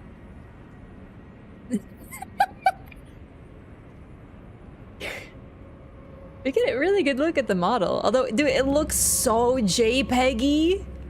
It looks like a fucking PS2 Control-C, Control-V.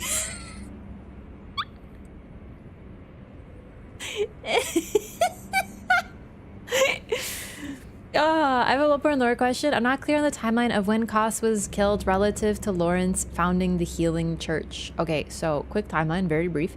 The thing about Koss is Koss, I don't think, died. Kos washed up on the beach. It's one of Junji Ito's stories. Junji Ito has a story about like pretty much exactly that sort of thing happening, which is why I think it's a reference to that. So Kos washed up dead, but Grey Ones don't really die. So she was kind of dead in our world, but kind of not. Her parasites basically drove the fishing hamlet people insane. Or her presence, it's a little bit 50-50 there. It's a reference to another fishing, like a story from Japan. Like, I think it's a reference to this place in Japan that the place was, the whole village was suffering from mercury poisoning, and like because of the mercury, people would die. But first they'd go crazy, and like it was like a whole thing. Redgrave talked about it in one of his videos, and I thought it was really cool. Anyway, I said this would be a short version, so let me... Okay, I'll do it short this time. I just really love Bloodborne. They found the fishing hamlet, the healing, not the healing church, sorry, the Bergenworth. They were like, oh shit, this is cool. They studied the eyes for brains. I don't really know if they had the blood already. I think the fishing hamlet was like early, right? But I think they'd already started the excavations, but the Kos encounter could have been what started the excavations in the Chalice dungeons. It's possible that that was sort of the catalyst. For everything. And then when they found the blood, Lawrence was like, bro, we can use the blood because we can make the church. We can make the church. And make like heal people and stuff. We can make a healing church. And then Willem was like, no, Lawrence, fear the old blood. And then Lawrence was like, no. And that's the start of the healing church. So in terms of what happened at the fishing hamlet, that was likely very early, but we don't really know, I would say. Also, Shadow over Innsmouth vibes. Yeah, but the Shadow over Innsmouth is sort of the reason that we have the fishing hamlet, yes. But because Miyazaki is a fucking genius, it isn't just here's Shadow over Innsmouth, but like funner and different in a video game. They actually responded to it using things that were present in their own experience. So the whole concept of the village is fresh and different and new and cool. Like, the Shadow over Innsmouth is 100% a thing, but the reason that the Bloodborne game and DLC is so good is not just because it's not like, oh, we just really like, you know, H.P. Lovecraft, so we just made a game about it. It's actually a proper gothic horror game and a response to Lovecraft as well, because in Shadow over Innsmouth, it's a little bit like these weird, creepy villagers are like, ooh, right? And it's their fault, and they are weird and fucked up and evil. But in the DLC, they're the victims. That's what's so intriguing. Yeah, and the scholars who brutalize them are the baddies. Japanese city afflicted with mercury poisoning is Minamata. So mercury poisoning is really, really interesting. Thank you for that. I actually I couldn't remember the name. What's really intriguing about mercury poisoning, so mercury will kill you in high doses, but before it kills you, it drives you fucking crazy. So erratic behavior, just general like insanity type stuff, and then you die. So even before you die, you're acting strange. Like you could honestly, considering how mercury acts and how you can find a fair bit of it in food, like over time, it poisons you slowly. It can be seen like a curse. Also, smaller people and like animals, like smaller animals, will be the first victims of mercury poisoning because their bodies are smaller. So it's pretty interesting. Yeah, anyway, hello? Oh my god, he's alive! Oh, well, I'm not anymore. I just really wanted to see what would happen. It's worse if the Mercury is in retrograde. Oh my god, girl, don't even talk to me about Mercury in retrograde for real. I think I do that a little bit too well sometimes.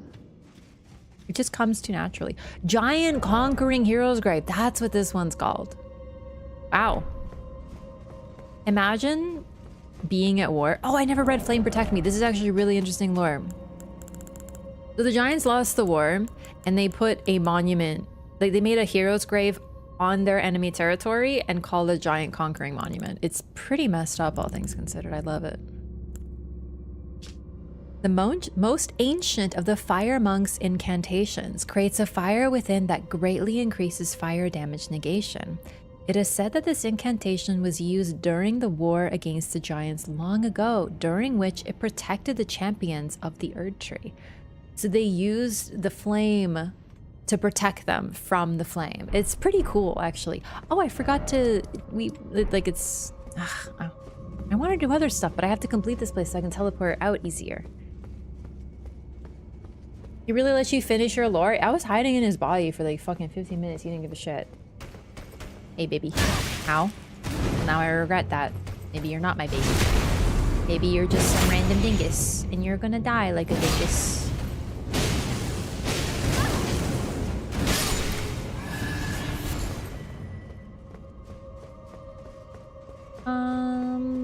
Like, I could defeat those big cat guys, but like, I really don't want to because they kind of suck. So instead, I'm just gonna go for the boss, probably. I really don't like fighting the cat juice. Too spicy to be baby? Is that you? Genuinely, I like spicy. Like food, but also like if like a kitty is kind of spicy, I love that. That's so cute. The problem with spicy kitties is I find them so freaking cute. So they're like hissing and they're like meh, and I'm like, oh my god, it's a baby, you know? Oh shit. Yeah, you might be a little too spicy for me. I can't believe how much their faces look exactly like giants, though. I never even noticed. I was too busy looking at their fit to notice their faces, but they're little cutie patooties. Like, they look like the giants. The faces and everything.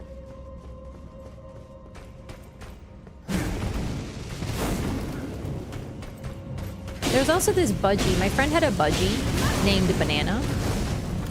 And it was bright yellow, and like the cutest budgie. Very cute, bright yellow, adorable. It's a budgie. They're just so little. They're so cute.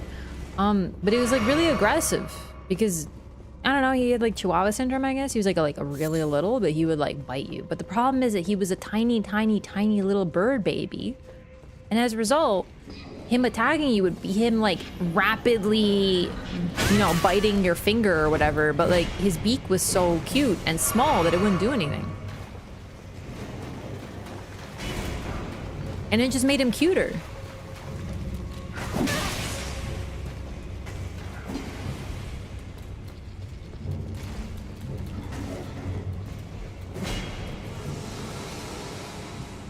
I don't remember who the boss is here, actually. You know, I'm just not gonna mess with you. I've already defeated you once. I've proven myself. We're over.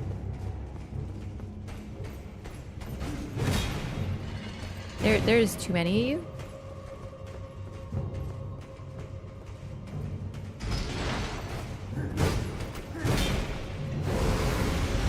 I think this is the only hero grave where we see trolls. Hang on. Do you think I can like... Ah, they really are tanky and annoying, huh?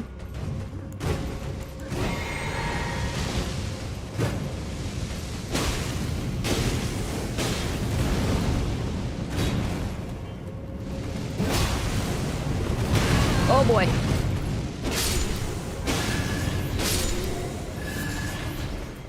You do nothing but drop butterflies. Smoldering butterflies.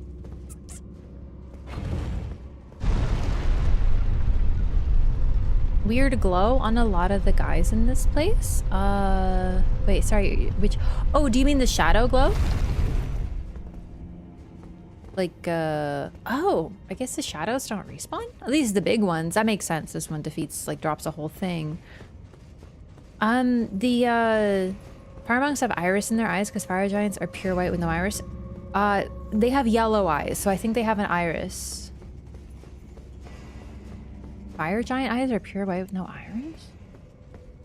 I thought they looked the same. These are definitely more humanoid. Like, more human-like. No, the shadow look, it's just an effect. They are basically immune to damage until they step into the light, and then you can hit them again. I guess I should mention, I know we talked about it at the, did we talk about this in the previous dungeon? Because there's another dungeon that introduces you to the get them into the light and then they become vulnerable thing.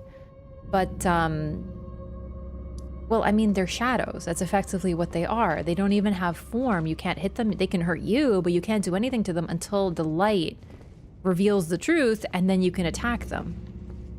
Considering that we have a whole DLC about the shadow of the Erdtree, it's really intriguing that 2 of these graves involve figures that are, well, exactly that. Shadows.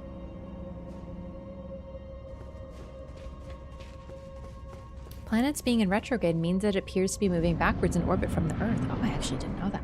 Right, the ancient hero Zamor. He kicks my ass a whole lot. Or she, I guess. Oh, good start. Oh, boy.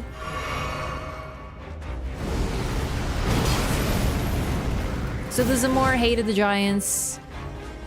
This is the ancient hero likely who is potentially, well, then again, this is probably one of the heroes, but normally the ones entombed here are the ones, like this whole thing, this whole tomb was built for a particular hero who was placed at the roots, which is the spirit that we get, the spirit ash. Oh, we see that place is Tree Sentinels one. That's a good point.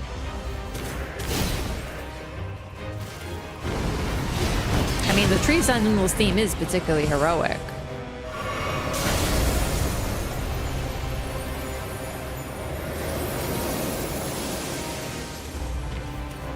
It is interesting how they blow, like they effectively blow a kiss, and that's their attack.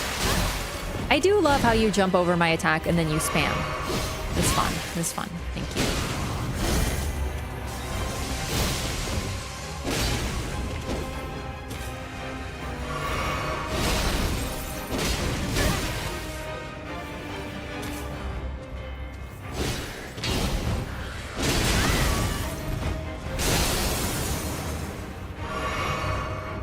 So cool, so tall, so lanky.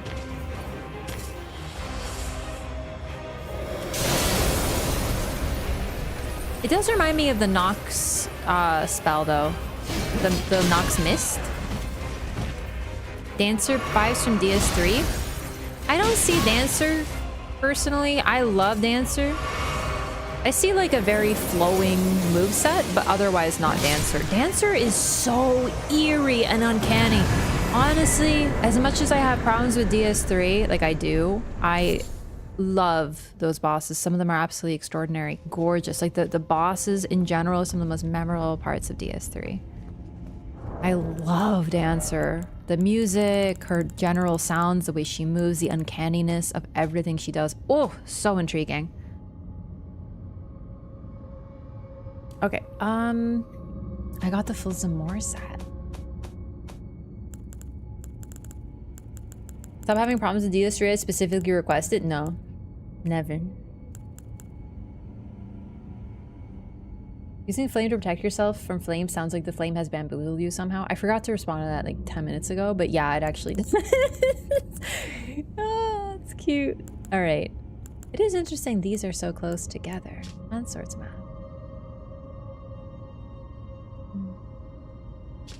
Okay, I probably passed it. There it is. Did I read Eccentric said? Yes. Okay. Zamor mask. It looks a lot like the Guardian mask as well, actually, with the intricate design on it. Mask worn by Knights of Zamor, hailed as heroes in the war against the giants. These long-lived warriors, clad in biting, freezing winds, are said to have been the mortal enemies of the fire giants since time immemorial.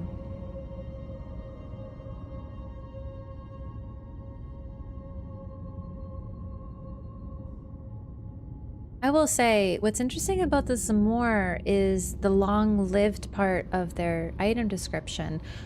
The other being, what is it? The other, not group, the other race that is described as long-lived, but with a caveat of seldom born as well, is the Newman. I don't know if it's a coincidence, but I will say it's pretty interesting that this particular hairstyle, the one that's like attached to their mask, is very similar. If you make a Newman character as your starting class, because it is one of the starting classes, they have the same hair. I don't know that it's, except for the braid, but it's a very similar hairstyle that you can make. It's pretty interesting. I don't know. Considering that Marika seemed to consider herself quite an enemy of them. Perhaps the reason that she hated the fire giants so much was not just because of the tree. Maybe it's because she uses more. I don't know though. The Newmen have other links. Although the Nox. So the Nox live underground. They didn't always, but the Newmen, the Black Knives specifically, are said to be scions of the Eternal Cities. I don't know. I don't know what to think about that. I definitely have some puzzle pieces that I'm fitting together. All right, so that's some more garb.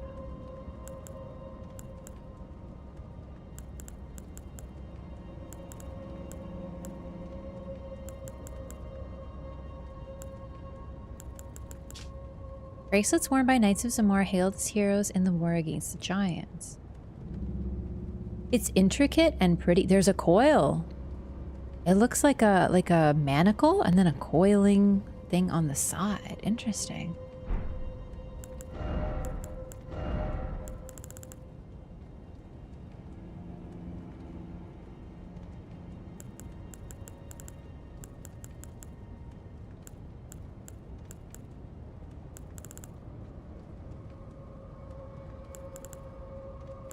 There it is. Armor is really interesting. You don't know a lot about the Zamor. Like, they're largely pretty mysterious. That's pretty much all the lore we have on them. Did I get a weapon or spell? I feel like I got something else other than the Zamor outfit, but I don't remember now. Oops. Well, okay. Number one, I'd like to get the cat talisman.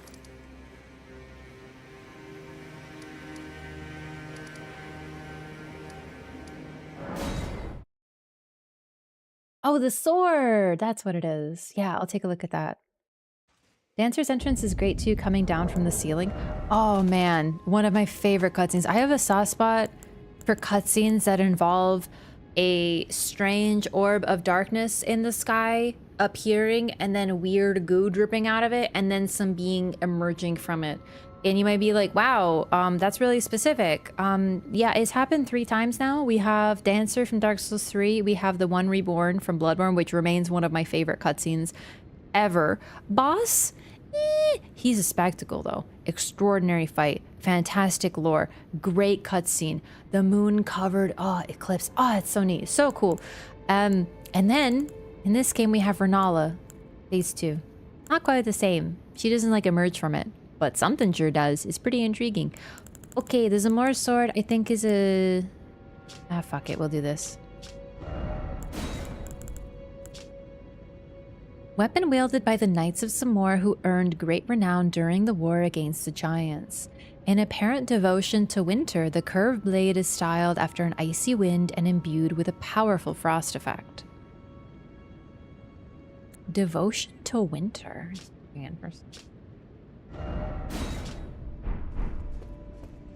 ROM BL4, first time that was intense. Oh man, I love BL4.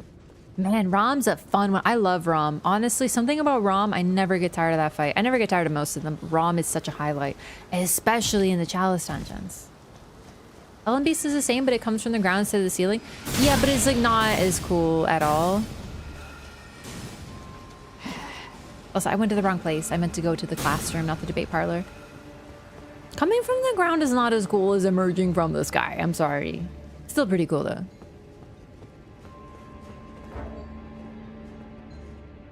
Someone called it domain expansion. What was it? Okay, what was the mistranslation that Crunchyroll did? Domain expansion, Malevolent Kitchen. Oh boy, Malevolent Kitchen. That's where Sukuna cooks. I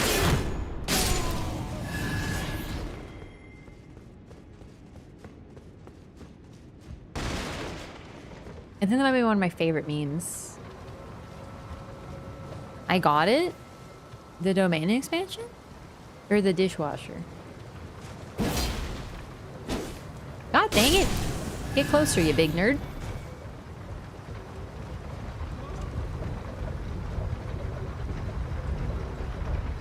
What even is the purpose of this? Like, who built this?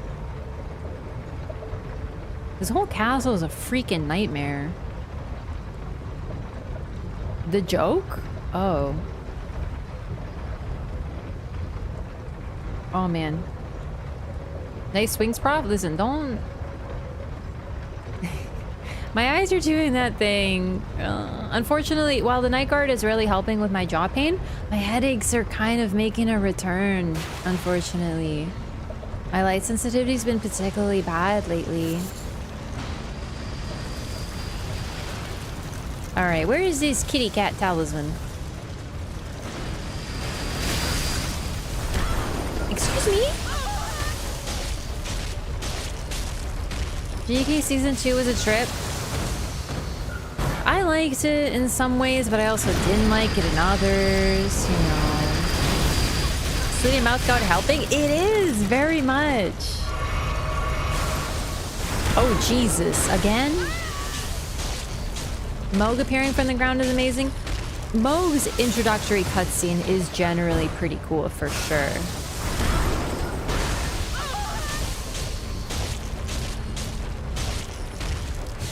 What's a night guard? I got a custom-made night guard so I can sleep with it because my jaw hurts and goofs up. I clench my teeth when I sleep. It's called bruxism. And it's probably the source of some of my issues with pain.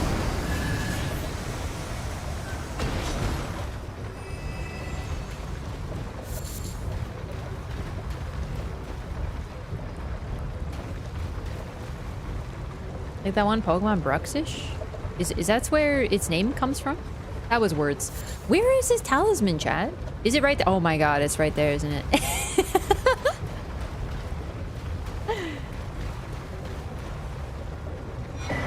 The long-tailed cat talisman.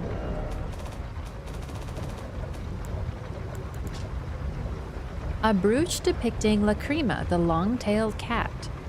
Grants immunity to fall damage but does not prevent death from a high fall. Lacrima features in the Fables of Rhea Lucaria, in which she is described as a fairy cat who is fond of playing in the Great Bell Tower. Genuinely so cute. It's a bitey psychic fish? No, I know what a Bruxish is. You think I'm some kind of fake Pokemon nerd? Is that why it's called... because of the chomping? I didn't actually think about that, but that makes way too much sense.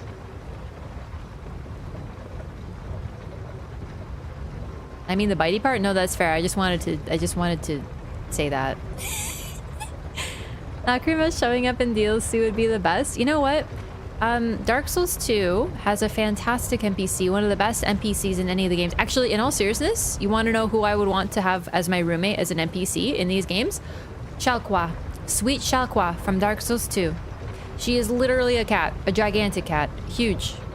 All she does is talk to you and say that you smell really nice. It's a little troubling, honestly. Like, she's a little bit suspicious, but she's also really sweet, and she is sweet in her name, so you gotta love her.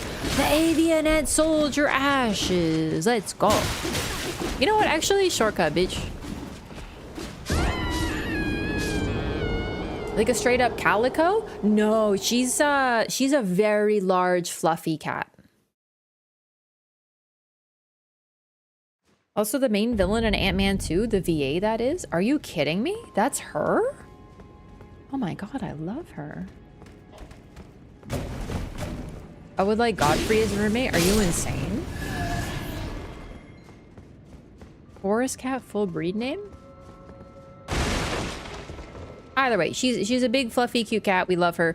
Now, the reason I'm bringing her up, not just because she's super cool, but because with the long tail cat talisman and an interesting, mysterious fairy cat, we have actually quite a history in FromSoft games with cats. They're very rare. Cats in general in FromSoft are very rare versus dogs being ubiquitous. It's not unusual. We have like wolves and dogs as like more typical enemies.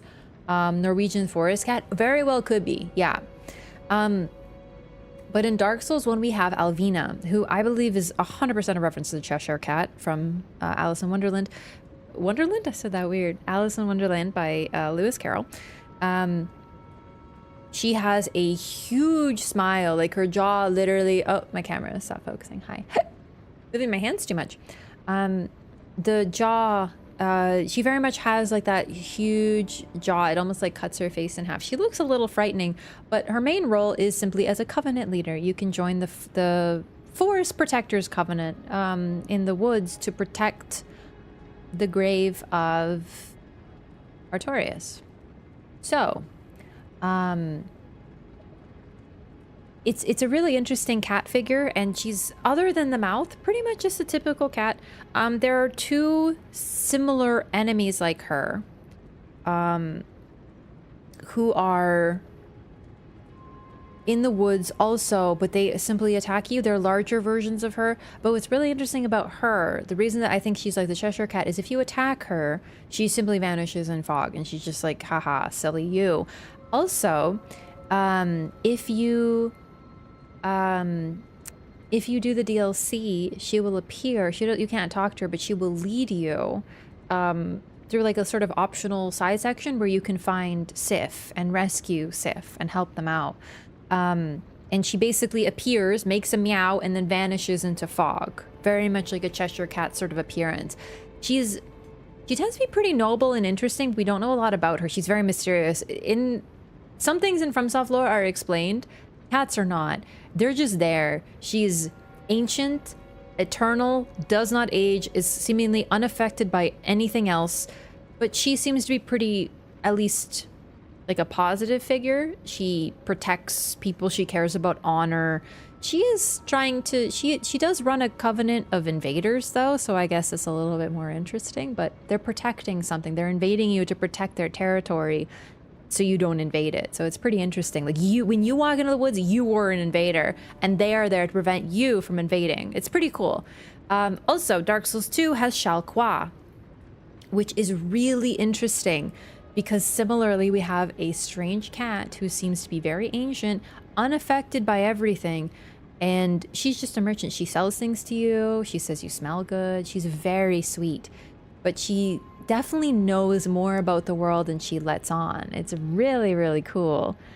And then we have Lacrima, or Lacrima, I don't know, in this game, with her only defining feature being that she's sort of a fairy cat. She likes to play, and she's got a long tail. That's basically it. I wouldn't be surprised if we see more reference to this cat in the DLC, though. It would be the type of random thing they expand upon, but without any further explanation. I just would love that.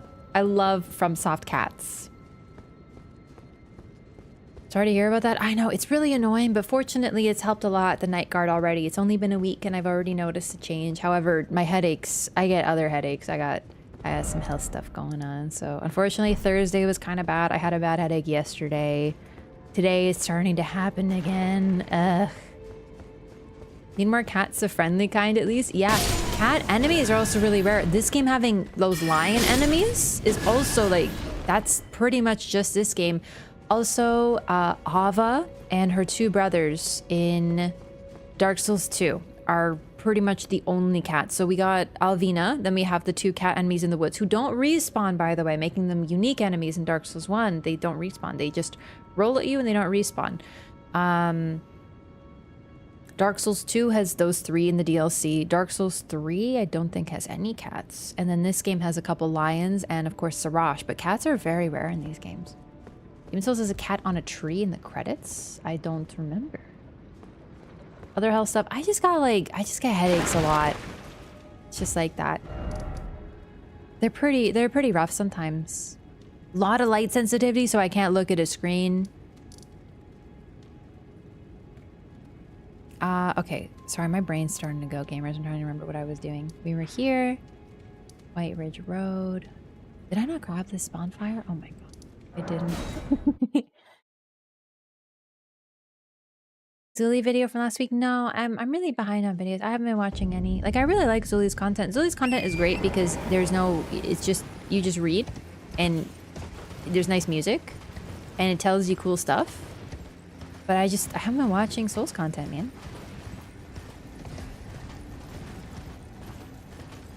For you, Zuli, I wish. Genuinely.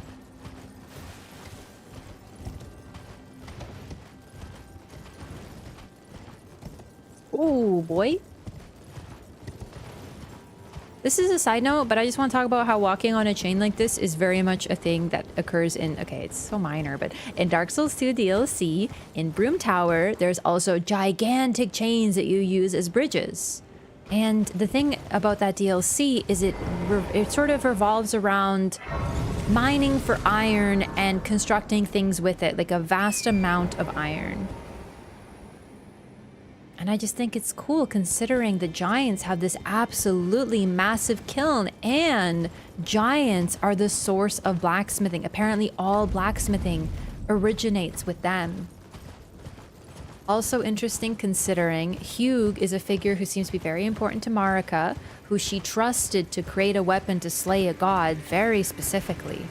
And Marika, her weapon is, well, it's a weapon. I don't think it's necessarily meant to be used as a weapon, but the hammer that Radahn uses is Marika's hammer, which is likely a blacksmith hammer used to create things. It's pretty interesting.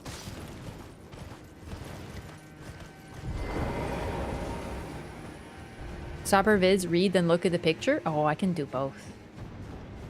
Didn't EG craft that weapon? What weapon?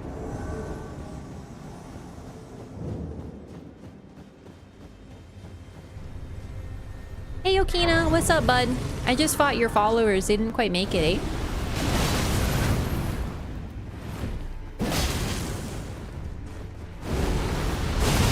Oh.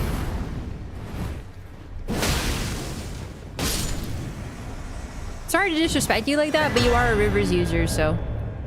To be fair, you're not a Rivers user, you're the Rivers user, but it's your fault that this has happened to our community, you know?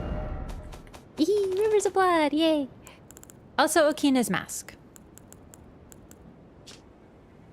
A wooden mask that depicts an old man burying his teeth, the source of the sobriquet. Sorry, that's a word I see. It's French. I don't know how to fucking say it, dog. Sobriquet of the great swordsman of the land of reeds raises dexterity as it lowers focus. The more he sharpened his mind, the more the absurdities of the world came into stark relief, and so Okina renounced it all and rose to a higher plane. There was only himself, his katana, and its mastery. Before long, Okina became a demon of a swordsman. And then we have the land of reeds. The Inaba folk, they literally want to die by the sword. I think the reason they were following... They were following Okina so that he could kill them. Like, their whole goal was to die. It's pretty macabre, all things considered.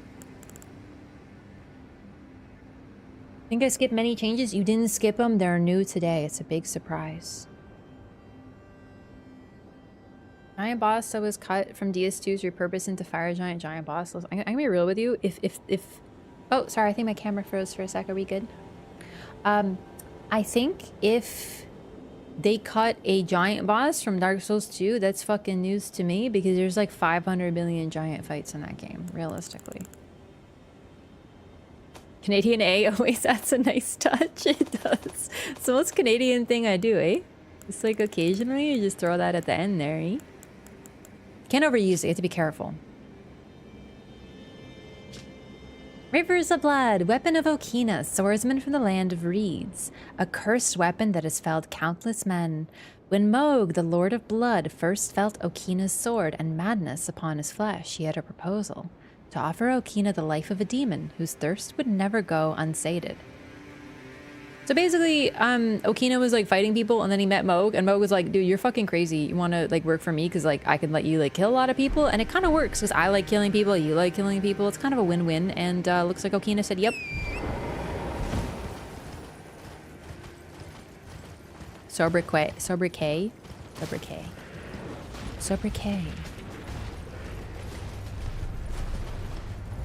Ooh. Maybe that we use in a Japanese myth is interesting. Yeah, unfortunately, I don't really know what's up with the whole sobriquet thing with Okina and the mask. I don't know like what that means. I think it's probably like a Japanese story or myth that I'm simply unfamiliar with. Oh, this is the eyeball. There's trees growing from the eyeball. This is the nosy bone. Is that the nosy bone? There's a big old freaking nose. And then we hop in the mouth. And in the mouth is an ancient dragon smithing stone. And also Eren Yeager in season 1 of Attack on Titan. Hehe.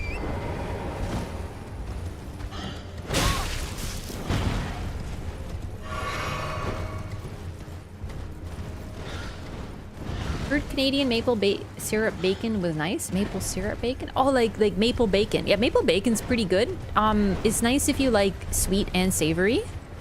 I like it. Spoiler?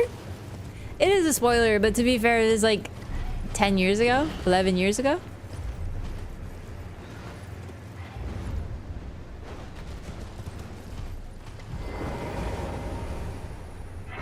So it's sort of like if Dark Souls 1 is past the you know, spoiler embargo, which for me it is. Yeah, it's too late for you.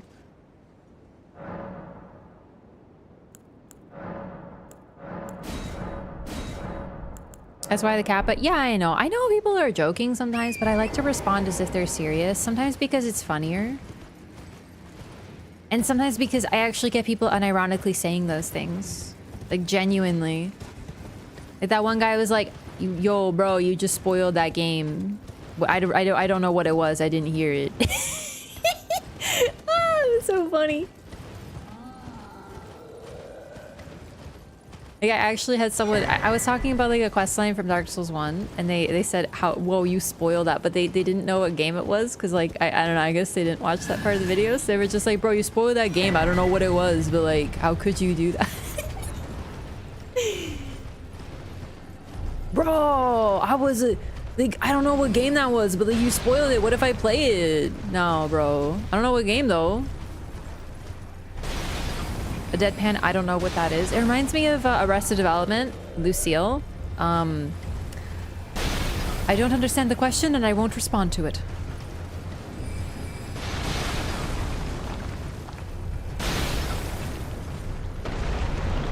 Ooh, big hand.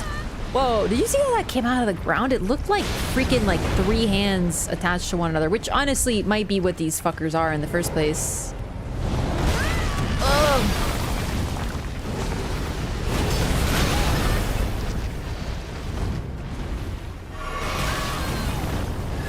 How could you spoil a game for me? Oh my god. Yeah, I was referring to Lautrec's quest line.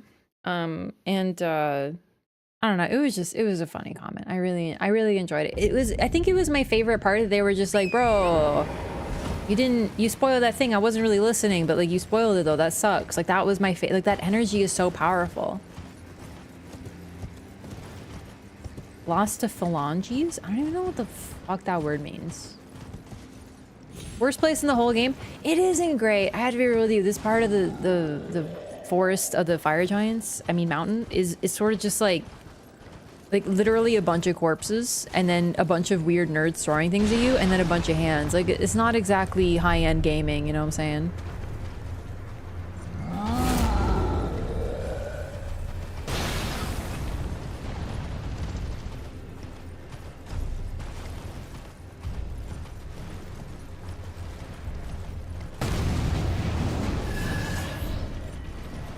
All right, I'm looking for over there. I didn't need to fight the hand. I just really wanted to see the hand. Also, you know how these guys throw giant jars, like really big ones, and then in the DLC we see that there's like giant jars. I'm really, really wondering if we aren't going to get that expanded upon a little bit, especially considering the origins of the jars remain mysterious. It doesn't mean that we're going to get the full story, but I'm really kind of hoping a little bit that maybe we'll get a little bit more on jars and more jars and stuff, you know? Especially considering these figures who have been here pretty much since the Giants' War, from what we can tell, are throwing these giant jars. What's the lore on the big hands being there? So just generally, I personally think that the hands are in locations where great atrocities were committed. It's all the way down fucking there? What the fuck? I thought it was up here. My bad. So, where there was blasphemy, there are hands. God, I love that spawn animation, like when they show up. Oh, it's so creepy. So that would be Ronnie's Tower, near Volcano Manor. Here, you know, sort of the giants all dead, you know. I can't think of any off the top of my head, but basically, if we think of locations where there are hands, bad things happen there. Dark rituals, blasphemy, general sinning, you know, hands. This is also the location with the biggest hands, and considering we see these absolutely massive enemies here, could be related. Oh no. Yo, no, Torrent, not like this, your kneecaps, bro. Is finger weapon also just one finger from some of these hands, or one of Rykard's fingers? Yeah, I really don't know. What blasphemy occurred at Ronnie's location, though? Never thought of that. So one thing about Ronnie's location that I'll point out is they are specifically on the bottom of the tower. The hands, there's a couple along the ramparts. Ramparts? I'm saying words weird today. Ugh. Most of them are right at the gate, the entrance. But there's also a couple on the ramparts. And what we know is that this is where Ronnie lives, and she's basically the one who runs the show here. As the Lunar Princess, this would be more her realm than her brothers. Like her brothers have Volcano Manor pretty nearby, and then they have way down here Caelid with Redmane Castle. That's where Radahn and Rykard were. So Ronnie, this is more an area associated with her and her people than any other area in the game. We also know that she stole a fragment of the Rune of Death, imbued the blades of the Black Knives with that Rune of Death, gave a portion of it to her brother Rykard in the form of the Blasphemous Claw, and we don't really know where she did this, but personally I think she likely did it at Caria Manor based on the fact that those hands are there. Like there could be another, you know, there could be another origin of them, but it seems interesting that they're there. Another reason I'm pointing out where they are located is because they are actually lower down on the ground. There's no other enemies around them, as if they chase away other enemies. We know by the mountaintops here, everything here fights everything else, to be fair, but the hands do hit other enemies. So it's possible the reason there's no other defenses in that area is because the other defenses would get attacked by the hands too. They're allied to nobody. So that's pretty interesting. You know there's a Crimson Bauble there? It's a really good one too. Yo, what the heck? That is a big ol' raid. Holy crap. What's up, gamers? Nerd?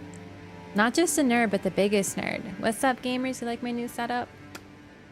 If you don't know me, I'm doing a temporary setup right now. I have a green screen. It's a little weird. I'm getting used to it. What's up, everybody? We're doing a LOREATHON. I'm hunting for lore in Elden Ring right now, and we're at everyone's favorite place, the mountaintop of the giants, right in front of everyone's favorite boss, the fire giant. I'm also doing a fire build. This is going to be a miserable experience. Welcome in, everybody. Oro, how was your stream today? What did you get up to? Was it... I'm just guessing... Listen, I'm going to make a guess before I see. PvP or setting up something for PvP. Those are the two answers. Only two options. Doing the green screen thing when you go back? Maybe. I actually quite like it. I'll tweak because I like how much room on the screen there is. What a brave guess. What can I say? I'm something of a brave gamer myself. Anyway, sorry, I saw a couple things in chat, but I missed them. He's actually PvEing. Okay. What was the purpose of the PvE?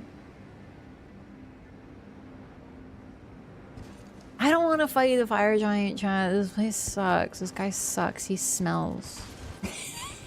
I don't know if this is gonna go very well. I need to bleed or something. What can I do to kill the fire giant real easy? It was for PvP? Oh boy. 100% before DLC?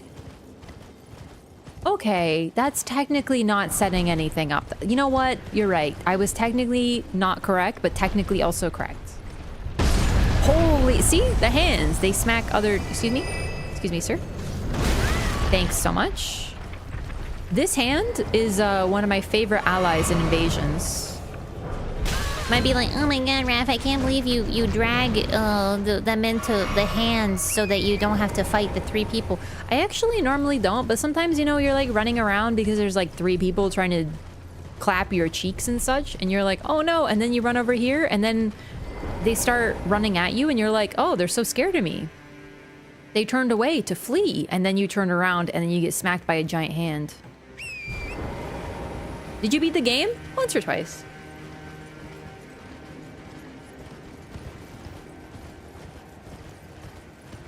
Yeah, I have like 1,000 hours in this stinky game. Just kidding, it's not stinky. I love it very much.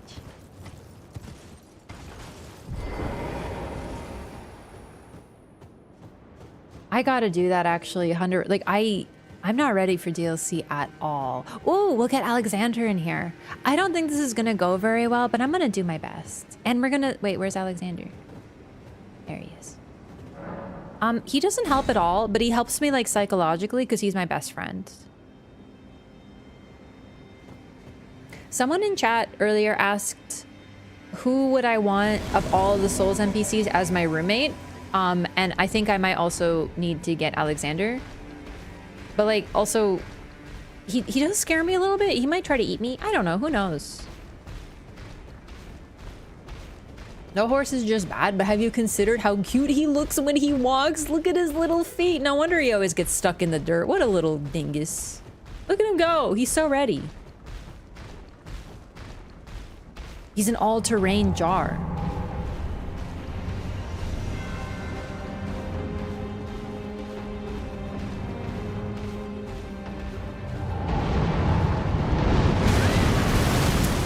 It was a good first dodge. Here I thought girls like getting eaten by their roommates. Maybe if I got like Lucatiel in there or something.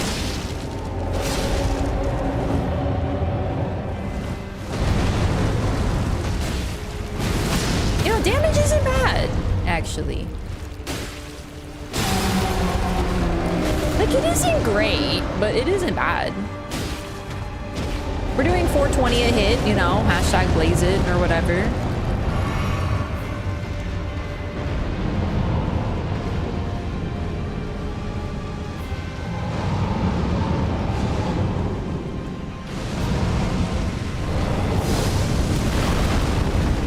Yo, Alexander, you got smoked.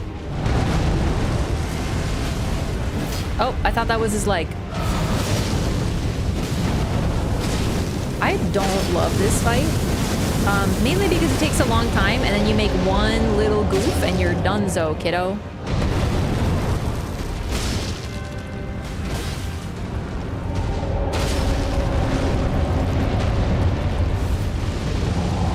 Melina, your first try at level 170? Congrats! Melina is an interesting experience. I love her and I hate her. Oh boy! Oh! My whole body.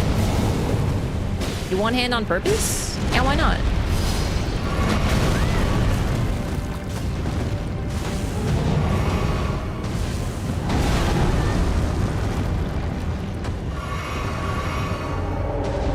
It looks freaking cool. I feel like nuts from Burke.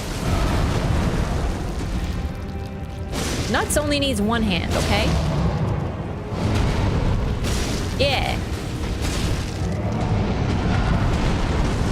Are we gonna be here all day? Okay. Chat, is there like a really quick like bleed weapon that your girl could pick up and level up, you know? You know, something that might be good. So we don't have to be here for approximately a fucking decade. Oh boy!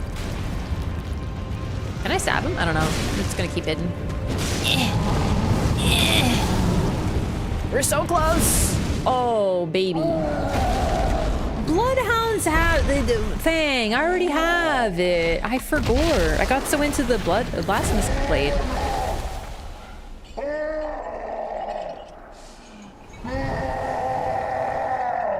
Yeah, he doesn't have an iris. He's just all eye. Cool.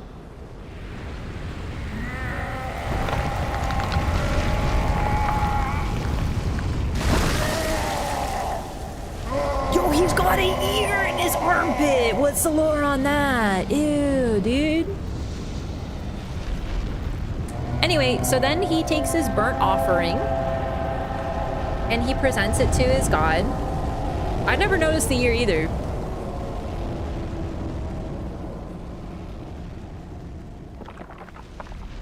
And there's that pretty eyeball. And then you realize with the fire giants at their camps, the fire monks, they have those little circles. They have a big one and they got the little ones. Because of exactly that.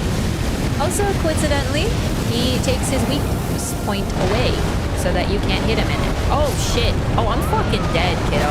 Okay. In my defense, I got nothing. We're just gonna pull out the Bloodhound Fang. It's fine. I want him to die. Ooh.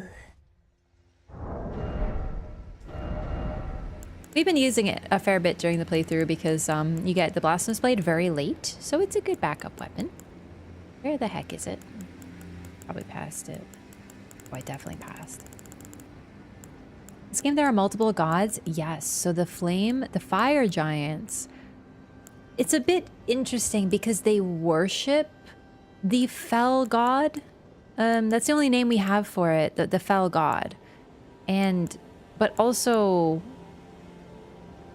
and I'm in a moment, I'm like past it. It's a great curved sword. Where are my great curved swords? Dagger, straight swords, great sword, colossal, thrusting, curved sword.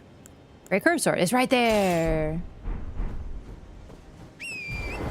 Might be able to level it. Let's take a look.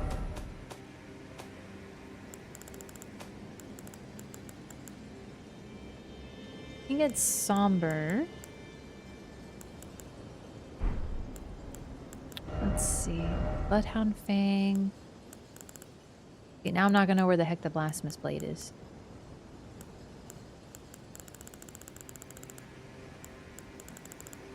Multiple god, that's putting it mildly. Yeah, because then we have the Greater Will, who is definitely godlike, but not present. The Greater Will has sent vassals over to the lands between so that it can control what's happening here. Oh, fuck it, I don't care. We'll just kill this and then deal with this later.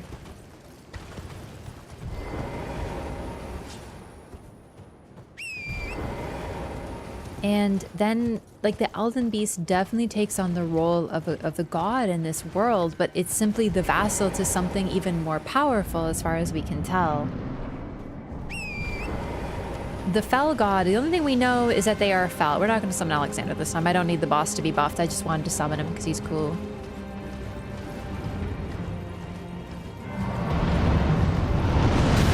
Oh, I tried to jump off at the right time.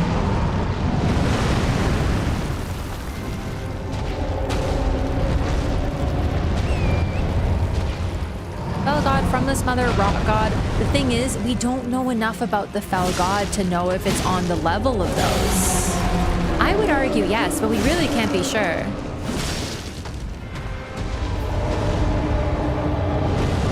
Because maybe the Fell God is more like the Elden Beast, considering Marika is credited with killing it. It's pretty interesting.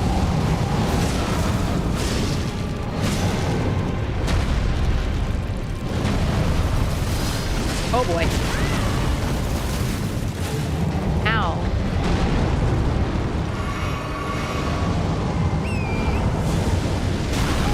Okay, you know what? That's my bad. Sorry, Torn.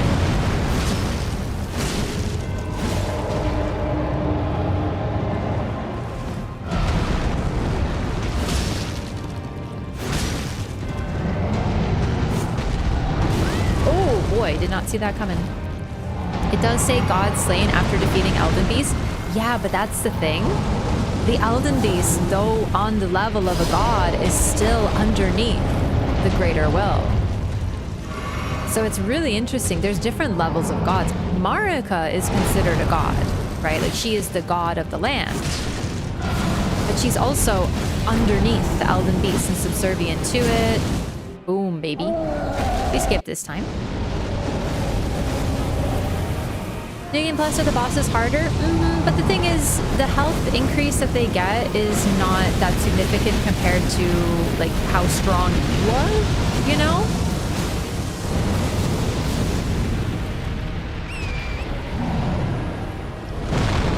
I'll be over here. Bye.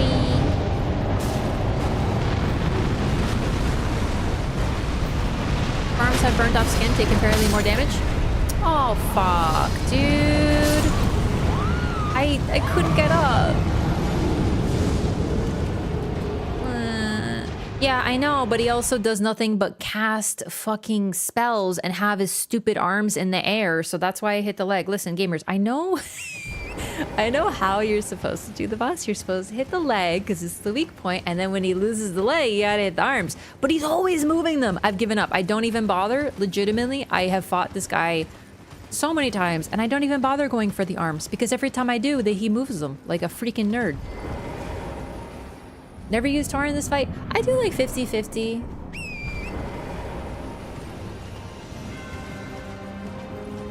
You know, we could actually use Flame Protect Me, now that you mention it. It's a good point. Because we actually have faith. I'm not used to that. My timing's off. It's not worth the effort. That's pretty much what I think. That's why I like using a bleed weapon, because I can get a guaranteed proc eventually that does a nice chunk of damage. I'd rather just whittle him down, really. Move your hand. See? He moved his freaking hand in the way and I couldn't hit him. Dang it.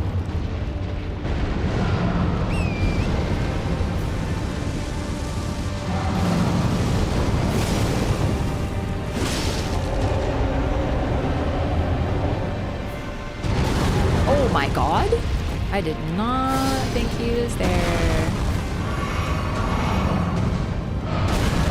I thought that was the move where he sweeps his hand, but I don't think he has a move where he does that, so I don't know what I was thinking. It's just everything's something of a nightmare today. It's okay. It's just fire giant. We'll get him. We'll get him eventually. It's fine. I'm crying. I'm in hell. I hate him so much. He's so stupid. Oh, right, the fell god. The fell god, I should talk about that. The face on their chest is literally supposed to be the visage of their god that they worship. But what's really interesting is this is more a face that has been inserted into their bodies. It's become a part of their anatomy. We really don't know how much of a choice it was. We don't know if they were like, hey, I really like you, fell god. Let's, you can put your face in my tummy, you know, like, was this a choice? Is this worship or actual worship? Who knows? But Godwyn, really similarly, actually, well, he's a little different, but one mark of him spreading all over the place is that his faces appear all over.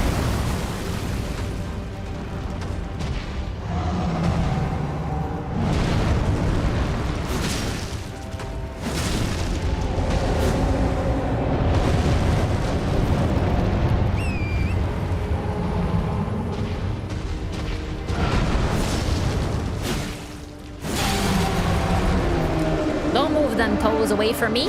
Come here. Aww. God, he really does move so much. Even just turning side to side is annoying. Full moon and dark moon is other outer gods. I definitely think the moon is a god. Maybe both moons. Probably. But I really don't know. Formless Mother, I think for sure. Rot God for sure. But what's really weird... Ugh, move. It's really weird about the Formless Mother. Oh my god. And the Rot God is that they seem to have been sealed. It's really weird. It makes me wonder if they're outer gods truly. Or if they're more like the Elden Beast. Still gods, but subservient to something else that's more distant.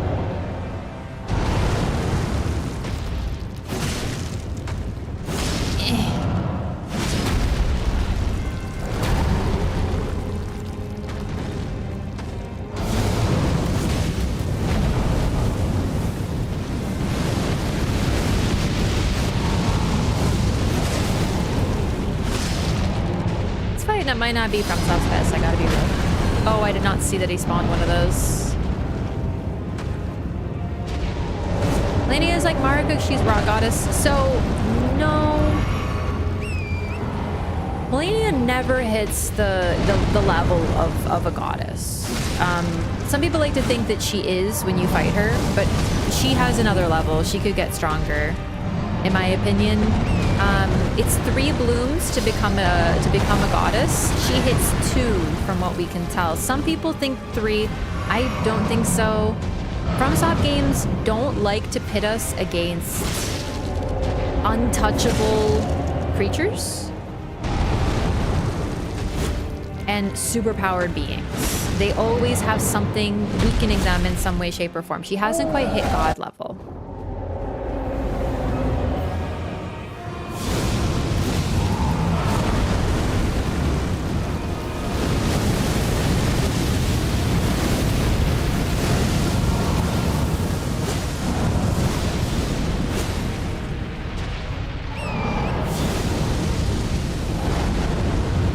Raid? Yeah, we got a raid from Oro. Even Elden Beast is wounded by the time you fight it. Yep. And the characters who are sort of not weakened in any way, shape, or form tend to be just guys or just girls, but really like the peak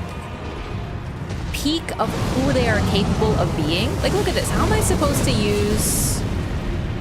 hit his arms when they're like that? Do you know what I mean? Like, yeah, you hit the arms. But fucking how if you're melee? Rykard's term is arguably a peak power. Yeah, but at the end, he's not even an Empyrean, right? Godfrey at the peak of his strength, but he's literally just a guy who's strengthened himself to such an extreme level, but he's just a guy, you know? Oh fuck, move. An invisible wall.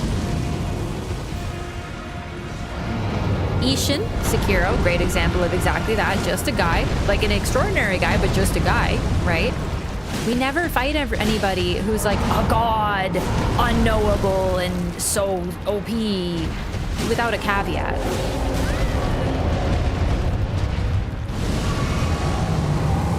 Godfrey being old meaning he's not peak? No, he's not that old. Like, he's old, but he's not like Ishin. Like, Ishin canonically... Ew! I did not see that. I did not see that. Please don't kill me, please. You don't understand what I've been through.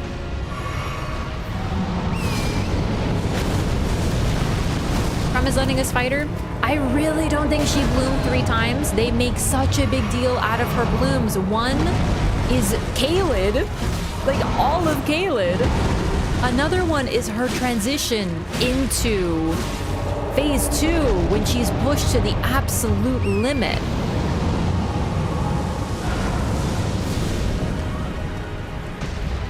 But that's it. Oh no! I'm not mad. I'm not mad. I'm not mad. I just ran into the invisible wall of the arena for like... I'm not mad. I'm not mad. I'm not mad. I'm not. It was a perfectly fair thing to have happened all in all. I got stuck on his body, you know, just don't be there, you know, skill issue. Invisible wall, just don't be there, skill issue.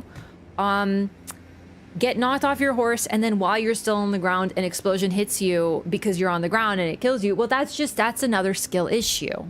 You know, I'm not mad.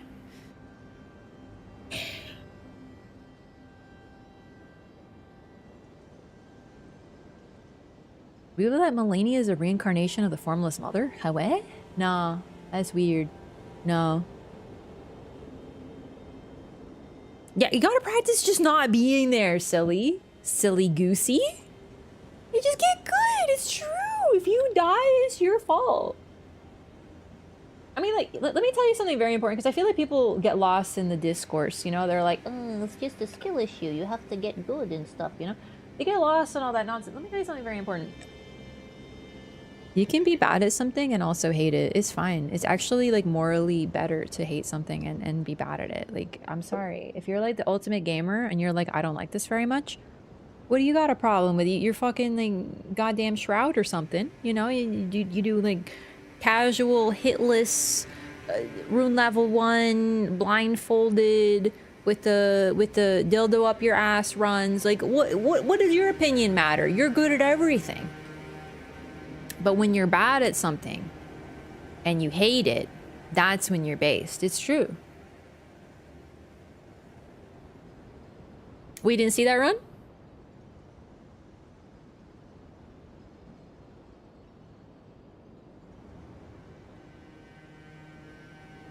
Okay. I got my water. I'm cooled off. I'm good. Remember when you did a hitless Rainbow Six Siege run? No, I don't remember that because I don't feel like I did that actually. Don't give him ideas? Genuinely? That's a totally doable run.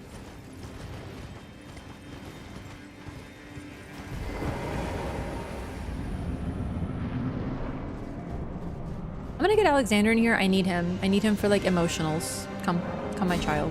We could level up our weapon too, because we're only at +8.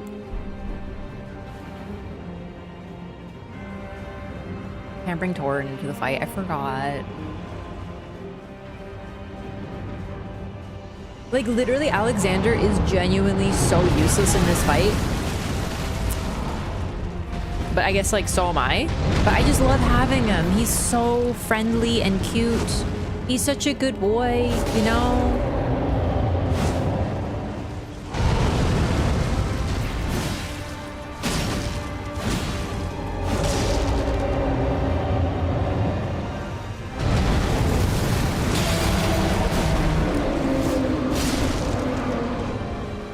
Oh, I ran out of stamina for the follow-up. That's a huge bummer. I keep forgetting.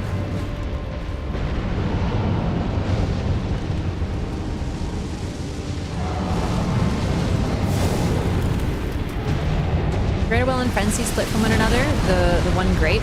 The thing is, I really, as much as I try to take the lore as it is, I'm very suspicious of that one personally. Because the main source of that, the idea of life splitting, is the credit is given to the greater will, but that credit is given by the frenzied flame. The three fingers, really. I don't consider them particularly trustworthy. There's my bleed proc. There we go.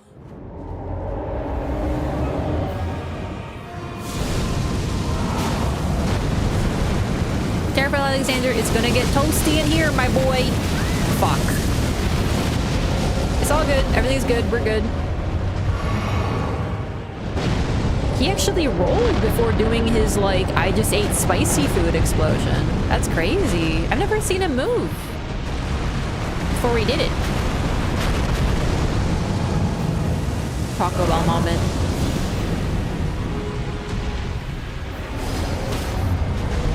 Alexander the fucking goat? Hello?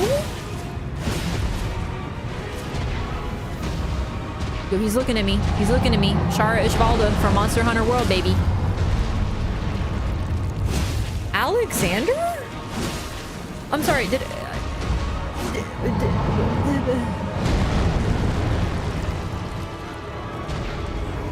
Alex? My boy? My best friend? I've never seen him do this. He's the ultimate. He's my best friend. That's my best friend, baby. I'm telling you. Dude, he doesn't give a fuck. Look at him go. Oh shit. Don't die now. Let Alexander carry you to victory. He's fucking cooking.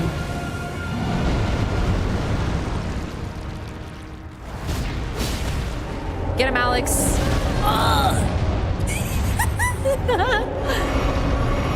Okay, but the problem is he's slow. He's a large lad. It's gonna take him a while to get over there, you meanie.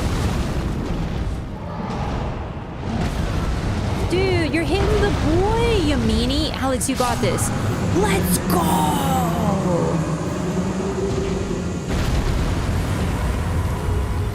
I love you, Alexander. Give him a smooch. We love him. Honestly, like, listen, I genuinely have never seen him do that in my life. He's so good. I didn't mean any disrespect when I said you weren't good at this, Alexander. You're my best friend.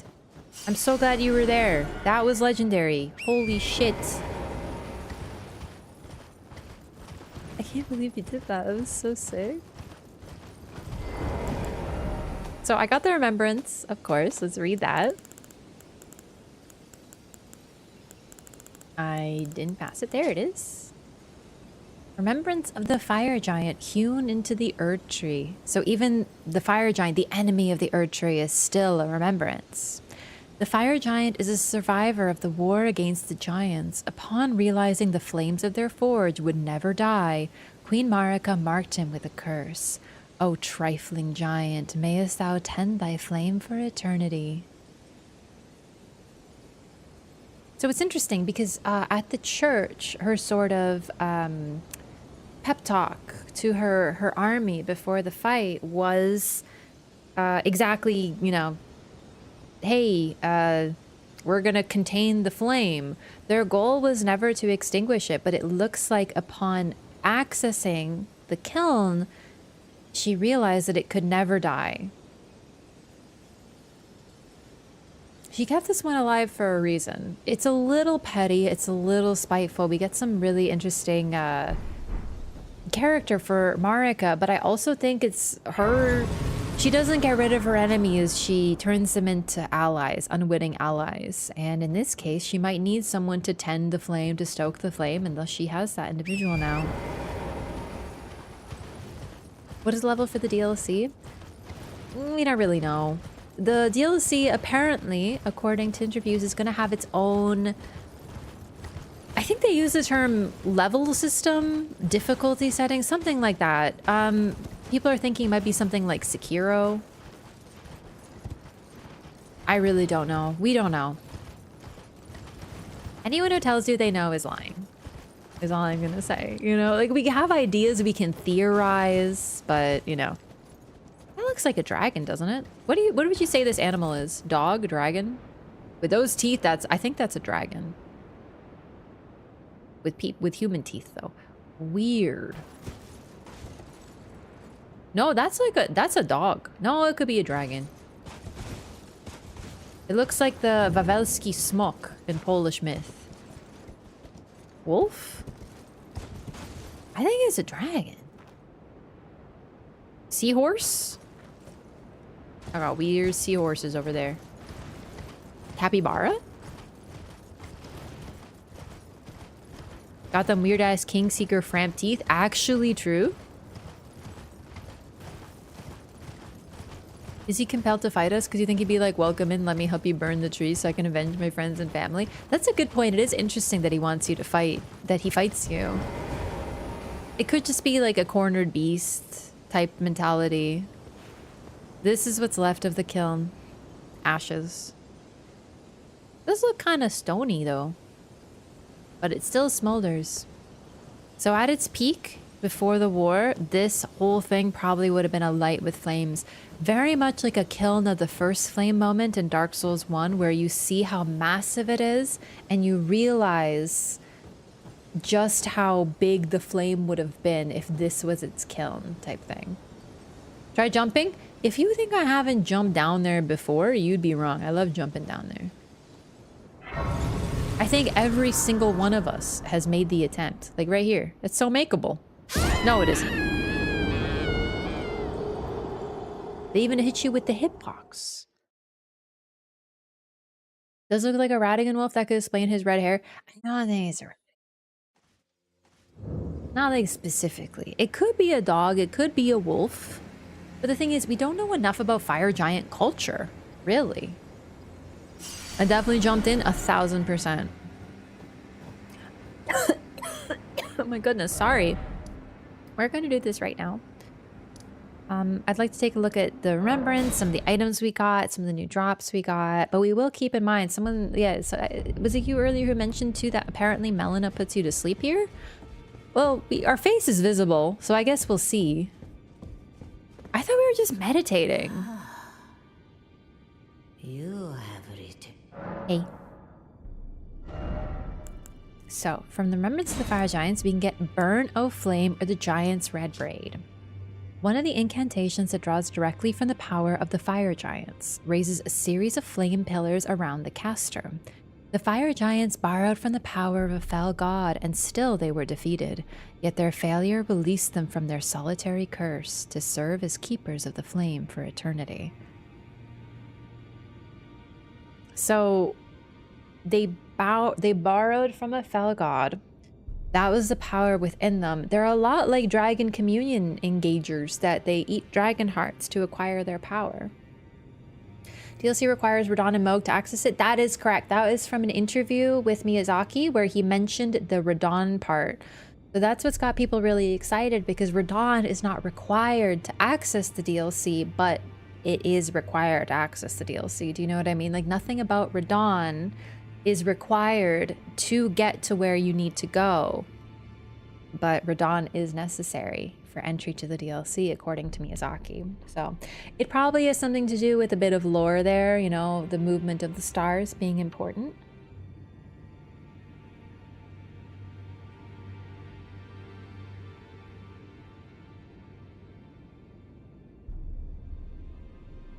Okay.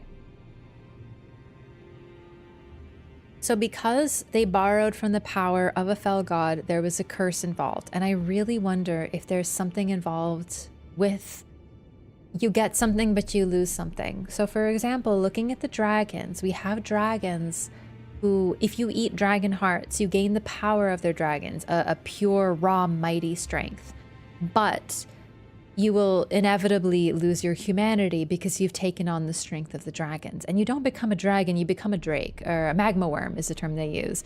A creature that crawls along the ground on its belly. It's not a... It's a bad thing. They spew lava endlessly. And they're very bestial, not like the dragons. And they also can't fly. They got these little cute baby wings. So that's what happens if you consume dragon hearts. You get something, but you lose something. The giants apparently made a deal with the fell god. They borrowed its power. They gained something, but they also got a curse, which is to serve as the keeper of the flame, all of them. So it really makes me wonder if that isn't exactly what happened with Marika. She gained something, but she lost something. It looks like every deal with a god has some sort of... There's always a trade-off, and I really wonder if Marika did not know that there would be a trade-off until it was too late. I wonder if the very first person who ate dragon hearts, perhaps Mesmer, considering his outfit and his whole iconography, I wonder if he knew that there would be a curse involved. And I wonder, similarly, if the giants knew the type of deal that they were making.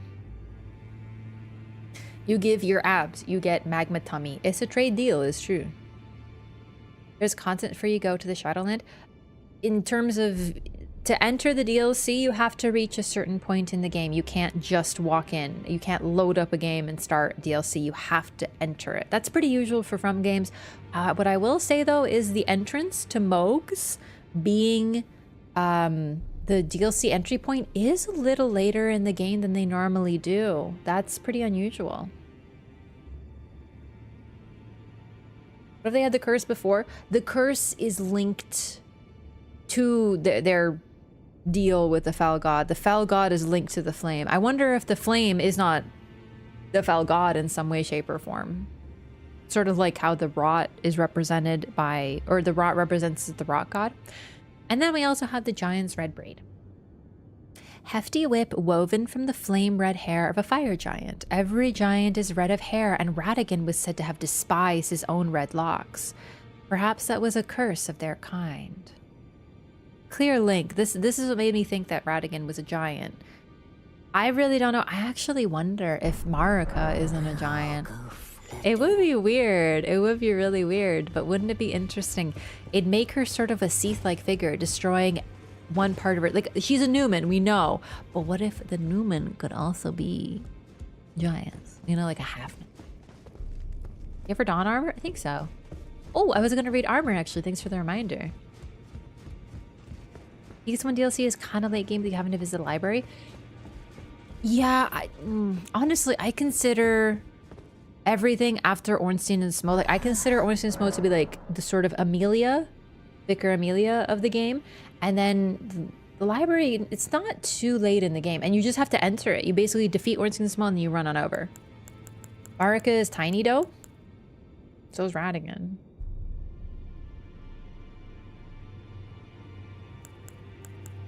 I might get the giant spray though, because it really fits my build, and believe it or not, I've never used it before. But I might actually, I think I'll get Burn O Flame. Because I can always ask someone to drop this for me, or something. Okay, so now that we've done O'Neill, or Commander Neil in this case, we got the veteran set. It's a cool set. An old helm that has seen many battles, worn by Niall, the veteran general of Sol. Niall was a lone survivor who commanded spirits to defend his long-past master. This aging general could not die, nor did he have anywhere to fade away. I really thought his master was Mikola, but might not be. Just because Melina's was the other Neil, the O'Neill. Which was also like, I just figured they're the same type, they're in the same army. Or go to the mausoleum for both, or do that.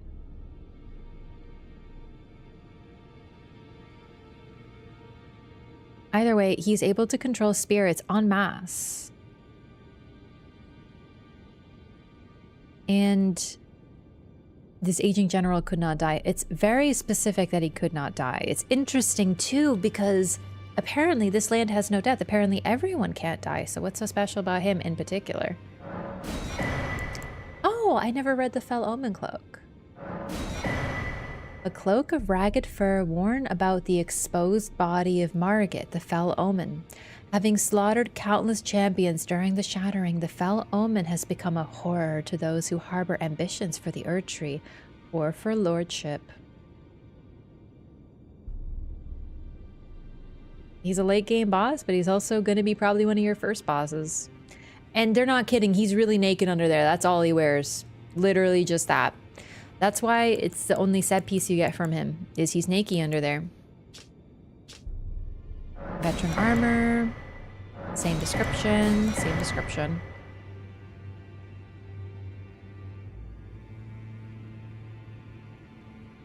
There are horns on his garb. Is that horns on the legs? Let's take a look at that. I've never noticed that. Veterans is not exactly my favorite set, I would say.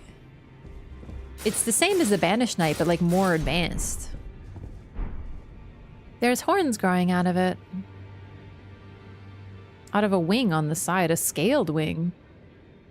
Very crucible. They are old. The red cloth on them too could be a reference to the Crucible. I'm not sure though. Duck feet? Yeah, I know that armor did exist like this, but like, dang, it ain't cute. Hi. Well, I took you no matter how. Yeah, I want to upgrade my my stuff. I only have one of these though. Where is my Blacksmith? I think it's a Colossal.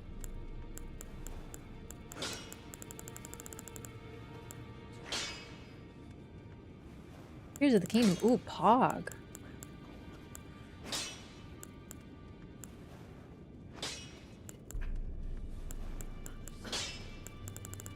Actually, like it's a sword covered in freaking gooey flesh. Like I feel like it should be. There it is. Like, I feel like it should be pretty easy to find.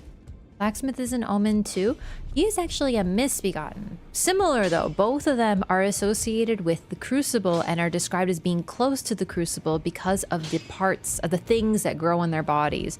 So these horns and scales, these growths, the tails, everything, it's very much linked to the crucible. They used to grow in the human body long ago and were considered signs of divinity, but were later disdained as society progressed. So initially it was like, wow, that's a sign of the divine. Now they're looked down upon. Big societal change there. I personally think that was Radahn. But omen are similar, yeah. Yeah, take it easy, Valdez, Brian. What type of environment will start the DLC in? I feel like it's probably going to be what we see, like the big open field. I think that's what we're going to see first. But I don't know. What if it's like a dungeon? Or what if you just show up there? Like, oh my god, I'm so intrigued. I'm really excited. Only 50 more days. I don't have time. This LOREATHON, we're going to have to turn it into a little bit quicker because I want to get to the other games. But either way, we'll find time. Whether we complete the entire LOREATHON before DLC or not, it's going to continue. Like, I want to go through all the games and do this type of deep dive for all of them.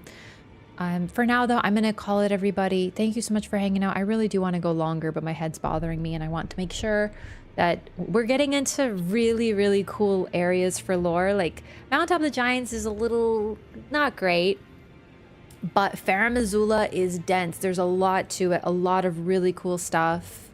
Episode 50? 50, yeah. It's good to be back, though. I took some time off while I was setting everything up. Like I mentioned before, we're on a temporary setup. That's why green screen's a little different. But I'll be back. We're going to be back to normal schedule now. Setting up the stream took a little while, obviously. Like, new setup, new tech, all this stuff. But we'll be back to normal schedule pretty much from now on. So, thank you so much for hanging out. Or if you're still here, thank you so much for the raid. Welcome in. If you stuck around for the raid, thank you. It's great to meet new folks. I hope you enjoyed the lore. Today was... Really, it was just trying to actually get through to the boss, but we have some fun discussions here. Like earlier in the stream, we came to the conclusion that Vik probably very hung, because why else would a dragon love him so much, you know? This is a sort of incisive lore commentary that you can only get at twitch.tv/Raph. Where else are you going to find out who in the lands between has the biggest wiener? You know, I'm just saying. Obviously, it's Marika. All right. Yeah, I need to turn my screens off. Thank you so much, everyone, for hanging out. I'll be back on, what day is it today? I don't fucking know. Tuesday?